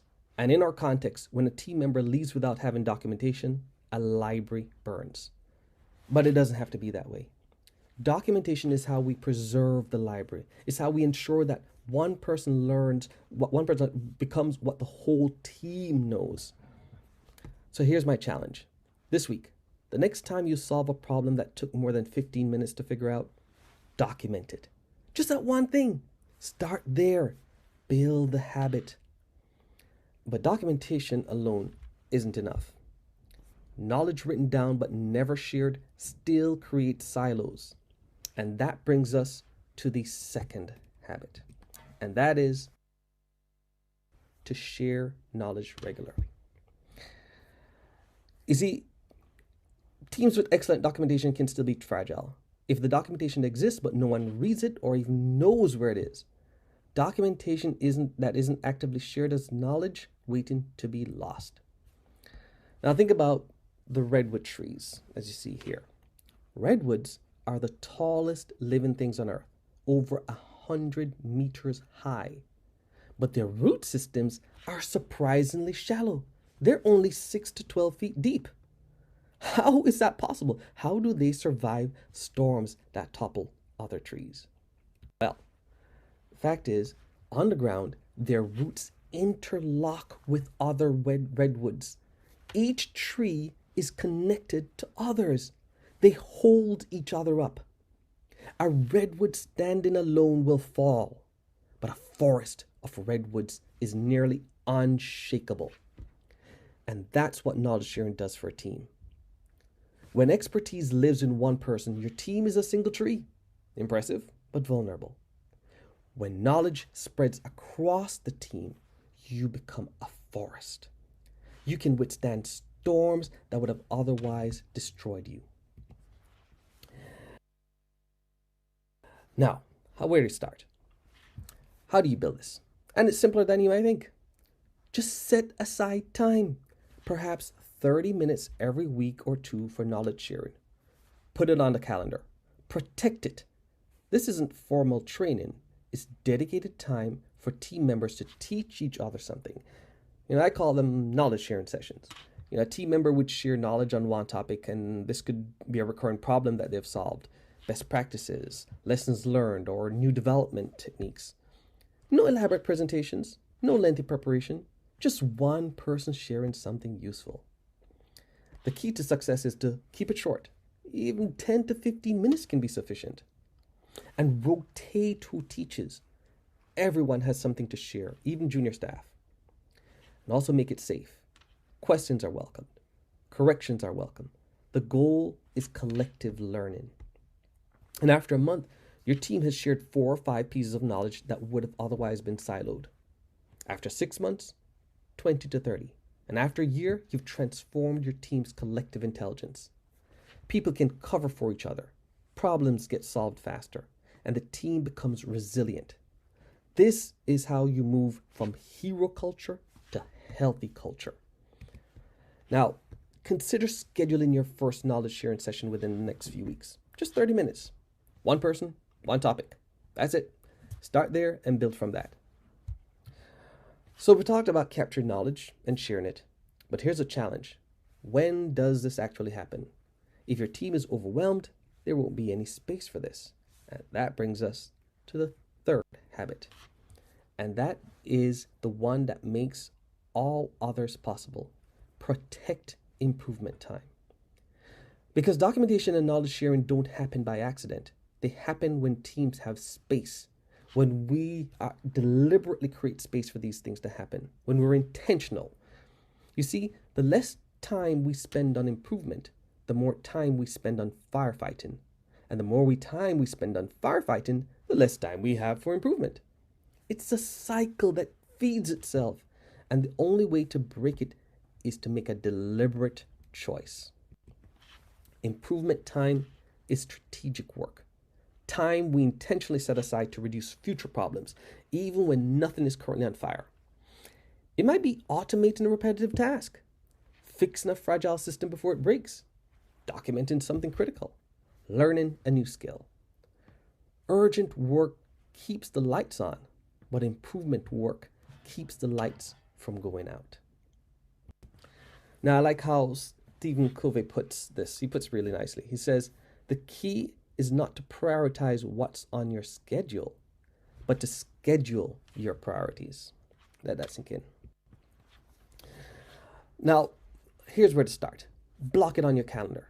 Schedule improvement time just like any other meeting and protect that time.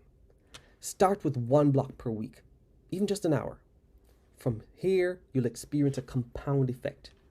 In month 1, someone automates a manual report, saves 2 hours a week. In month 2, someone documents a critical system, saves hours the next time it breaks. In month 3, someone cross-trains a colleague, removes a bottleneck. Each improvement is small, but they compound little by little. A little becomes a lot. So here's what we can do. Identify 1 block of time in the next month, even just an hour or 2, and protect it for improvement. No tickets, no meetings, no interruptions. Then do it again the following month and build a rhythm. Protecting improvement time is essential. But here's a challenge. It doesn't matter how fiercely you guard that time if you've already committed to more than your team can deliver. That brings us to the 4th habit, and perhaps the hardest one for IT professionals. The 4th habit is learn to say not yet instead of overcommitting. Now look, IT people are helpers by nature. I mean, we solve problems, we fix things. When someone comes to us with a need, our instinct is to say yes. Yes to the new project. Yes to that urgent request. Yes to the small thing that won't take long. Each individual yes seems reasonable, but collectively, they bury us. Here's what happens when we say yes to everything. Everything slows down. When your team is juggling 10 priorities, none of them move quickly. Context switching consumes enormous energy.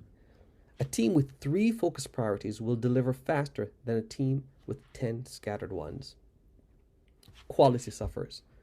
When there's no margin, there's no time to do things well. Testing gets rushed, documentation gets skipped. You're not building, you're surviving. And commitments get broken. When you say yes to more than you can deliver, something has to give. The very people you're trying to help become frustrated because you promised what you couldn't deliver. Ironically, saying yes to everything often disappoints more people than saying not yet to some things. See, urgency doesn't create capacity. Pressure doesn't create time. So no matter how much someone wants something done, wanting doesn't make resources appear. So not yet is just simply telling the truth about that reality. And then something to be mindful of too, not yet is not a rejection, it's a redirection. You're not saying, no, we don't care. You're saying, not now because we're committed to doing these other things well. Not yet protects quality. It protects your team. It protects the commitments you've already made. Now, here's some phrases that work. We can do X. We can do this after X is complete. This acknowledges a request as valid and gives a time frame. Or let's add it to the roadmap. This creates a legitimate place for the request. Or here's the impact if we take this now. So you're showing the trade-off and letting the requester know and make an informed decision. You can also ask, hey, help me understand the urgency. Sometimes what seems urgent isn't. You could also say, hey, what should we deprioritize to make room? So this puts the trade-off decision where it belongs and shows that something else will be impacted. And if you're in leadership, you must create safety for your team to say not yet. If your team fears that pushing back will make them look uncooperative, they'll say yes to everything, overcommit quietly, and fail loudly when they can't deliver. So reward honesty about capacity more than you reward false optimism. Another thing you can do is to consider a project committee. So this is a small project approval committee that reviews incoming requests before work begins. The committee assesses each request for strategic alignment, priority, and critically, whether there's actual capacity to deliver it well. So this approach has several benefits. One, it'll protect the individuals. So not yet becomes a committee decision, not just one person saying no. It also creates consistent criteria, so decisions are based on principles, not politics or who acts the loudest. And it makes trade-off visible. So when capacity is full, new requests must displace something, and that conversation can happen openly. So next time a request comes in, and your instinct is to say yes, and even though you're stretched, just pause. Try one of the alternative phrases I mentioned and see what happens. You might be surprised how often people accept a realistic timeline when you offer them with honesty and with respect. So those are the 4 habits. 4 ways to sharpen the blade. 4 investments in sustainable speed. So let's bring them together. We started with a paradox. At a summit about acceleration, I asked you to consider slowing down. Not because speed doesn't matter. It does. The mission is urgent. The needs are real. But because not all speed is progress. And the fastest teams aren't the ones running the hardest. They're the ones who've learned to run wisely. So we've covered 4 habits. Document as you go, share knowledge regularly, protect improvement time, and say not yet instead of overcommitting. None are complicated, but all require intention. You know the issue and what you can do to be better, but knowing alone is not enough. Look, for any positive change to happen, for sustainable IT habits to be developed, we need to be intentional. I'm not going to ask you to transform everything overnight. No, that would contradict everything I said. Instead, choose one habit, just one. The one that resonates most. The one where you feel the gap most acutely. One habit, one step. Start there. And remember why this matters. You are the infrastructure of the mission. When your systems are stable, the mission moves forward. When IT is healthy, the people you serve may never notice because things just work. That's not a lack of recognition. That's a sign of excellence. The institutions and entities you support, they need you. Not burned out, not overwhelmed, not trapped in cycles of firefighting. They need you healthy, capable, and sustainable for the long haul. So I want to close with a word from the Bible. Isaiah 40 verse 31 says, "But those who wait on the Lord shall renew their strength. They shall mount up with wings like eagles. They shall run and not be weary. They shall walk and not faint." Notice the progression. It doesn't start with running, not even walking. It starts with waiting. And waiting isn't passive. It's preparation. It's the documentation you write today so someone else can solve the problem tomorrow. It's the knowledge you share so your team becomes unshakable. It's the boundaries you protect so you're still here, healthy, capable, present years from now. So here's my charge to you. In the coming weeks, when the pressure comes, and it will come, remember that you have a choice. You can spin your wheels faster, or you can plant your roots deeper. Choose depth. Choose sustainability. Choose to build something that lasts, and trust that when you slow down, you'll actually speed up. Thank you.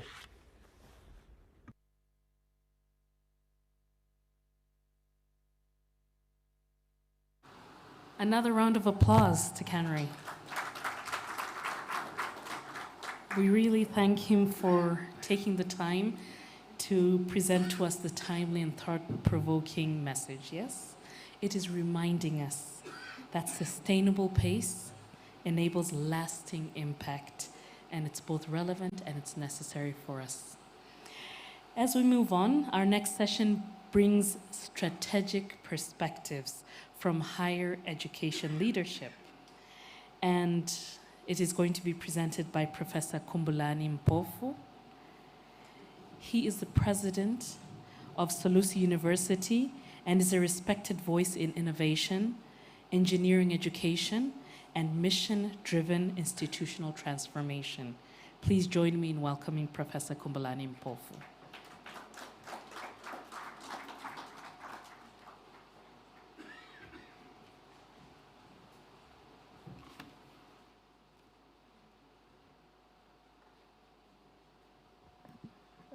Good afternoon, everyone. Yeah, I'm doing the graveyard shift, so I'll try and be as short as possible. But I see that I need a C. I don't have an HDMI. Maybe the team at the back can help me with a C, or somebody from the audience. While they're doing that, I want to express appreciation to Haggai for the opportunity and the team that was arranging this conference for us to share some of our thoughts. I must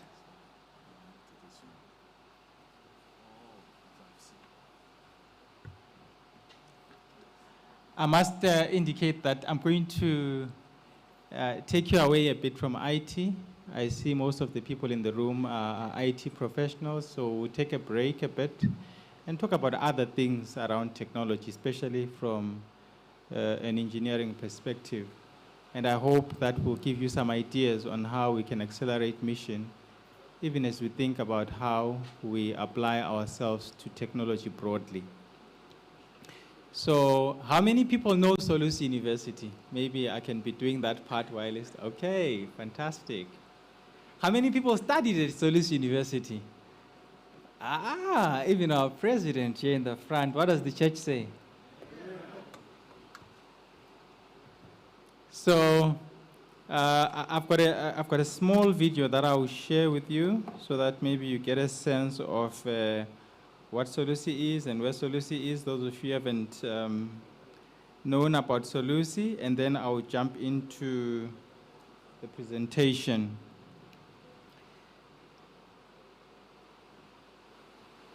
My laptop is freezing a bit. Okay. So we'll start off with a video about Solusi, and then I will go into my presentation so that at least those of you who've never heard about Solusi can get a sense of who Solusi is, what Solusi is, and where Solusi is going.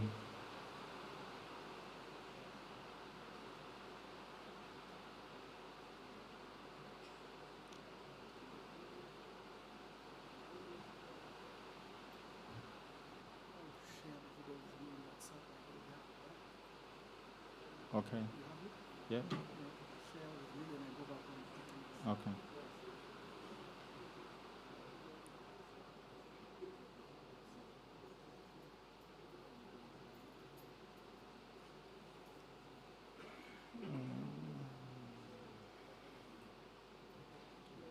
My laptop is frozen, so please bear with me.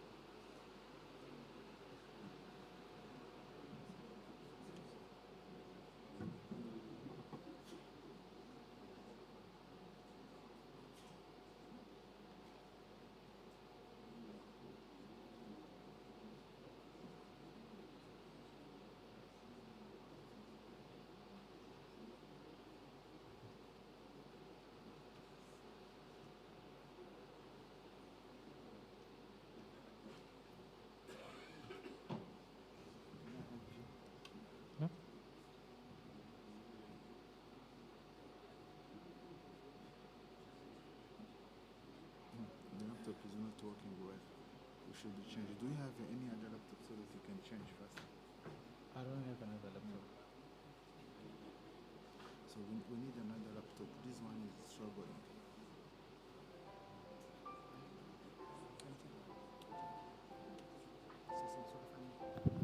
I'm not sure whether it's a Solusi effect or what, but every time we connect the Kigali connection, it goes slow, so there could be some.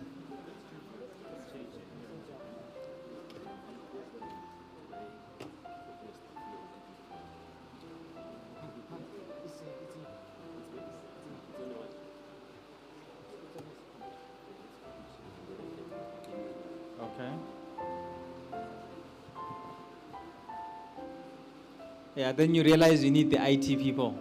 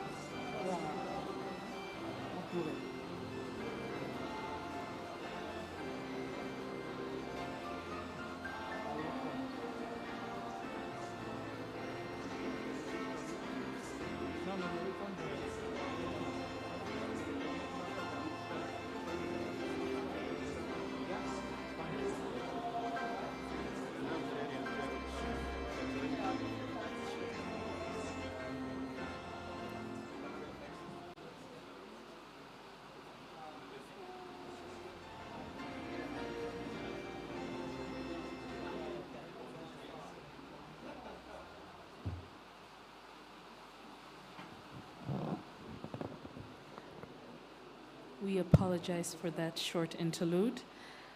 Just to save time, we have a presentation again. Sherry will come up with a colleague so that we can save time and This is a presentation. Please welcome Sherry.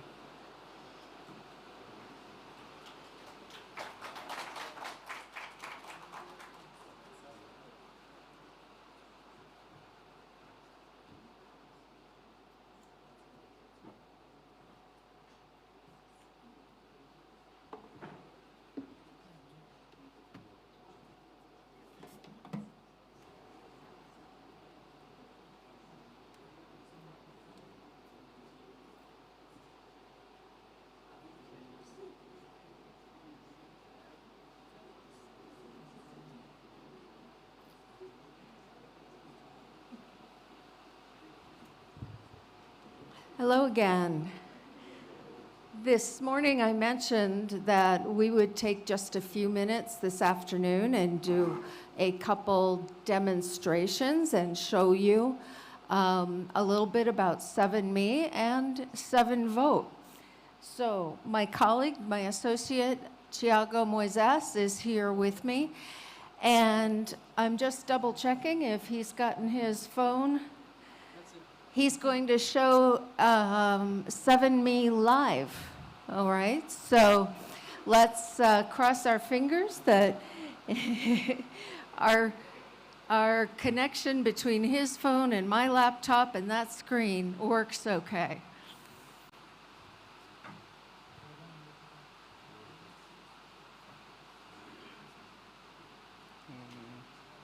You're here.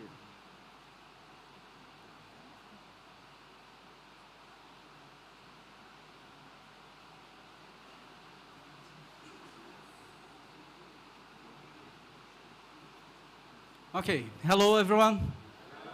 Nice to be here and talk a little bit about 7Me. For the ones that don't know, our icon is that little 7 there, okay? And the next to the icon is my boy. So the first thing that I like to say about 7Me is that 7Me, as Tembi mentioned, is your church in one touch, right? We are talking about a way to bring the church closer to you, and we use this device for everything. Why not to put information about the church there? Many times people also start thinking about, oh, is this the giving app, right? Are we doing, we are talking about tithe and offerings here? No, the idea is that 7Me is the member app, something for the member to check everything that is happening in the church with them. So I want to go through 7Me a little bit and show some of the features that we have here. The first thing you can see is a feed of news, okay? We can connect different sources of news. We can connect with Web Engine, we can connect with WordPress, we can connect with YouTube. And the idea is that the communication department doesn't need to put information in another place, but whatever they are doing, they can connect with 7Me and make that available to the members. So this is what is available for my church. You can see that this is Revival by His Word. I have here the service for the last Sabbath. So you can see everything that is happening in your church. The same way we are used to scroll this with Instagram or Facebook, you just connect this with the information about the church. Why not to show good information for our members to scroll a little bit, right?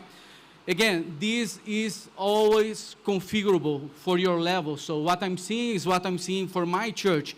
But members here in Kigali, they will see what was configured for ECD, for the union, and maybe even for the conference, and even from their own church. So the first thing that we have here is this news feed that we have. Together on the top, you can see that I have my name, and you have a little blue ribbon that. Why we have that little blue ribbon that we can see in other apps that they need to pay for it, right? In 7Me, that means that you are a verified member of the church, okay? Who can register to 7Me? Only members? No, 7Me is open for anyone to download and register. But the ones that are members of the church will have this blue ribbon saying that they are verified member of the church. What means that their names are linked to ACMS. Okay, we really have that connection. So here they can edit their information, right? So if they change this information, they are changing the information in ACMS. That's one thing that is kind of critical for the privacy regulations that we have, is to get control of their data to the owner of the data. That's actually our members, right? So we are just doing this, and I think I will move back just because of the connectivity here, okay? The other thing that we can do here is see the consents that we already gave to the church. So the member itself can come here and control. We can collect consents from the members using the app, but they also can control that. If they want to retrieve that consent, they can do it using the app. So let me just turn off this, and maybe that's the reason.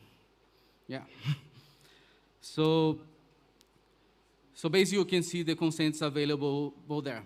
The other thing, again, this is not a giving app only. So we have the area here in the bottom, you can send resource.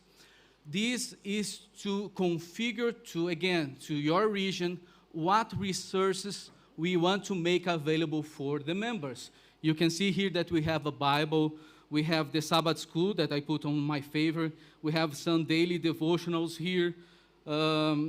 Here they made available the hymnals, some ebooks, WhatsApp. All of this is customized to your region, to your division, union, and conference. Okay? So instead of us saying, okay, go this for that other thing, go to this other website, we say, you just need to download 7Me, and there we are going to have the connection with your church. Okay? The other area, we want also help with the relationship with people. And one way to do that is through prayer. So here you can post prayer requests, okay? So you can post prayer requests, you can select the privacy that you want to do, if you want to post for your whole church, if you want to post for the whole conference, or if you want to create a special group and invite people, let's say your family, maybe your Sabbath school, invite people to pray just among the ones that you are inviting. So then you can restrict even more these prayer requests, and then you can see the prayer requests that are available for you, and you have this little prayer button here, okay? The prayer button is similar to the like button on Facebook, right? So instead of like things, we pray for things that our members are posting here. So when I do this, the member that made the request, the prayer request, will receive a notification, and with that we can engage people in prayer also. The other area is the church area. So here you can also see a little bit more a connection with the church. You have all the information, the address of the church, all the information, where we collected this information, from which system? From ACMS. So the importance for you to put the right location, the right picture, is very important. We are going to use more and more. Web Engine is getting that information. The Adventist director, as Sherry mentioned, is getting that information. If we don't update this, people will not find your church. I think I will share one thing. Once I was using 7Me and was traveling, and I want to find a church to go on Sabbath. So I went to the app and found the closest church, and I ended up in a bar, okay? So we don't want our members going to the bar. We need them to come to the church. So in order to do that, they need to put the right location in this system, okay? So it feels like little thing, okay? But actually, if we are telling our members to use Adventist Director, Adventist Location, use Web Engine to find the church, we are posting that information there, we are using the app, we need to make a lot of effort to make sure the information is accessible and right. The Sabbath school, ACMS has a complete Sabbath school management. You can do attendance there. You can control the members of your classes. So it's a full Sabbath school management there.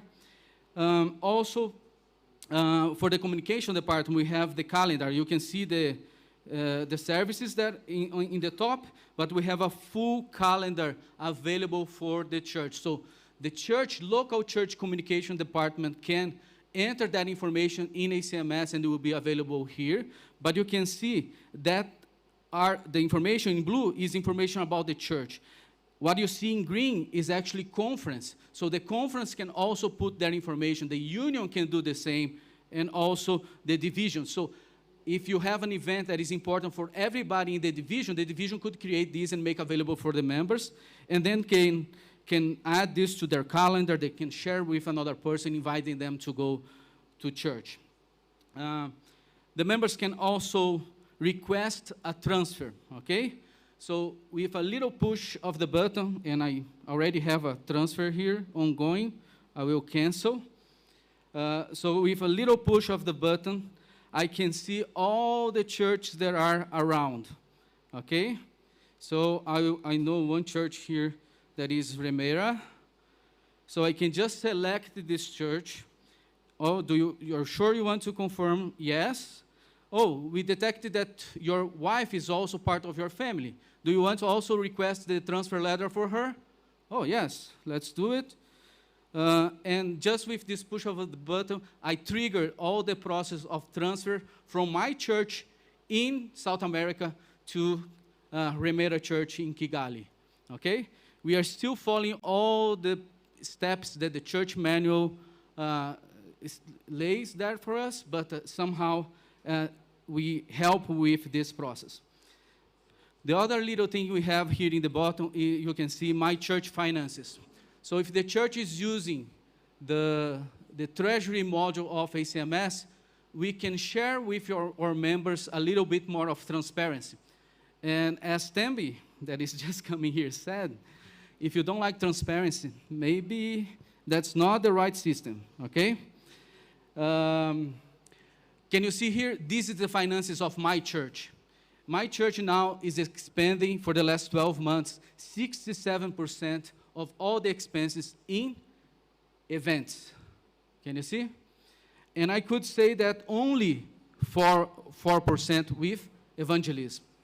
Okay, so all the information that in theory we should share with our members once a year at least, or once a quarter, I don't know, they can see in ACMS, in 7Me all the time. And of course, the last area is the giving area, okay? So we do have the giving in 7Me. And here you can see we could change the church. I will keep this. I can even give in behalf of somebody in my family. So if I want to give in behalf of my children, my son, I can choose him as the person giving this offering. And basically here I can just fill my tithe envelope, okay? So I will put some combined offering here. This is the offerings that are available in my church. So I want to give to the evangelism. Let me find evangelism here. Okay, I'll give to evangelism. Okay, if I'm done, I can move to the next step, that is how we are going to transfer the funds to the church. And here I have a few options. These options will change based on the country that you are, because this is what is available for Brazil. And in this case, I want to use Apple Pay, and I can just do this, and now my church is receiving this giving instantly, okay? The treasurer doesn't need to type anything anymore, and is available already for me to do a new giving here. It will be available also in my history. Let me just update here.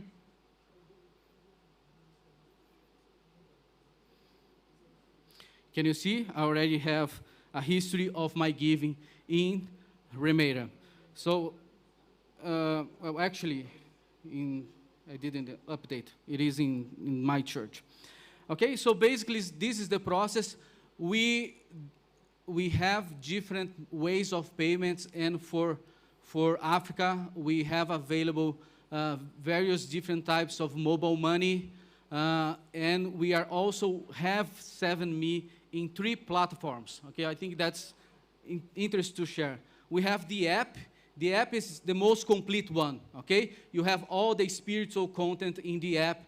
You have the giving side in the app, but we have one version that is the web version, especially for people that want to give. Sometimes you need the web version and the web version is more focused on the giving. And we are finishing, we have a 7Me USSD, okay? For people that don't have internet connection, that uses the small phone, 7Me will be available also in USSD, so they can also give using mobile money. I think that's a very quick summary of 7Me. I don't know if you have anything, Sherry. No, but let's give Thiago a hand for demoing 7Me.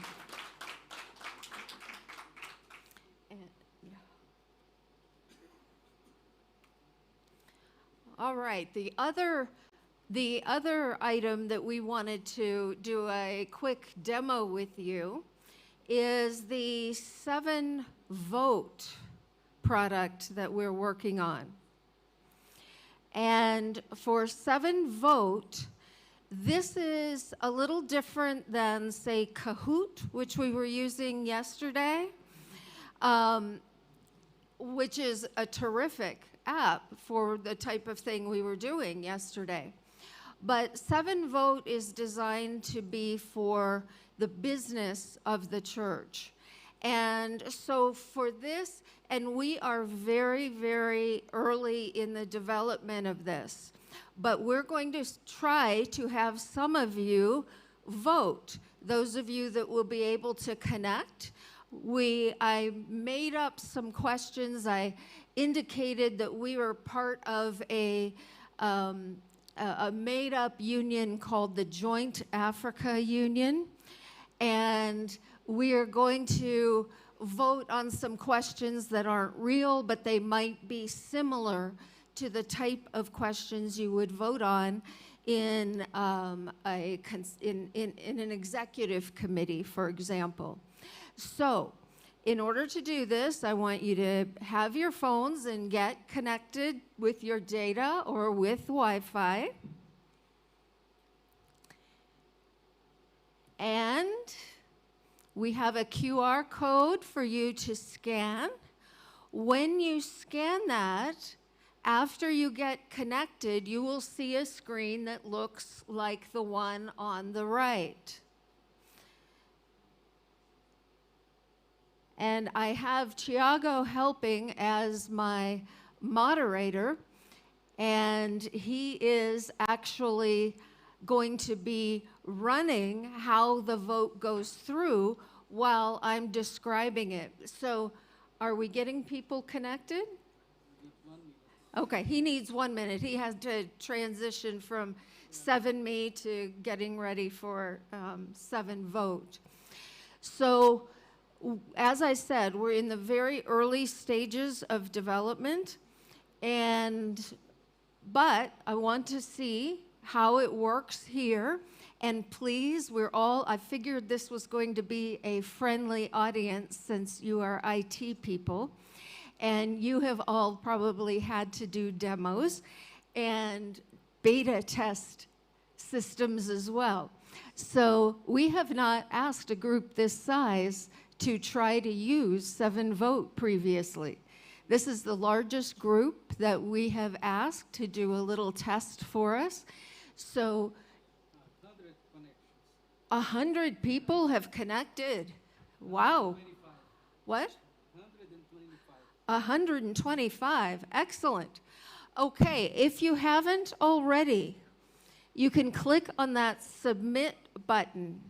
We're doing a general vote. There is an option to have each person here receive their own code to log in and vote, but we did not do that this time. We took a more general approach, and so we just had the one code that you see under the bottom, 958339, but the QR code entered that automatically. And after you hit submit, we've got 125 people. Okay, I'm going to switch to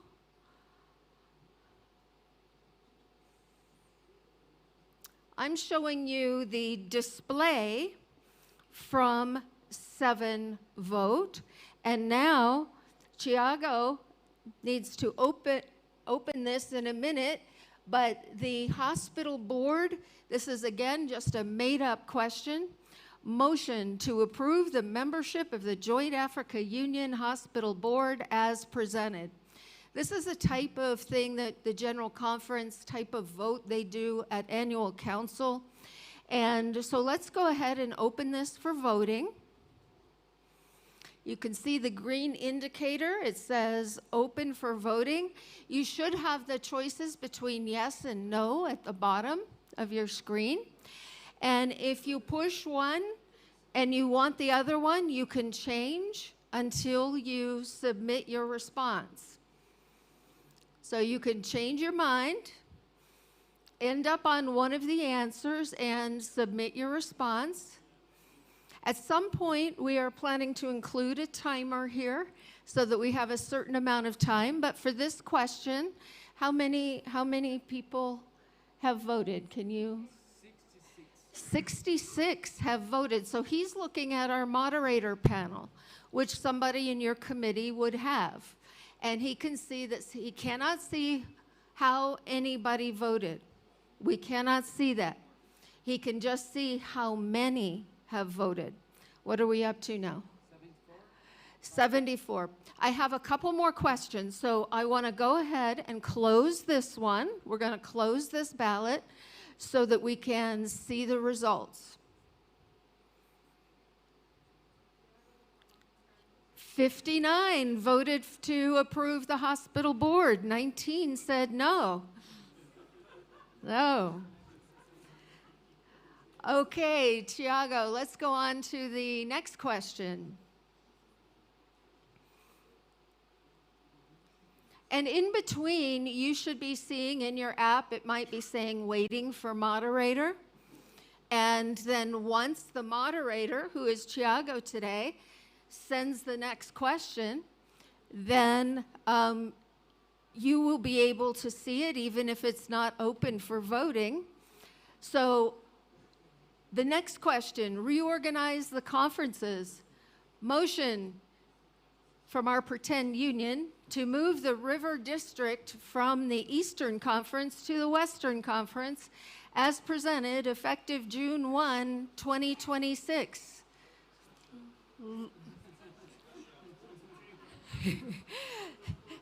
Let's open for voting. I'm getting the worst kind of feedback from my GC people right over here. Yeah, the results will be available momentarily. Okay, please go ahead and vote. We have 60 votes already. That's amazing. 70. 80 votes. Okay. In the interest of time, we're going to go ahead and close this ballot for voting, and we will see the results. No. It's not happening. Okay.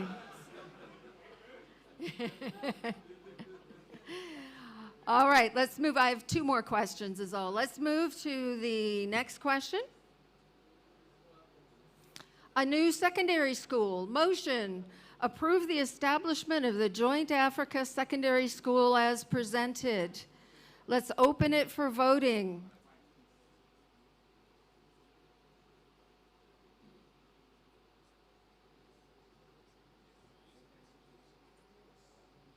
All right, how many have voted? 74. You guys are fast. Excellent. 83. Okay, let's go ahead and close this ballot for voting. And let's see the results. Yes, we don't get to move the district from one conference to another, but we do get our new school. Okay. One more question. The president of the Western Conference. Now, typically what would happen is a nominating committee would probably nominate a name, and then you vote yes or no on that name at the executive committee level. But I wanted to illustrate that there is another way to ask a question and another type of vote you can have. So in this case, we're going to open it up, and notice there's going to be 4 people to choose from. And you will be able to choose one of those 4. There's another type of question where we could have said, choose 2 or 3 or 4. Like, what colors do you like? I don't know. And you could select more than one. In this case, I set it up where you could only select one from the list. So let's go ahead, and it looks like it's already open for voting. I don't see the options here. I don't see the options here. Okay. All right, so you have 4 options on your screen? Okay, how many have voted? 78 have voted for the president. Let's see if we have how the results came. All right. Let's go ahead and close the ballot and see the results. David. All right. A point of order. Oh, that's a nightmare phrase. Point of order. Yes. Yes.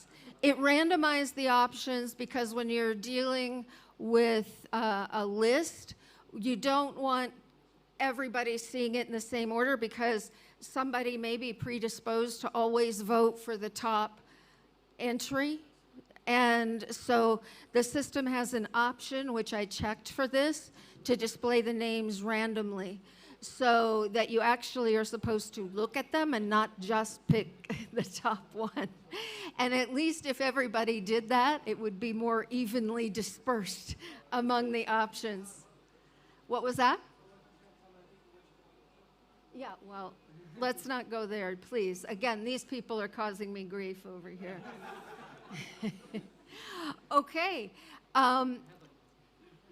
That is our demo, our test, and you guys were able to vote.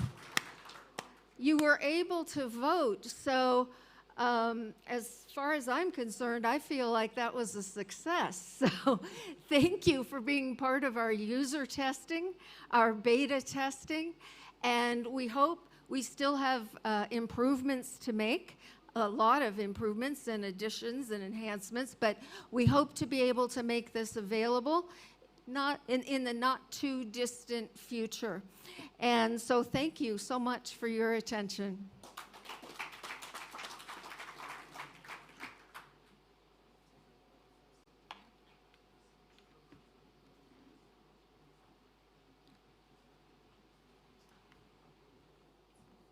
Thank you very much for the demo. I think it tells a story that the network is trying to work. I'm not sure if the team at the back is going to play the video first, or I can go ahead and speak. Can you hear me? Presentation. Okay. So I'll go ahead with the presentation, and then at the end you'll learn a bit about Solusi for those of you who do not know Solusi. So thank you very much for your patience, and thank you to the team for chipping in. It just reminded me something. One of the things that I'm going to talk about is gamified learning. And how many people sensed a sense of excitement in the room? I mean, we were voting here, but it wasn't like the literal thing, but people were enjoying what they were doing by playing. Anyone who sensed that? Okay, it looks like almost 50% of the room. And for me, I think that's also an important story about what I'm going to speak about as I'm going to be presenting today. That there are things that help us learn in interesting ways. And sometimes we forget about those things and we put them at the back and we are very serious. We are presidents, we are CFOs, and there's no time for play. And I think even the health and wellness talk, spoke a bit about, while you're busy doing your hard stuff, stop a bit and stretch yourself so that you can come back and concentrate better. Even I think the presentation on the slowing down, it's just a reminder that you need to rest, you need to do something that is relaxing, and maybe it's good that you did something that is relaxing before we go into my intense presentation. So without further ado, I'm going to jump straight into the presentation. I hope the slides are showing. So the title of my presentation today is not any practical, maybe there will be some practical aspects here and there, but it's more of exploratory. More for us to, as IT professionals, think about the role that we need to play. The role that we need to play. Okay, it looks like the IT guys need to come. Let's give a hand to the IT guys. I think they are doing a fantastic job. It's an interesting way of reminding me that, you know, you can do anything, but IT always comes in somehow. So I'm going to speak about technology in education and what role technology can play, you know, as we drive our mission, especially in this digital age. You will agree with me that a lot of our young people are excited about technology.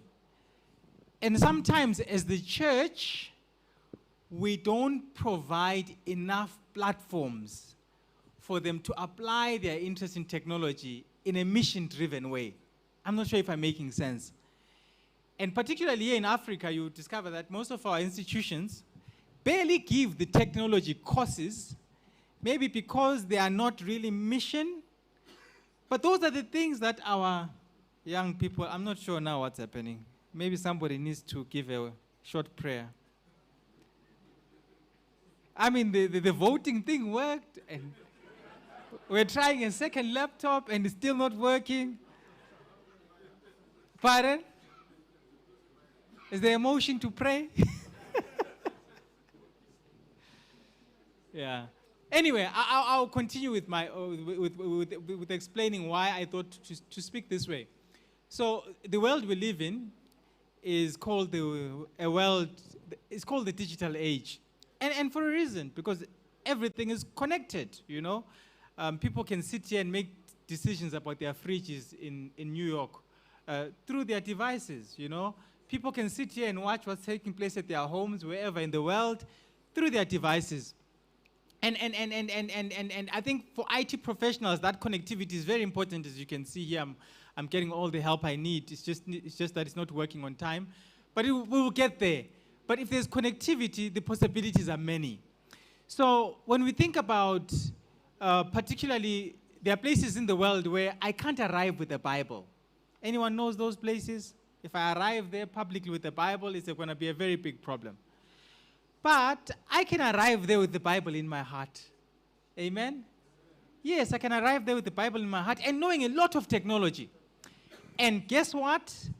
In those instances, the church won't have to pay a dime for the missionary who goes to those kinds of places.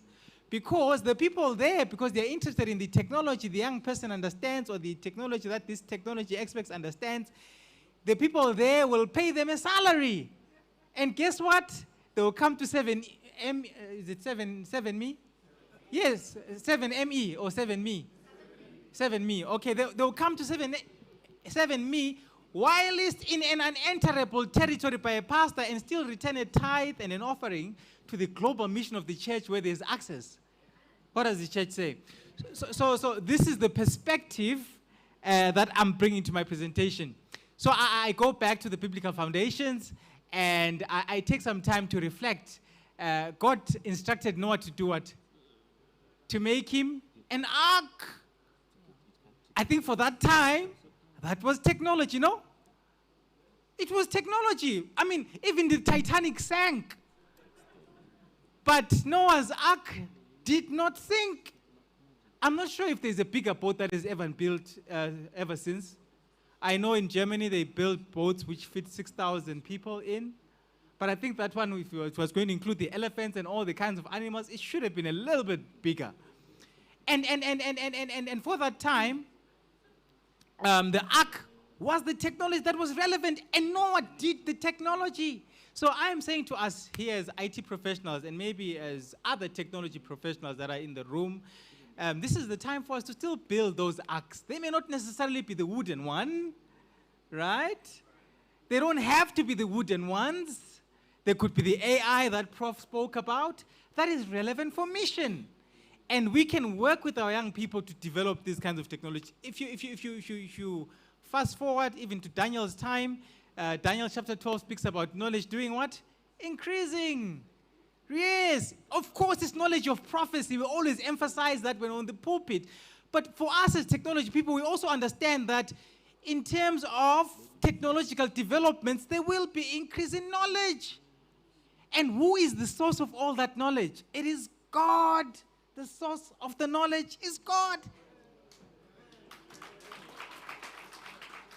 Okay, even the knowledge that they had to get the PowerPoint going is from where? It's from the Lord. So, as we look at the technological developments, it's quick sometimes to associate the technological developments with the devil and satanic influence and dissociate ourselves from them. But if you really think about it deeply, even those who are not of our faith, who develop technology, God borrows them the brains to do so. So this is where my presentation is coming from. And so now I'll run through the slides a bit. I see even our program director has decided to disappear. I'm not sure how many minutes I'm remaining with so that I'm not after time.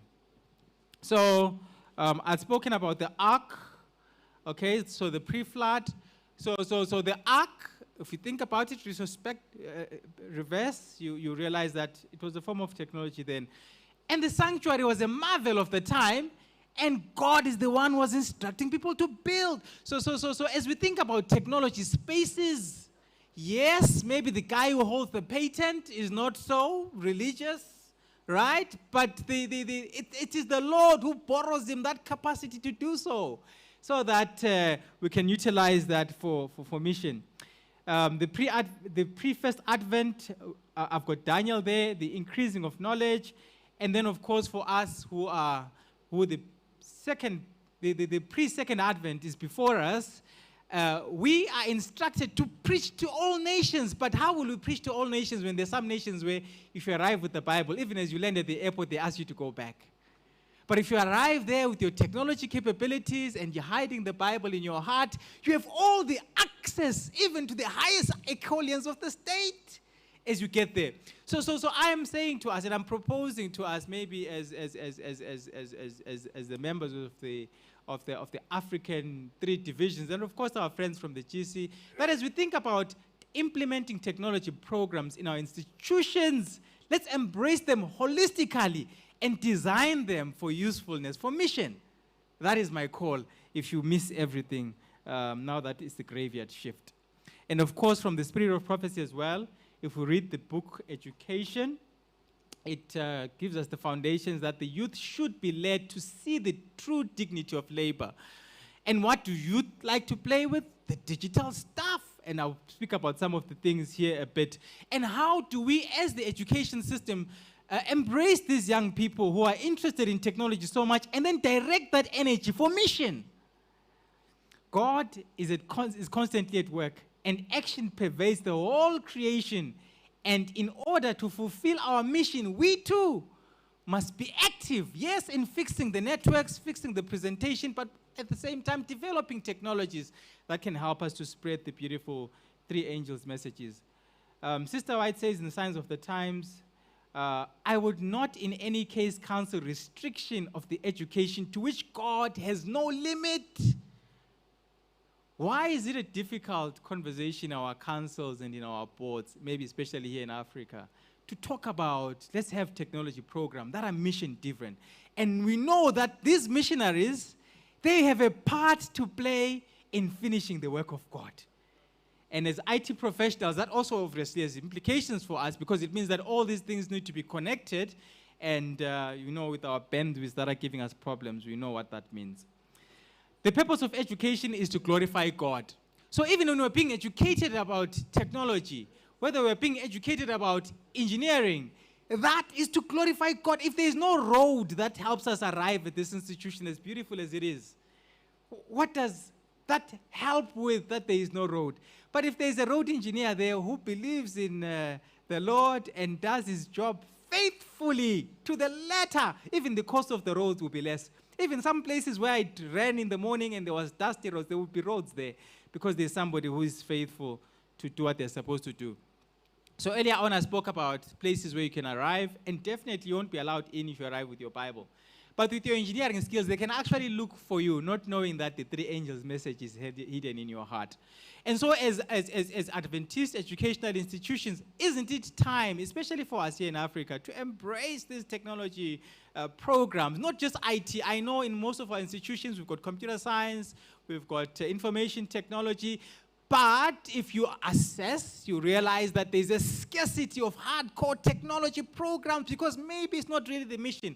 And I want to propose today that maybe that is the arc for this time, for our young people, and even for some of the places in the world like the 1040 window, where you don't have access to, except if you arrive in other disguised formats. And our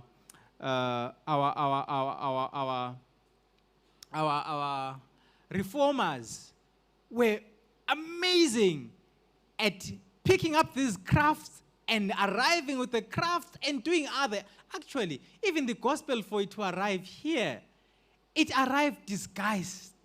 When the people had been helped through whatever technologies were available at the time, the hearts of the Africans were touched with the healing that was taking place, with the education that was taking place, and in the process of time, baptisms began to happen. At Solusi itself, we are told that it took 10 years. Missionaries coming and going, until the first baptism. But a lot of things were done to help the mothers who were pregnant to give birth when there were complications in the birth-giving process. And at the time, those were the appropriate technologies for then. But for this time, we've got other technologies that I'm going to share with. Finally, I want to speak to Adventist education purpose. The true object of our education is to restore the image of God in the soul. So when we approach our education in whatever field, even in those fields that seem contentious. When I was growing up, I was told that you can't be going to the law field because my parents' understanding of the law field was that you are there to protect criminals. Is that true? No, it's not. But somehow, because the understanding was a bit limited, there was phobia to saying, no, maybe this career is not for you because now you start protecting criminals. But when you grow up, then you discover that there's actually property law, there is family law, there's all kinds of law that as Adventists, actually, we need to have serious interest in those aspects because they speak to our beliefs. It is the work of parents and teachers in the education of the youth to cooperate with the divine purpose. And so, doing, 1 Corinthians 3:9 says, we are laboring with God even as we develop these kind of technology programs. I will now precipitate to the issues that I wanted to speak about a bit. And give a few examples, and then I'll close the presentation.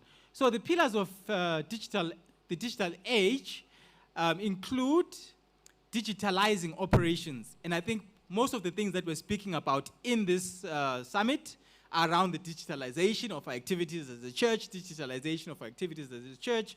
But there's the other side, which is technology. When I first saw the title of the conference, I thought that the technology that we're going to be speaking about is all-inclusive.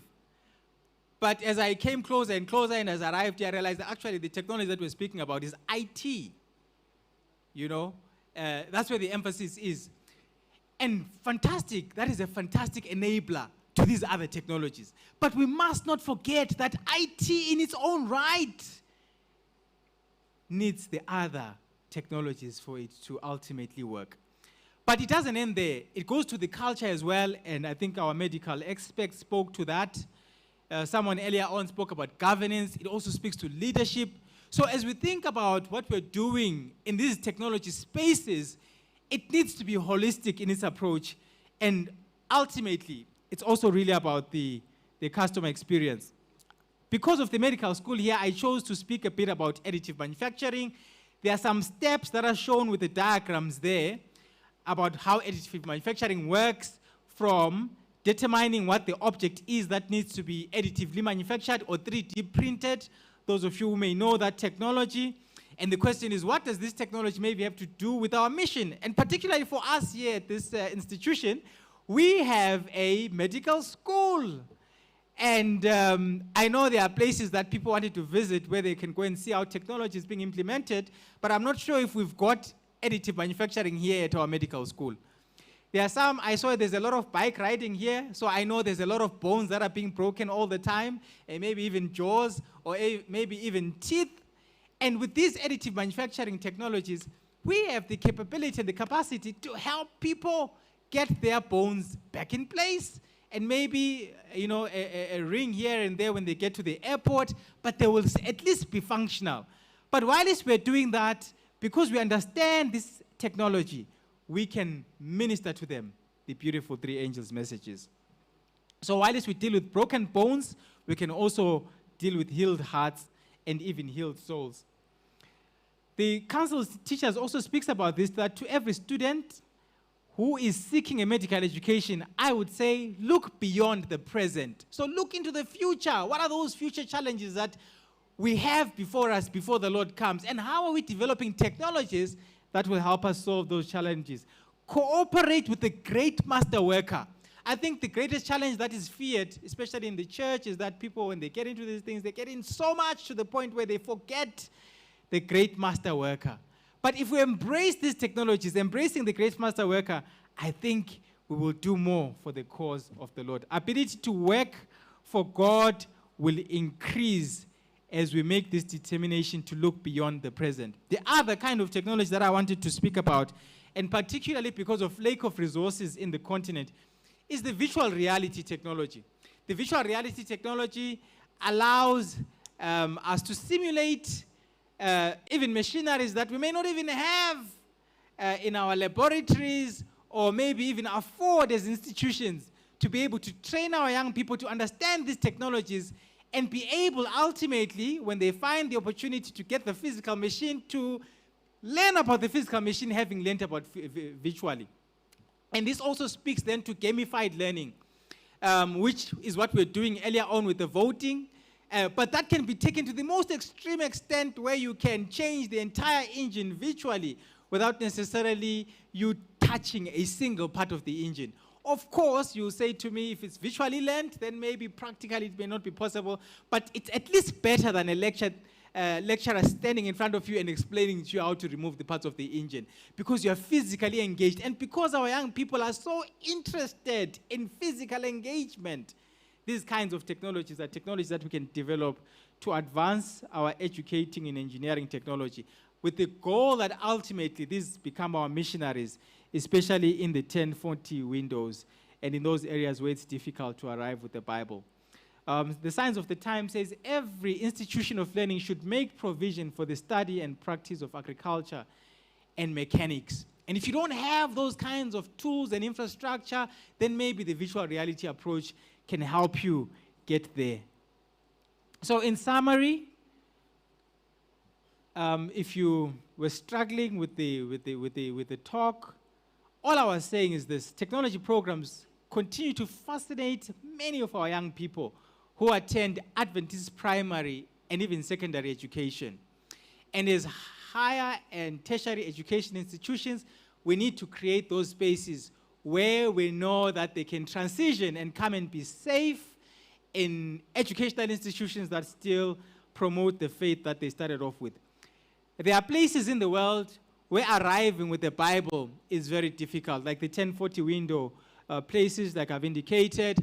But our young people can arrive there with the Bible hidden in their hearts and with amazing technological capability. And they can be of use in preaching the three angels' messages to all tongues, nations, and peoples. What does the church say? So this is an opportunity for educational institutions to be more deliberate in our training, biblically sound and spirit-filled technology missionaries for the digital age.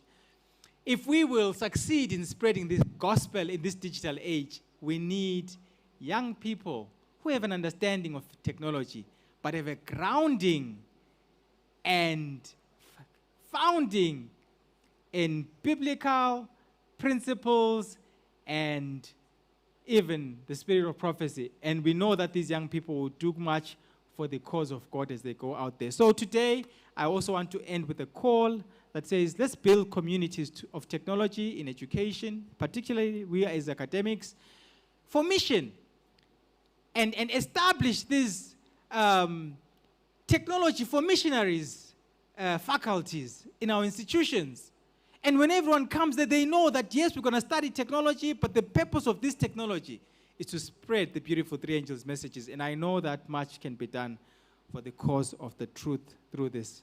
So, in conclusion, Counsel to Teachers says the essential lesson of contented industry in the necessary duties of life is yet to be learned by many Christ followers. It requires more grace, more stern discipline of character to work for God in the capacity of a mechanic, of a merchant, of a lawyer, or a farmer, carrying the precepts of Christianity into the ordinary business of life, than to labor as an acknowledged missionary in the open field. Because here you must labor as a missionary undercover. It requires a strong spiritual nerve. And where else will that strong spiritual nerve be developed for our young people who have an appetite for technology than in our institutions?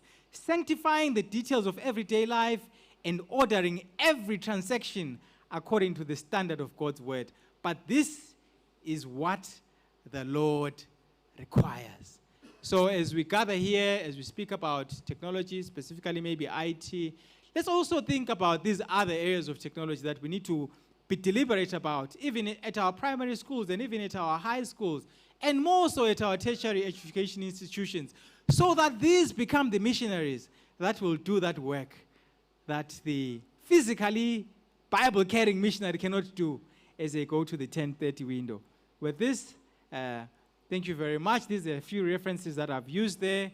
And Murakoza, thank you. The Lord bless you. Thank you for your patience with me, Program Director. Much appreciated. And it's from the back. I hope it's now. The team at the back, are you ready? Another round of applause for Professor Mpofu. Thank you so much for the... Professor has a video that we're ready. Yes. Shall we draw? Consider how advanced healthcare and engineering shape the world we live in today. Imagine a world where these two fields come together to solve some of our most pressing health challenges. Let's venture into a story. Picture a university named Solusi, located in the heart of southern Africa. Solusi, for decades, has been known for its world-renowned dental provisioning in Bulawayo and Harare, and a healthcare facility under construction in Gweru. But Solusi dreams of more. It envisions a future where it becomes a global center of influence, harnessing technology and artificial intelligence to solve sustainable living questions, 21st century healthcare challenges, and advanced engineering problems. Solusi University understands the vital role of healthcare in people's lives. It recognizes that well-equipped and resourced institutions, staffed by highly skilled individuals, can significantly enhance the quality of medical services. To achieve this, Solusi plans to establish a smart university campus, a medical school, and an engineering school. These institutions will not only provide top-tier education, but also serve as a research and service delivering healthcare institute and an advanced service delivering engineering workshop. But Solusi's mission extends beyond providing excellent healthcare and engineering education. It aims to be a beacon of influence, spreading the message of health and well-being across the globe. This vision is deeply rooted in the belief that medical missionary work is integral to the advancement of God's cause. Now, to bring this vision to life, Solusi invites all individuals and organizations who have been impacted by their work to join them in a journey of growth. Over the next 13 weeks, they invite you to pray, fast, and help raise $130 million for this ambitious project. The future of healthcare and engineering education at Solusi University looks promising. With your support, Solusi can become a global center of influence, harnessing current and future technologies to solve some of our most pressing challenges. Today, we explored the importance of advanced healthcare and engineering, delved into the story of Solusi University and its ambitious vision, and highlighted the call to action for global support. Remember, the advancement of healthcare and engineering education is not just for the benefit of Solusi University, but for the betterment of our global society. It's a call to action for us all. Together we can shape a future where advanced healthcare and engineering solutions are available to everyone, everywhere.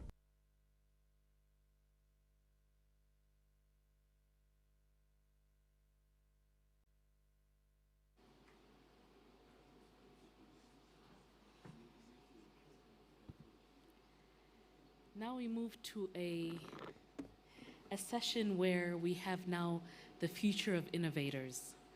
I would like to invite Prince to come and introduce his future innovators.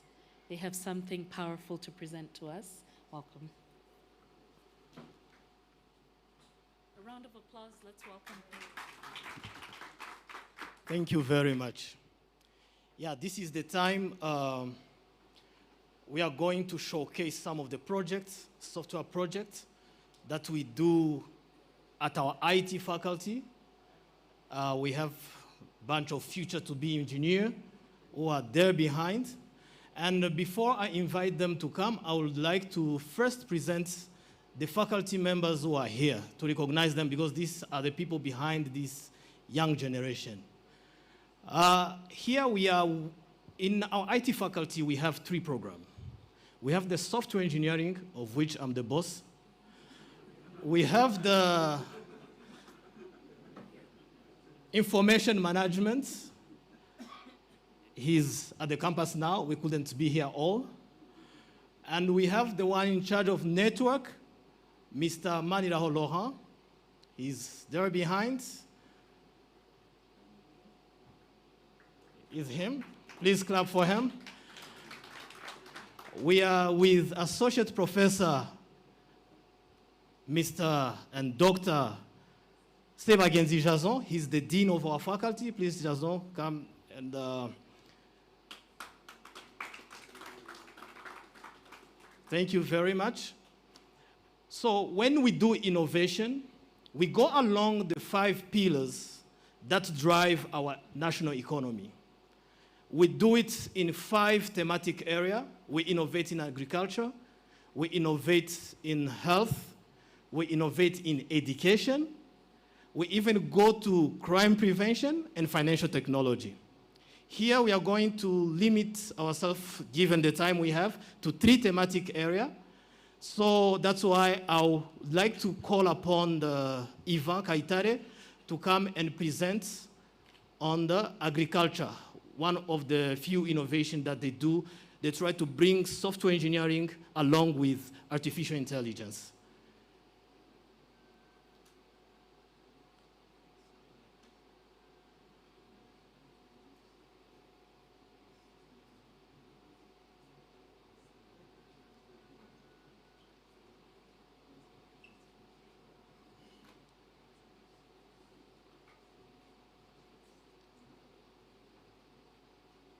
Thank you, Yvonne.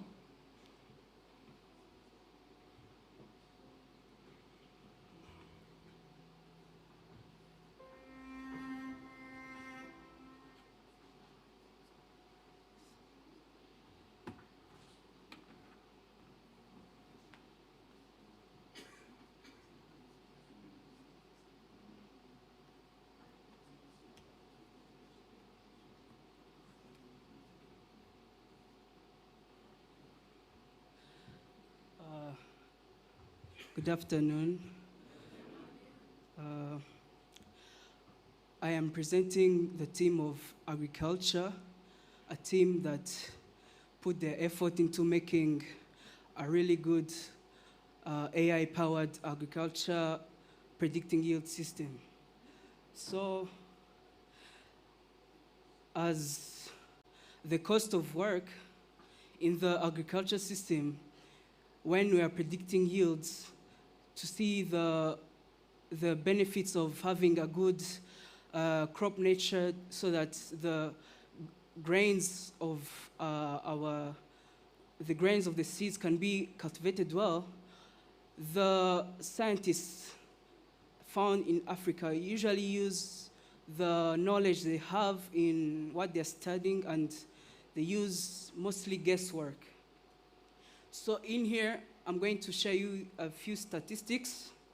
It says that like more than 50% of the workforce in Africa is going into the agriculture type of workforce, and 23% of the GDP all comes from agriculture.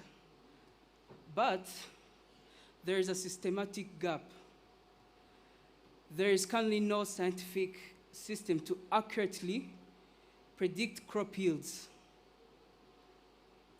Many people rely on using guesswork, like using their knowledge to predict how the yield is going to be.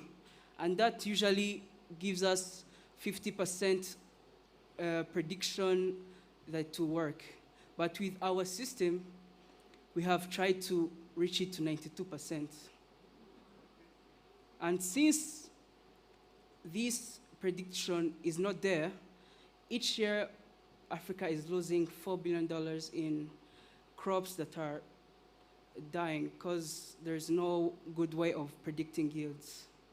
So I'm going to give you a John Doe, or like someone called Patrick. He is an extension officer. He manages 500 farmers who need daily planting advice. But without data, his recommendation is only 50 or 60% accurate. But with our solution, Patrick now uses AgriYield's AI model to process 7,300 data in 20 seconds. And thus, this gives us 92% accuracy. We don't wait for failure, we prevent it. Our system detects harvests through 8 to 10 weeks before they're harvested. We use a web-based dashboard that provides to the officers with synchronized data. Our early detection, it creates opportunities for irrigation and resource optimization.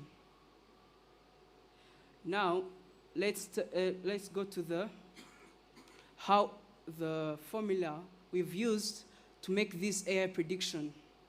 We've used a formula which is linear regression that uses coefficients to calculate the temperature, rainfall, and soil moisture to gather enough information so that we can have enough accuracy in this prediction of yield.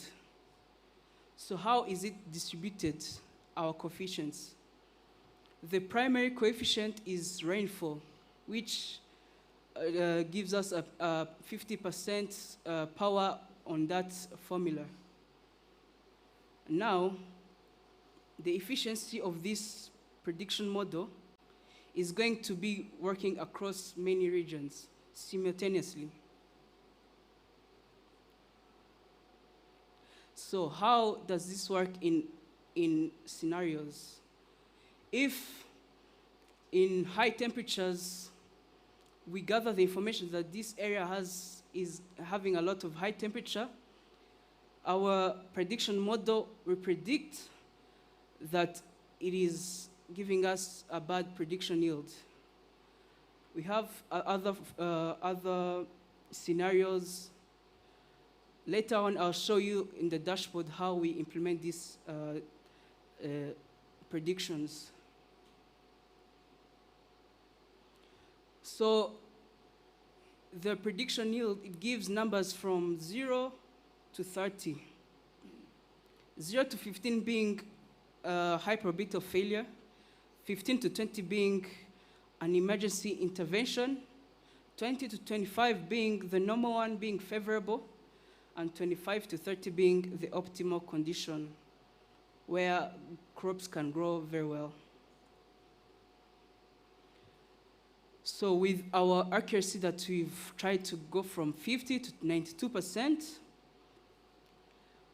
the officer that we've talked about, Patrick, can be able to help more than he was used to helping, from 100 to 500 workers. So we have finished the first phase, which is making an operational web platform. And our next phase is to make a mobile app that will be used offline for the officers who need to use it daily, so that they can be able to use it without our help. And other phases will try to even put even more data in this prediction. So, the future starts now. Agriel does not replace the expert. It provides the science to empower their decisions. The platform is operational, and it is hosted on our demo server. Data precision has to drive our mentorship to ensure every harvest succeeds. Thank you. Right now, I'm going to show you the prototype of the AI model.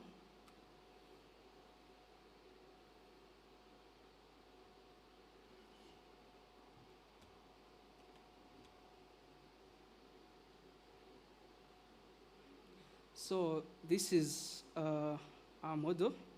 So we start by creating a new user. Enter full names, enter passwords, let's see, and we've signed up. So this is our platform. And now I'm going to show you how this AI prediction system analyzes our data. So we're going to upload our data.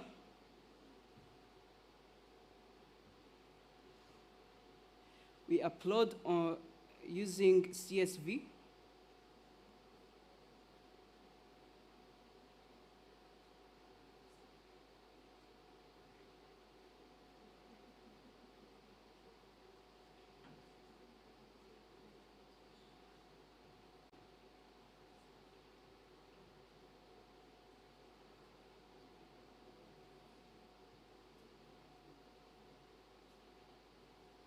So after uploading our data sets, we can run our analysis. Oh, wait. Sorry for...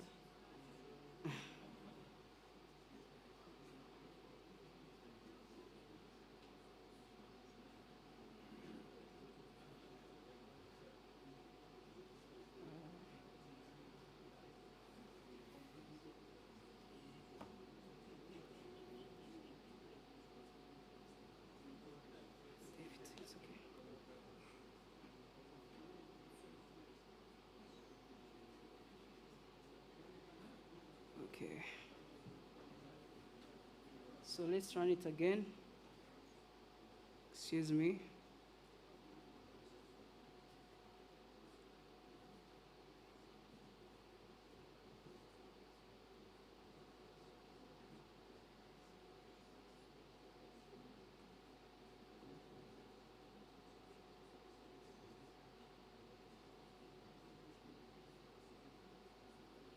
Okay, so let's run our analysis.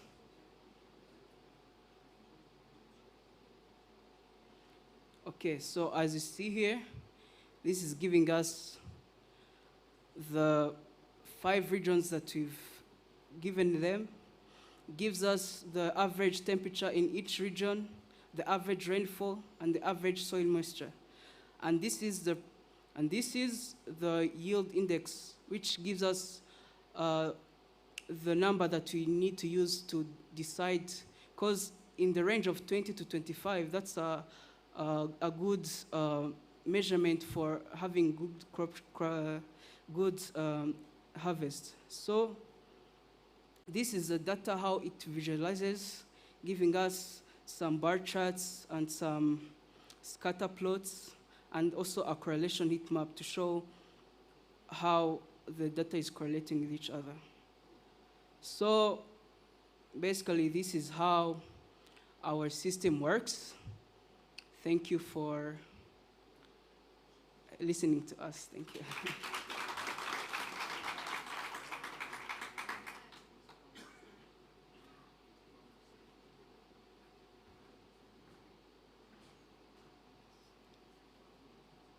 Again, a hand of applause for Eva. Just a reminder, these are our undergraduate students. Next time we'll meet our masters. Okay, let me call upon the one in education area.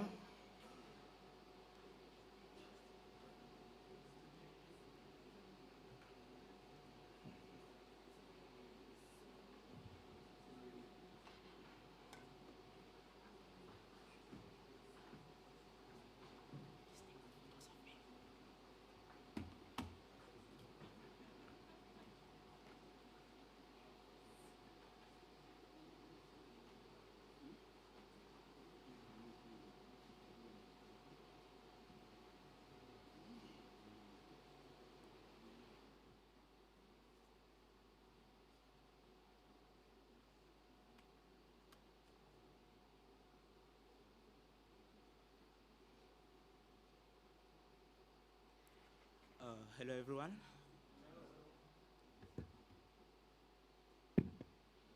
Hello, everyone. My name is Afanio Emmanuel. I am, excuse me.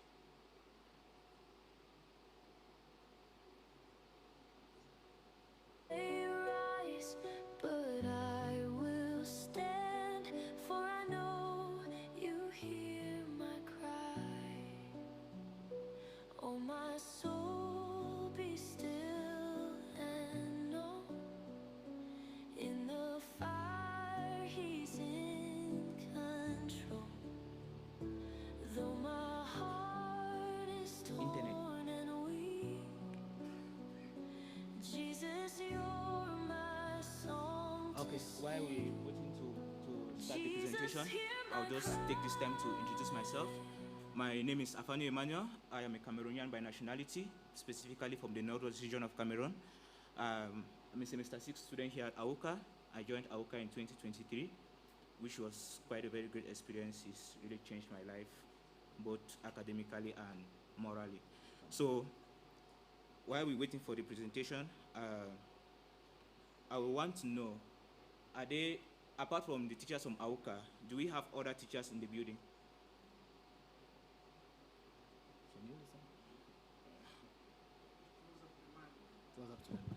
So apart from teachers from AUCA, like our staff from AUCA, do we have any other teachers in the building? Wow, interesting. So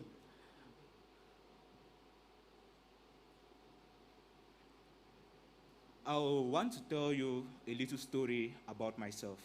And by the end of this presentation, you understand why I embarked on this project, and you understand why we choose to do this thing.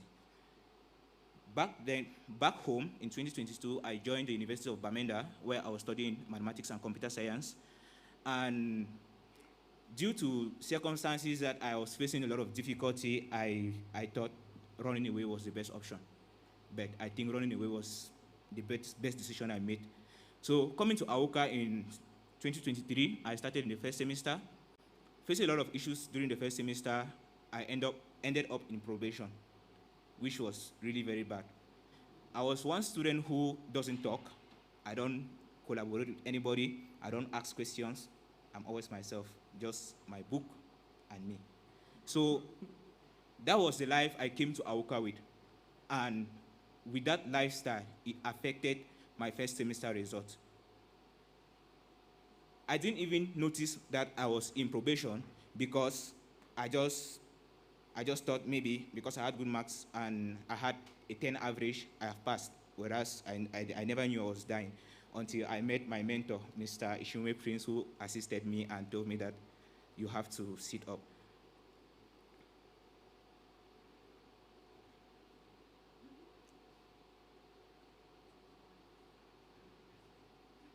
So today we'll be talking about EduStats, which stands for Educational Statistics. So this is proactive academic intelligence. So now, I want to ask a question. What do you think will happen to me if I didn't go up to our administration to help me? And what do you think happens to thousands of students out there who are like me? They don't talk, but they really want to study. So that is one of the problems we do face. And due to our educational system, we get a comprehensive result of how our semester was looking like 1 week before we start the final exam. And the question is, how do we help a student who is at that position? How will I get started to leave from a failing student to a succeeding student? But also, we want to look at this. You are a teacher. How many students do you have to attend to? And how long does it have to take you to analyze data to know that this student needs help and this student doesn't need help? When you have 4 groups, that is approximately 240 students. It becomes a difficulty. You can't know everybody.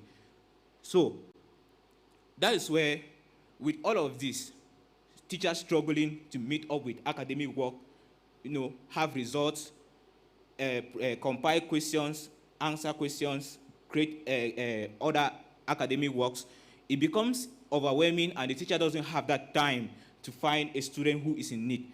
And that is where EduStat was born. We now introduce educational statistics. You'll be asking yourself, what is educational statistics all about? So educational statistics is an AI predictive model which we've created, which when the teachers submit the mid-semester results and the continuous assessment they've collected, it will be able to analyze the data we've provided and predict if the student is going to pass at the end of the semester or the student will fail. And it's not just predicting if the student will pass or fail, but it is predicting what are the level. Is it a critical or is it a high-level failure? No. What if we predict failure early? That was the main question we wanted to answer. What if we predict a student will fail 8 weeks before they write the final exam? Do you think we will save a student who will fail? That is the question. Yes. So now this is the solution we provide. We use AI predictive models to, one, when we collect our mid-semester results, that is between the 8th to the 10th week of the semester, we then analyze. And then from the analysis, we'll do a real-time dashboard where the university can see an overview of the system and also know who is performing well and who is really in need of help. And now, this is where the intervention window comes in. What does the intervention window do? The intervention window comes in now to tell the teacher who to give a little bit of more attention.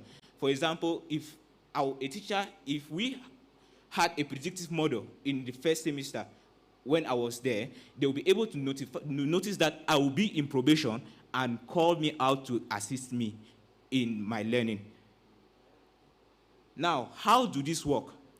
The administration just have to submit a data set containing the students and their marks. Then the system analyzes it based on 60% of the marks which has been provided. And then we do a precision risk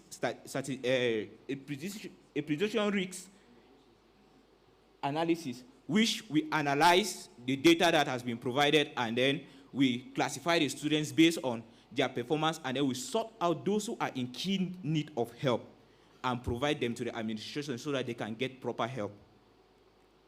So, based on analysis, looking at this chart here, this is a donut chart. We have a sample of 300 students. Now, when you look at the students in green, are the students who are already showing signs that they will succeed. Now, these students don't have any issue. Now, looking at the students in blue, we have students who are on second class upper, which means they are almost in the first class, and we have students who are in yellow, which means there are students who are predicted to be in the second class lower. No, sorry, the yellow is for the second class upper and the blue is for the second class lower. Now, this is where we get our interest, those who are in red. Those who are in red now are those who really need the teacher's help. So now we tend to focus more on those students, like give them more attention than what we are giving in class, because you can't tell, not every student have the same way of learning. So we give more attention to the students who are in red just to save them. We'll skip the demo for now and we'll do the demo at the end of the presentation. So, the early intervention and the measurable results. Now, early support restores a student's confidence. For example, just imagine that I was giving, giving a student is receiving a probation, it becomes a problem. The student starts feeling psychologically disturbed. So, with this, we'll use we find early support to support the students. We use real-time visibility to create strategies on how to assist students, and we use automated alerts to alert teachers that students are facing a difficulty. So why does this really matter? Why do performance analysis matter? This matters to our academic institution because we are investing a lot into students who are studying.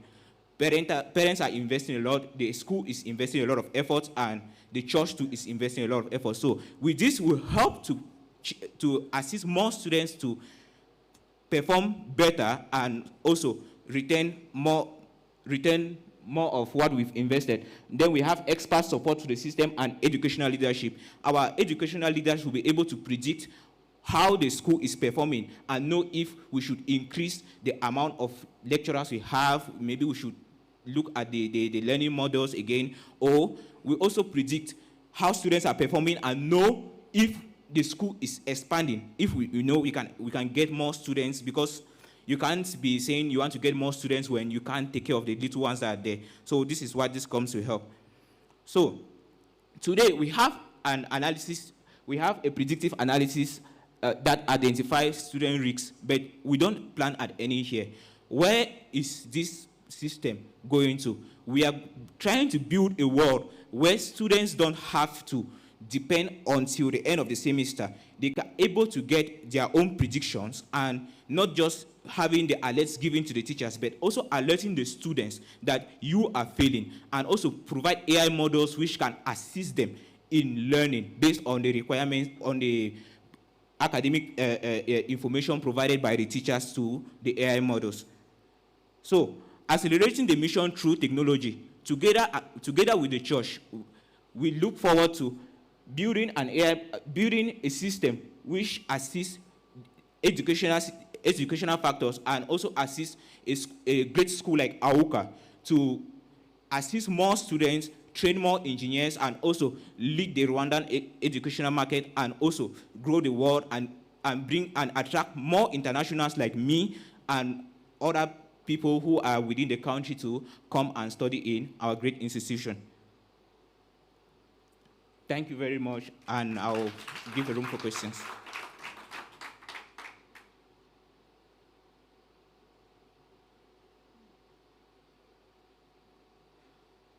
So now, this is our dashboard for our educational analysis. So based on the data we have provided, we have 350 students in our data set.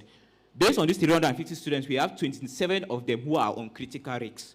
We have the institutional GPA is 1.7 based on the prediction we have, and we have a prediction of a pass rate of 41%, which means at the end of the semester, we are expecting that 41% or more should pass.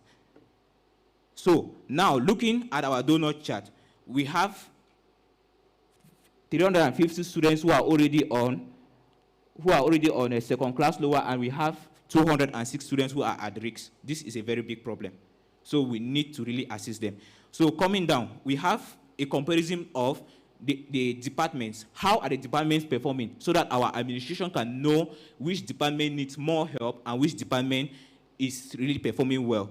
And coming down to the most interesting part, we come to the risk tracker.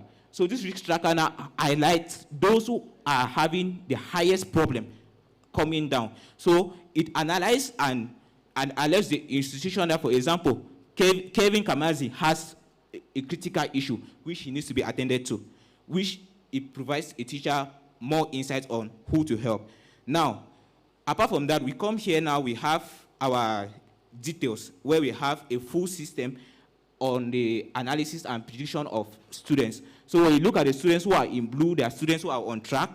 When you look at students who have a higher risk, students who have, like, the risk level is very high. And when you have students who are critical, then you have, those are students whose cases are worse, which needs to be helped. Now, we have what we call the institutional insight. Under institutional insight now, this is where we look at the department. What is the average pass rate of the departments? Because the administration really have to know who is performing well at what stage. So we have the average pass rate, and we have the zero on the final exam, because the final exam results have not been provided yet. So when the exam results are provided, we'll have a complete result on this. So that is the educational system we are trying to see, and we are trying to see to either we build a future where students get more assistance and teachers get more time to prepare academic materials with the use of AI models to predict students' results, and also have the prediction models into the hands of our students, so that a student can be able to set their goals, track how they are progressing, and also know what am I expecting at the end of the semester, and what GPA do I want to have at the end of the year. The AI model will be able to predict that based on how you are performing. This is the GPA you have at the end of the semester when graduating. So this is the future we are trying to create, where education is seamless and every student is safe from failing.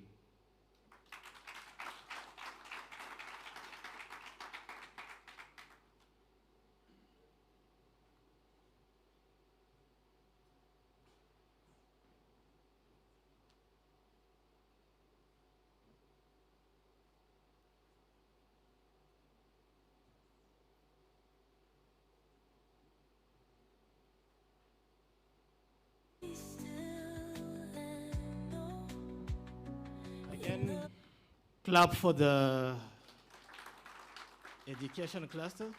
So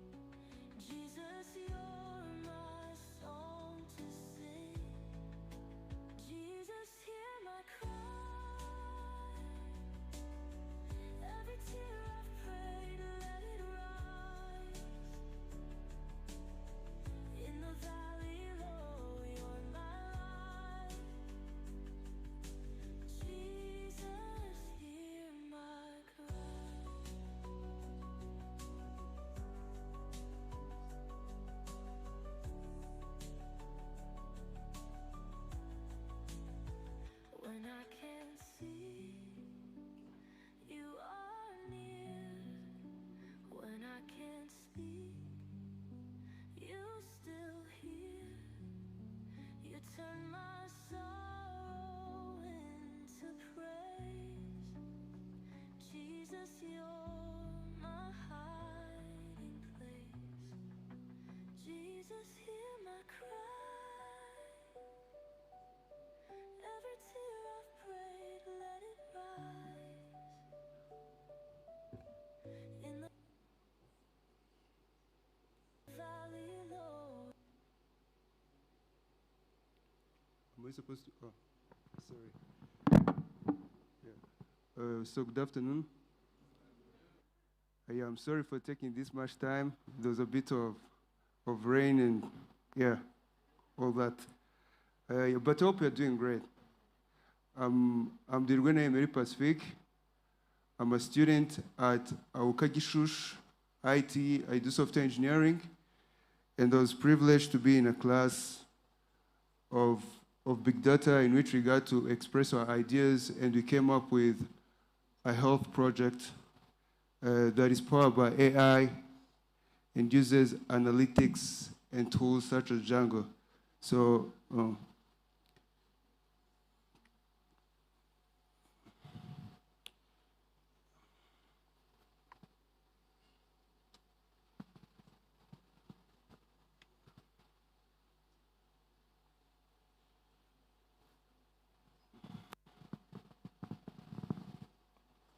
Or can someone help me to?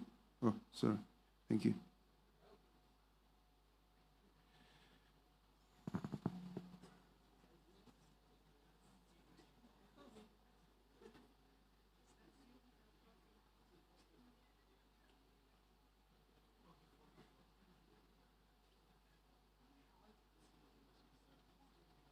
All right.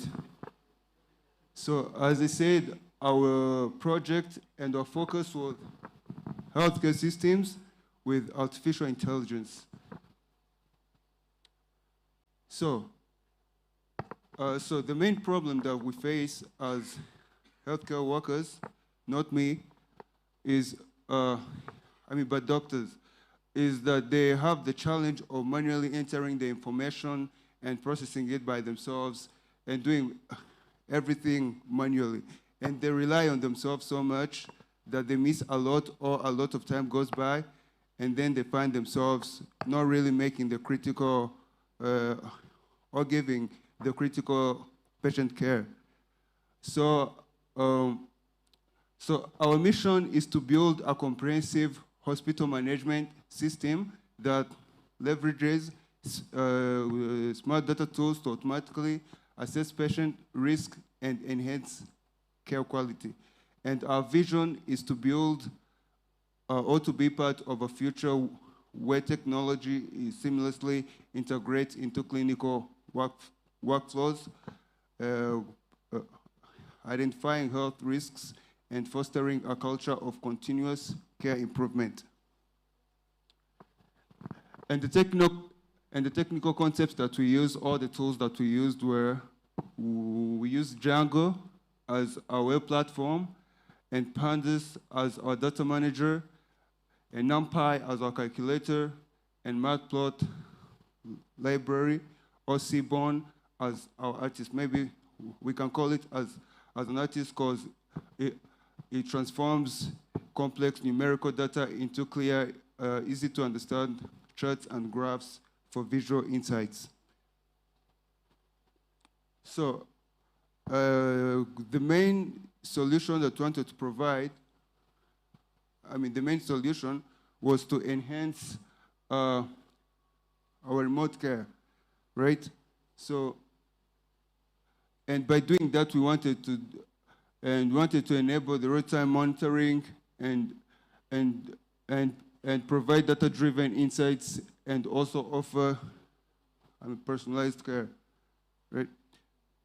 So, optimizing treatment plans, AI-guided personalized medicine. So, our AI algorithms analyze patient data to identify the most effective treatments based on individual factors, ensuring personalized care. AI-driven systems can determine the precise dosage of medication needed for each patient, minimizing side effects and maximizing efficacy. Yeah. Right. So, and then we also had to consider some variables. The variables that were going to be considered were for health monitoring. And the variables were heart rate, temperature, and oxygen saturation. And this was important because we were mainly identifying the risks that would be associated with such a patient, so that the doctor can provide the necessary attention to that patient. So, yeah. Right. So when we are considering the risks, we have low, medium, and then high.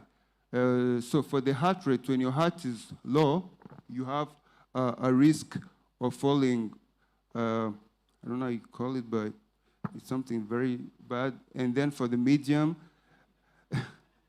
I'm really sorry. Yeah.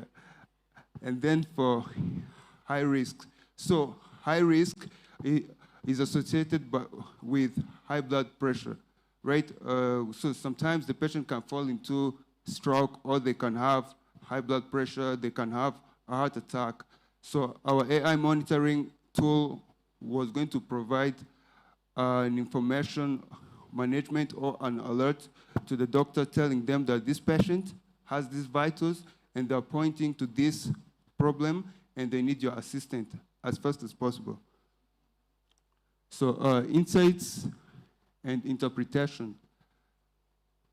So the Vital Track system revolutionizes patient care by enabling quick identification, rapid detection of at-risk patients for timely interventions, visual understanding, clear data visualizations, and supportive intuitive decision-making, and optimized monitoring.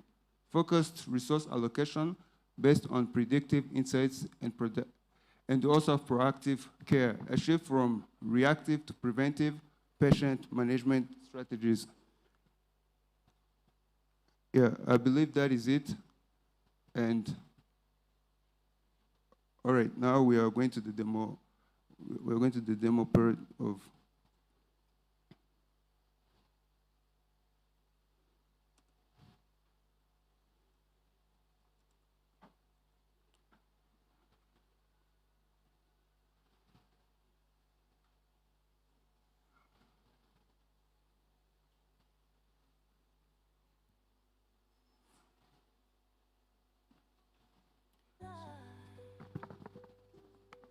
Jesus, hear my cry. I will trust you through the storm. Jesus, I am yours.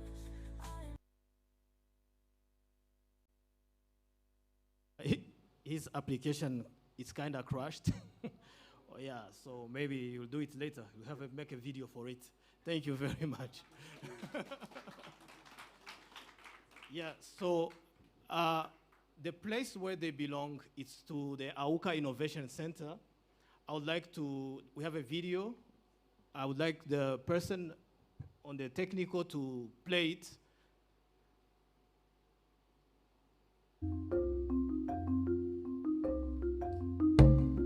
In the heart of Kigali, a vision was born to create a space where innovation meets purpose. The AUCA Innovation Center, in partnership with the MasterCard Foundation, opened its doors to empower young Rwandans with skills for a digital future.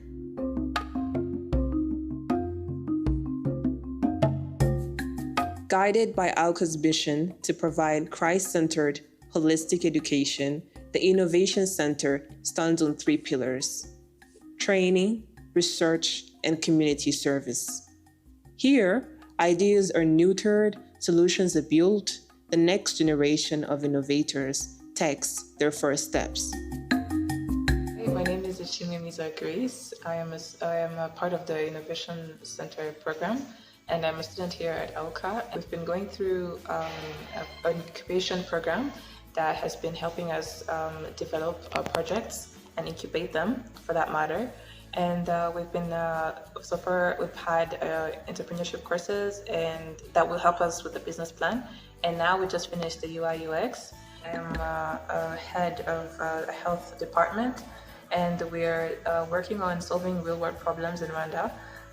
Statistics show that there has been a maternity and child health mortality problem and family planning.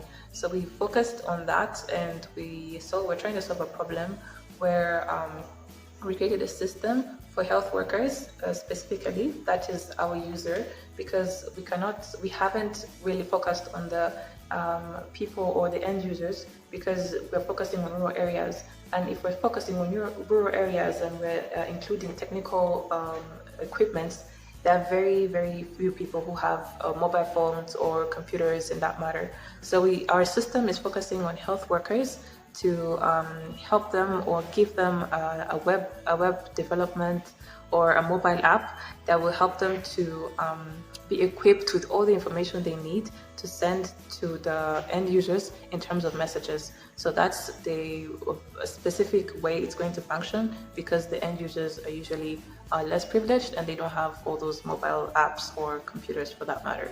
So that is the whole, the bigger picture of our projects, both maternity and child health mortality and community-based family planning. My name is Alec. I'm part of the incubation center of AUCA. I was so blessed enough to be here, improve and implement the projects that could help potentially the community, especially Rwandans. Right now, currently, we're just done with a course of UI UX. Some of the expectations that I had for this course mainly was to be able to improve my UX experience so far, how the user should interact with the whole product or service that is being implemented. And I can say that every need and expectation even went beyond than what I anticipated in the first place. From these amazing instructions and instructors we are provided within the incubation, it does help us to move forward and most importantly improve the projects into a professional perspective and hopefully into a production perspective. So far, I can say that I've gained a lot, and I cannot wait to improve and implement more and make it happen as what I have intended. So far, my team and I, we are implementing the project that should help SMEs as well as their potential stakeholders to meet into the platform and provide access to direct capital without being subjected to the traditional forms and ways that was scam, such as loans from bank and other institutions. And so far we are doing a great job. The project is being alive, I can say.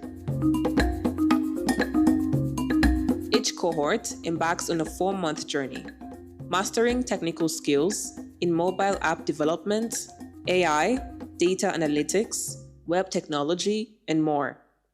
The learning is hands-on, the challenges are real, and the outcomes transformative.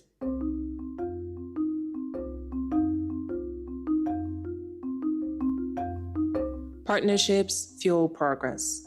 By connecting students with industry leaders and global networks, the Innovation Center ensures that learning here meets the highest professional standards. Beyond the campus walls, AUCA takes innovation to the community. In just 1 month, we reached 10 secondary schools, training over 500 students in AI and big data analytics, inspiring the next generation of coders and problem solvers. The journey gained national attention on the RBA talk show, showcasing student innovations and bringing together voices from education, government, and industry to discuss the future of Rwanda's digital transformation.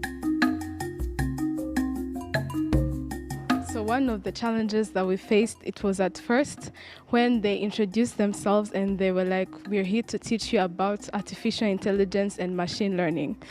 Speaking of the students who have been using it in their daily lives to perform complex activities, and just one click, it turns into something simple, you already have in your mind that something behind there is just so complex and you just can't crack it down. So the AUCA people, through this outreach program, they have showed us that it's all about taking a step with another one and cracking it down into something that you can take at a time. So we've actually been able to understand things that make up this complex thing that is actually the key to the solutions that we have created and we have just presented. So this outreach program has showed us that it's actually possible when you actually take the first step and you're willing to get out there to learn more and create something that is way beyond your expectations, as I can call it that. Thank you very much. I said earlier, my name is Akela Shizahila.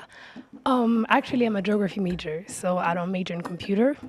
When they first told us we're going to be learning about AI and big data, okay, it was scary. It was kind of, as Ida said, we always use AI, and it just gives us a simple answer, but you always know there's something big behind it. And knowing that you're going to be part of the people that are going to do something big that comes behind the screens and everything, it was really scary. I always thought coding was really hard because seeing the computer majors do it, seeing them code every single time in their classes, I thought it's something that I cannot navigate. But the moment I stepped into the class with the team of Shakila, it was really interesting. It was collaborative. We got to learn, and and they took us step by step so that nobody could get lost. So I believe going step by step, we're able to learn. And I know that the program that we had, any person who can take part in it can be able to learn really great, because it was step by step. We understood everything that we had. And I believe computer and AI is really interesting, and it's the future of our country.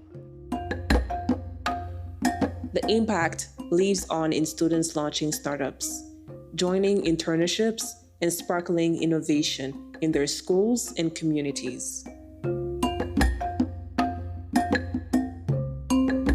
The journey culminates in a celebration of creativity and excellence.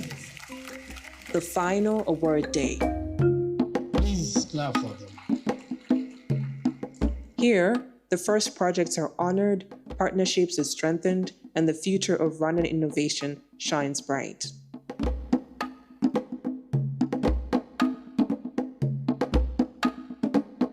From the first day to the final award, the AUCA Innovation Center has been more than a program.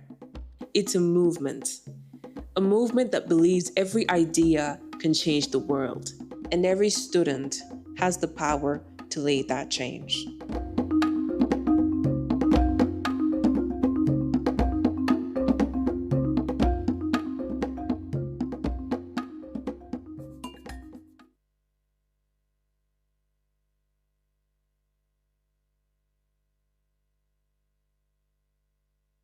Big round of applause to our future innovators. I think they've now become our present innovators. So right now, the next session that we will move on to an interactive session of Kahoot. Our Q&A, will have it tomorrow. So please, those that are facilitating Kahoot, we welcome you forward to start. Take your mobile devices out and let's start our interactive session. We will limit the session to, right now it is 4:27. By 4:40, we expect to be done so that we can have a very good, restful, calm evening and we can interact outside. Thank you.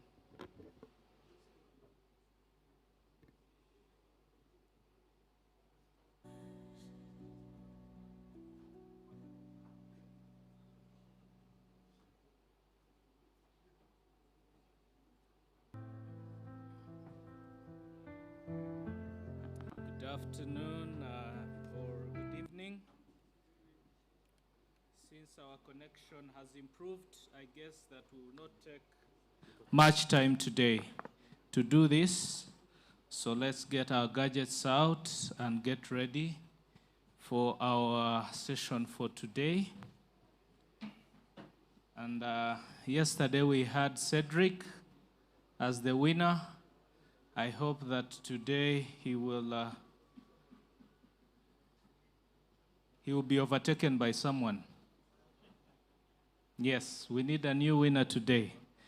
So get your gadgets ready, connect to internet.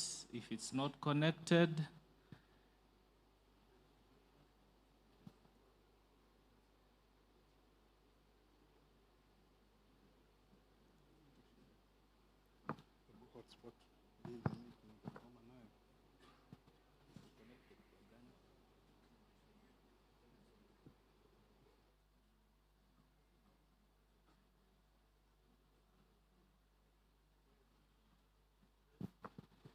okay, we hope this works.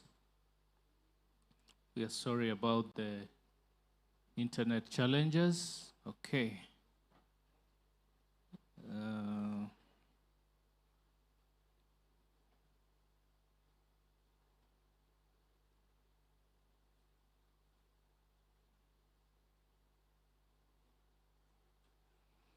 All right, get ready to join. There we go. There we go. We expect to have better numbers today than yesterday.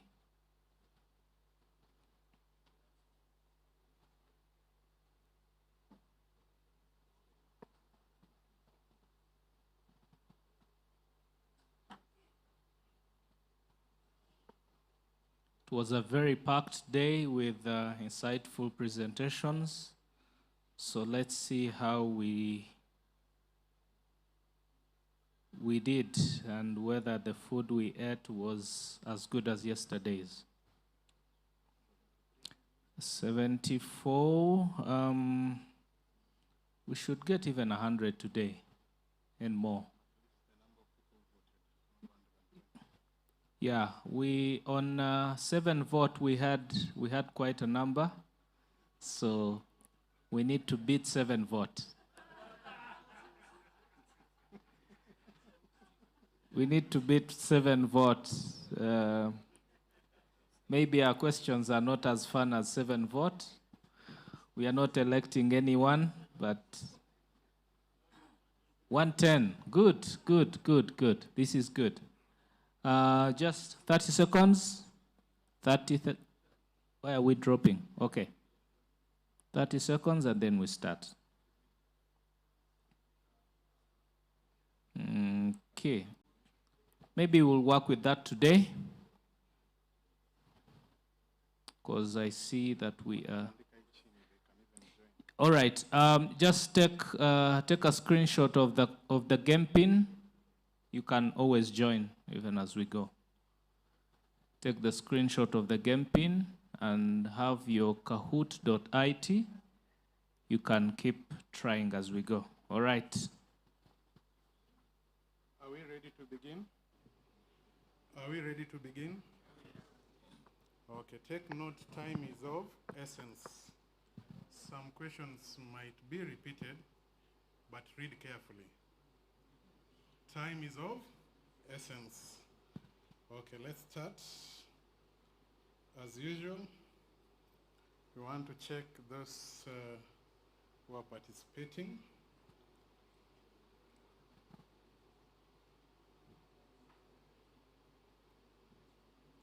Okay. Which division are you representing?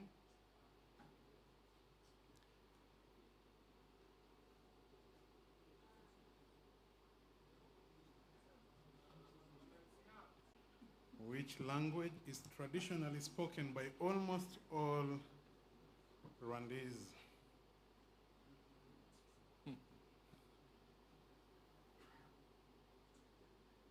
I hope the same, that language will be also in Jetstream. Am I giving you a hint? You're giving them a leakage. Wow. Okay. Interesting. At least there are 5 people who believe Kirundi is spoken. Kirundi is spoken in Rwanda. Okay. We'll need to check.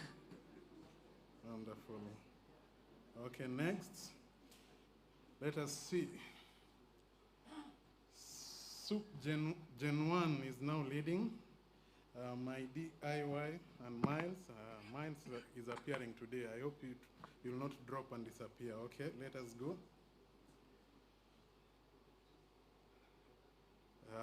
It was about cloud data platforms, era of elastic, serverless, and multi-cloud architectures. That was first presentation in the morning. Which era was that? There was a table there. Things are getting serious. You have 10 seconds to be thinking if you have not answered. And this is the easiest question. 100. Good. Out of 100 answers. Yeah, if you took notes, you can see it was between 2015 and 2020. Okay. Let us continue. All right. Okay. Someone has come. Golko. Yeah, Golko. Okay, let us continue. This is a multi-select, double points. Why data matters. Access to accurate and timely data enables organization to double points. Check if there are multiple choices to select. Read carefully. access to accurate and timely data enables organization to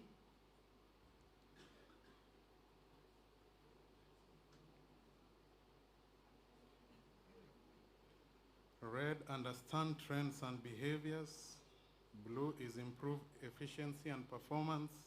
Make informed evidence-based decision. None of the above. Green. Okay, I see at least 44 agreed that yeah, it was a multiple choice. So the three answers, the red, blue, and which color is that? Orange. Orange, okay. Yeah, so the three answers are correct. Let us see. If you selected two, know that you might be missing some point. Okay, let us check. Oh, he's back. He's back. NCSA2 is back. Let's see how if Cedric will come back and look for his friend. Another multi-select double points. What are the top 4 data protection concerns and challenges of 2026? This was presented by the Data Protection, the Associate Treasurer. What are the top 4 data protection concerns and challenges of 2026? You know, we are mathematicians, some of these things. Top 4. Okay. So let me see how many chose. Hey, somebody, at least 9 people said that company logo or brand colors. Choosing the office And wall at least we paint have color. 3 IT guys who said choosing the office wall paint color is a top concern. Okay. Those 3, we need to retake that. Okay, let us see. Wow. Okay. Okay. Let us continue.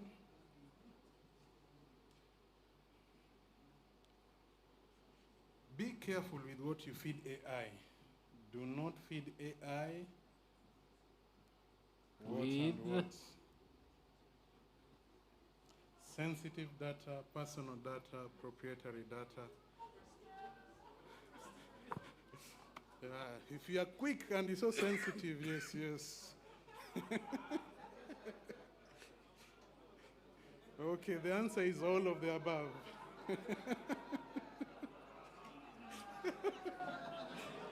Wow. So that's how we use ChatGPT. You just pick and take in the same way you have answered.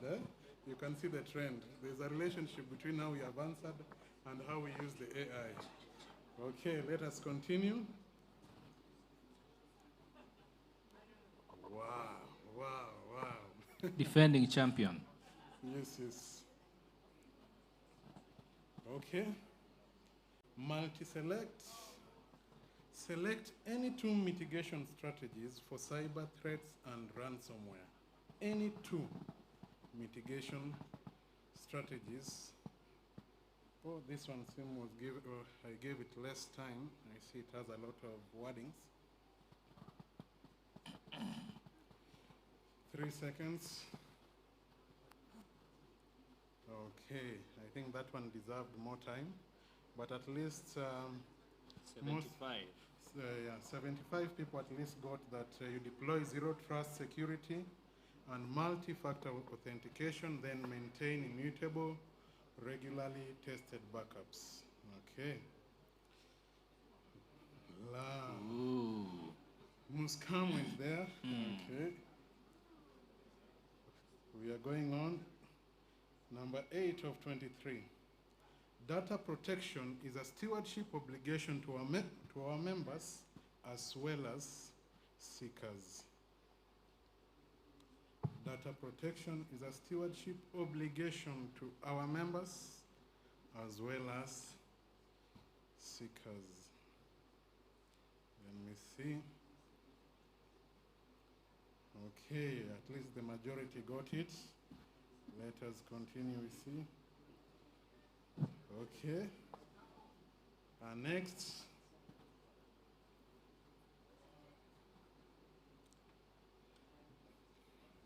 Okay. Data protection must be a collaborative effort by each church entity to ensure proper use of data. Is it true or false? Data protection must be a collaborative effort by each church entity to ensure proper use of data. Okay. I see 4 people believe that it's not, it's false. Interesting, okay. Our scoreboard, okay. We can see 2 defending title. Another true false. SunPlus empowers entities with purpose-built business apps and global services that enable them to focus on bookkeeping. SunPlus empower entities with purpose-built business apps and global services that enable them focus on what?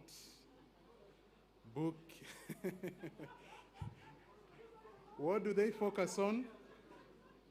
What do they focus on? Mission, not bookkeeping. So what changed in that question is just bookkeeping. So our focus is on mission. Just be reminded that even as we do SunPlus, it is to aid the church focus on mission. Okay, I hope you have some takeaways even as we answer questions. Yeah, all right, to stay supported and secure, ensure you keep your SunPlus software up to date. Which version is fully supported?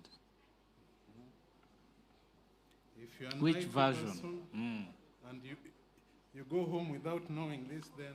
If you get this wrong, we switch off the Wi-Fi.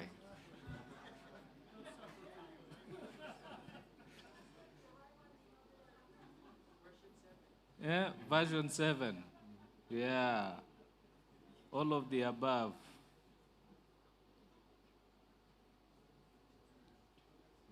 And someone asked about this, so really, I believe that we are all keen about which version. And we know now our next upgrades, where should we be looking at, which version? Oh. Okay. Oh, okay. There are some 4 people here that we need to... So those 4 believe that 6.3 is supported, it is at the end of life, and they explained how. Wonderful, okay. Wonderful. All right. Next. True all right. False? Patch set 73 is a baseline release and the latest SunPlus patch set that is delivered as a full software upgrade. Is that true or false?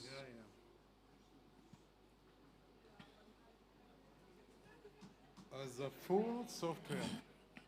After today's exam, you will be good to go when you go back home. Yeah. Is it the latest? Just like... Yeah, the trick here... the trick here, which one is the latest? 7.4. But 7.3 is the baseline true, and it's delivered as a full software upgrade, but is not the latest. There is 7.4. Okay, this was just to check if you got the difference between the two. Okay, we go. Let us see. Oh. Right, okay. Right. Some Tab people are coming up. SunPlus is an accounting software. Yes or no? How do we use SunPlus? As an accounting software?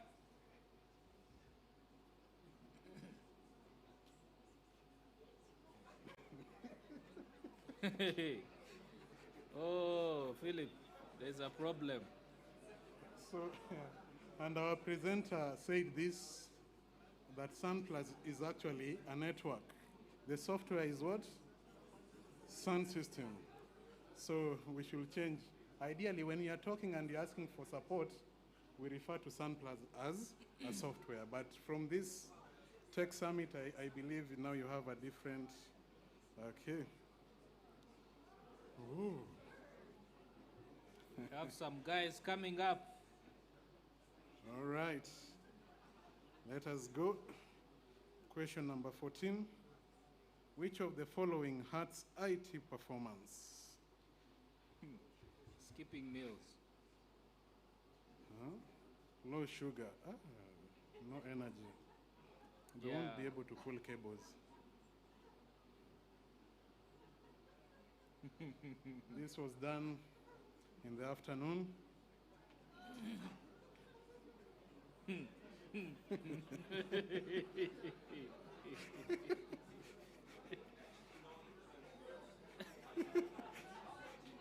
If you check your notes clearly and if you followed, it was skipping meals. All right. Okay, let us check. Wow.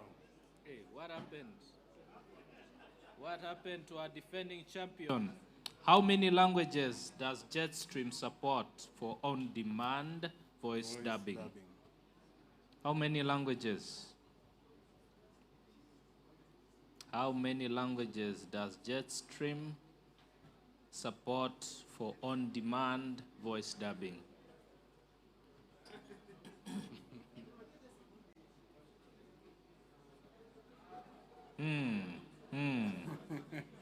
So the answer is 71.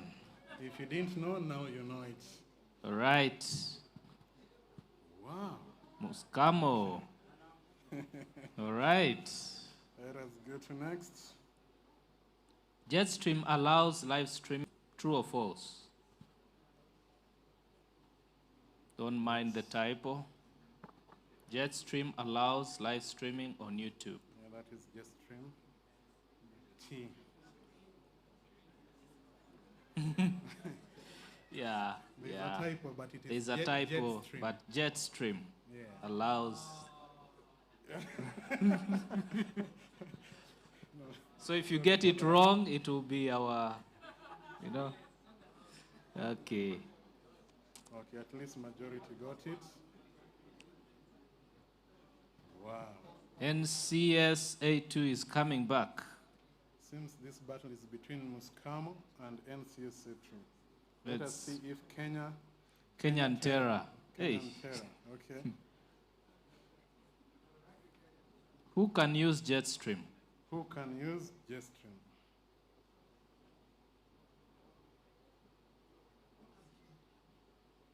Who can use Jetstream?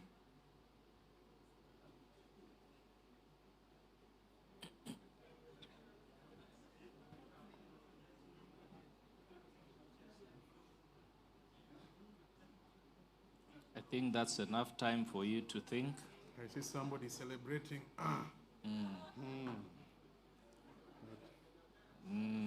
Okay, at least, yeah.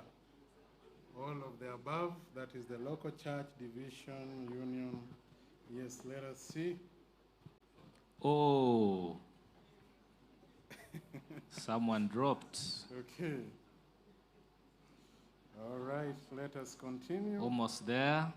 Few more questions. Who is eligible to register and use 7Me?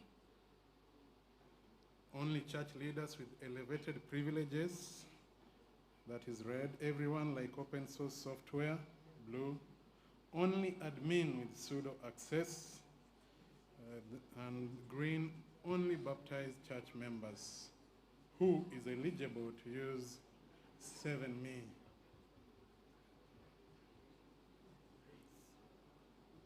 Who can download and register and use the 7Me app? Yes, at least majority got it. Some people are only allowing baptized members. Okay, I hope you are noting. Hey, Muscamo. Muscamo is still on top. All right, let us go to the next question.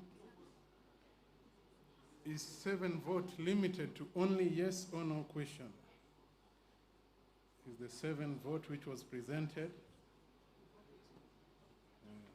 Do you only vote yes or no, or you can vote otherwise?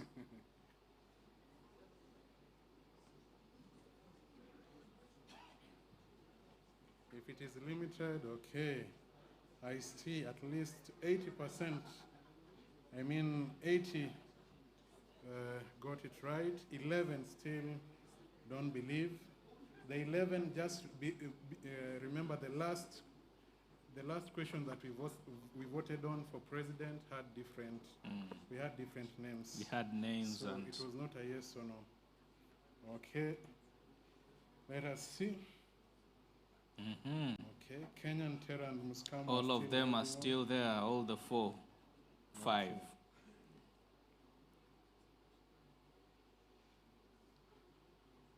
If your vote hasn't been submitted, can you still change it? That is on 7 votes. If your vote hasn't been submitted, can you still change it?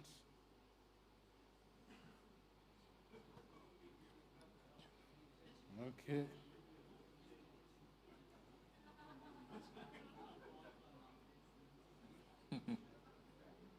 I don't know, from behind, are you able to read it clearly? If you can't, just give me a thumbs up to know that you're able to. Okay. Let us check on this. So 32 people believe that if your vote hasn't been submitted, you cannot change it. You remember?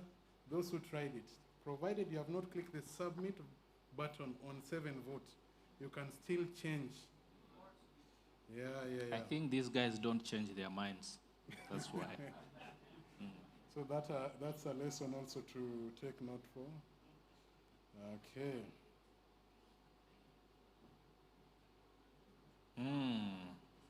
Okay. Weiner is number 3 now. Let us see.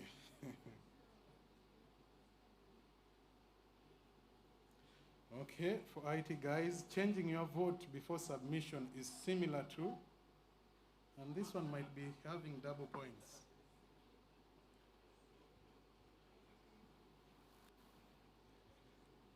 Changing your vote before submission. We have said you can change your vote.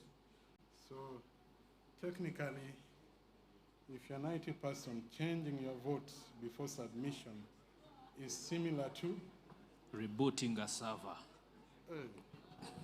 And how will you submit? Don't. Okay, this was just on a light note for the tech people. Okay, let us see. Oh, Weiner, be careful. Weiner. All right. This has double points. Choosing the wrong answer in Kahoot is like choosing the wrong answer in Kahoot is like double points. Muscamo, make sure you don't lose this one.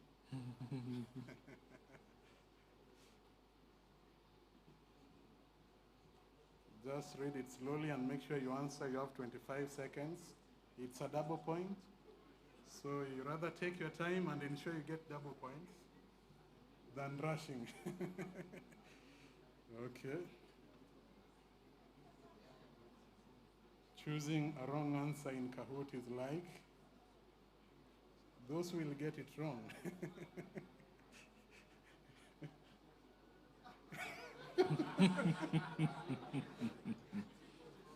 Okay. Interesting. So it is pushing a code without testing.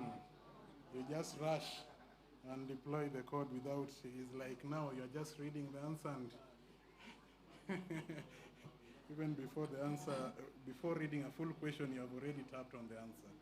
So pushing a code without testing.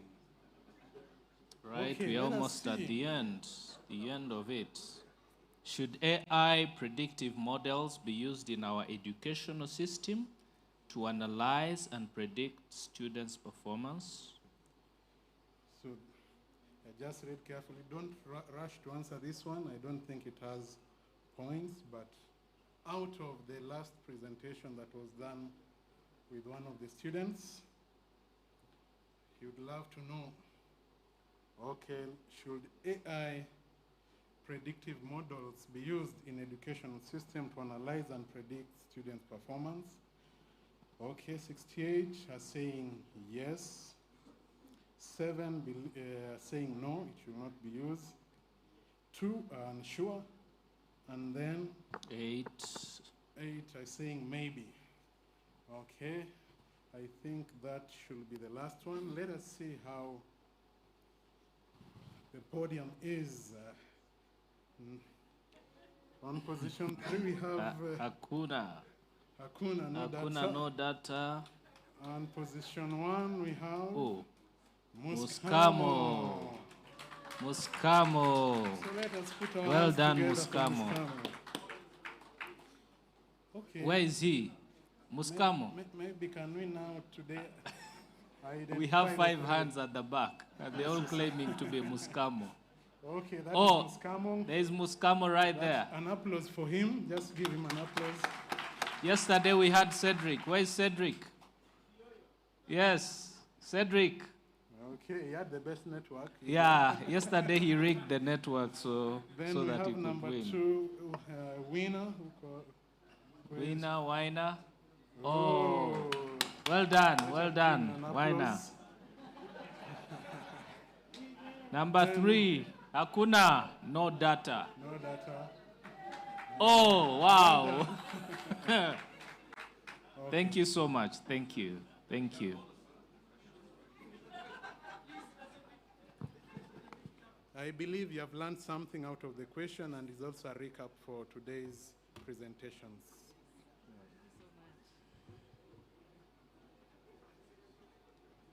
Thank you, everyone, for your interaction.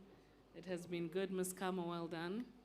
And we're hoping tomorrow to see a different set of champions. We have come to the end of our program, our sessions. We thank God that we have reached this far. We have learned a lot. And now, in closing, I would like to invite the facilitator for any announcements. And he'll be able to close for us in prayer.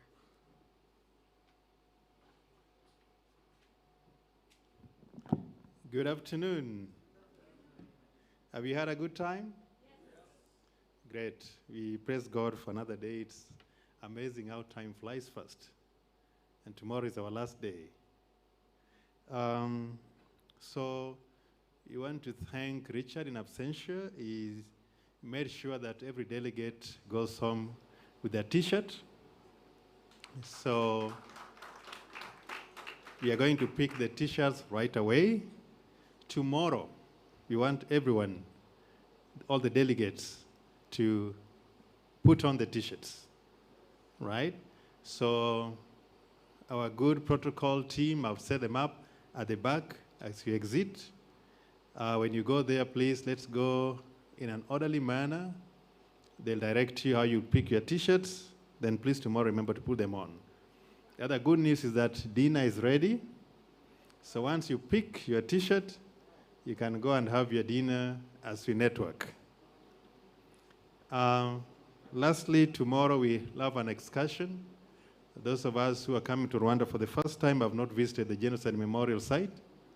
So we will go there after 2 presentations in the morning by Elder Ernest and Brother Richard. We'll go there, but the team from the General Conference who had gone there, we have some other plan for you. Yes, so you don't have to go there twice. Thank you. Otherwise, thank you so much for being very active participant in this Congress. We believe God designed it, and we are not going to leave this place the same. We look forward to coming back 2 years, or as God plans it, we'll have big testimonies of what you've learned here and implemented. For example, when we come back, that map, Sherry's map, everything should be green. Everything. That map for Africa. And Sherry, we are committing that. In our small portion, we'll make sure that is done. And all the cybersecurity, document management, governance, we are going to implement it to the letter by God's grace. So thank you so much. After this, we pick our t-shirts, we go for meals, then we can network as we go home. May we rise. I want Elder Stat to come and pray. Can you come and pray, please? Can we rise, please, on our feet and get our closing prayer?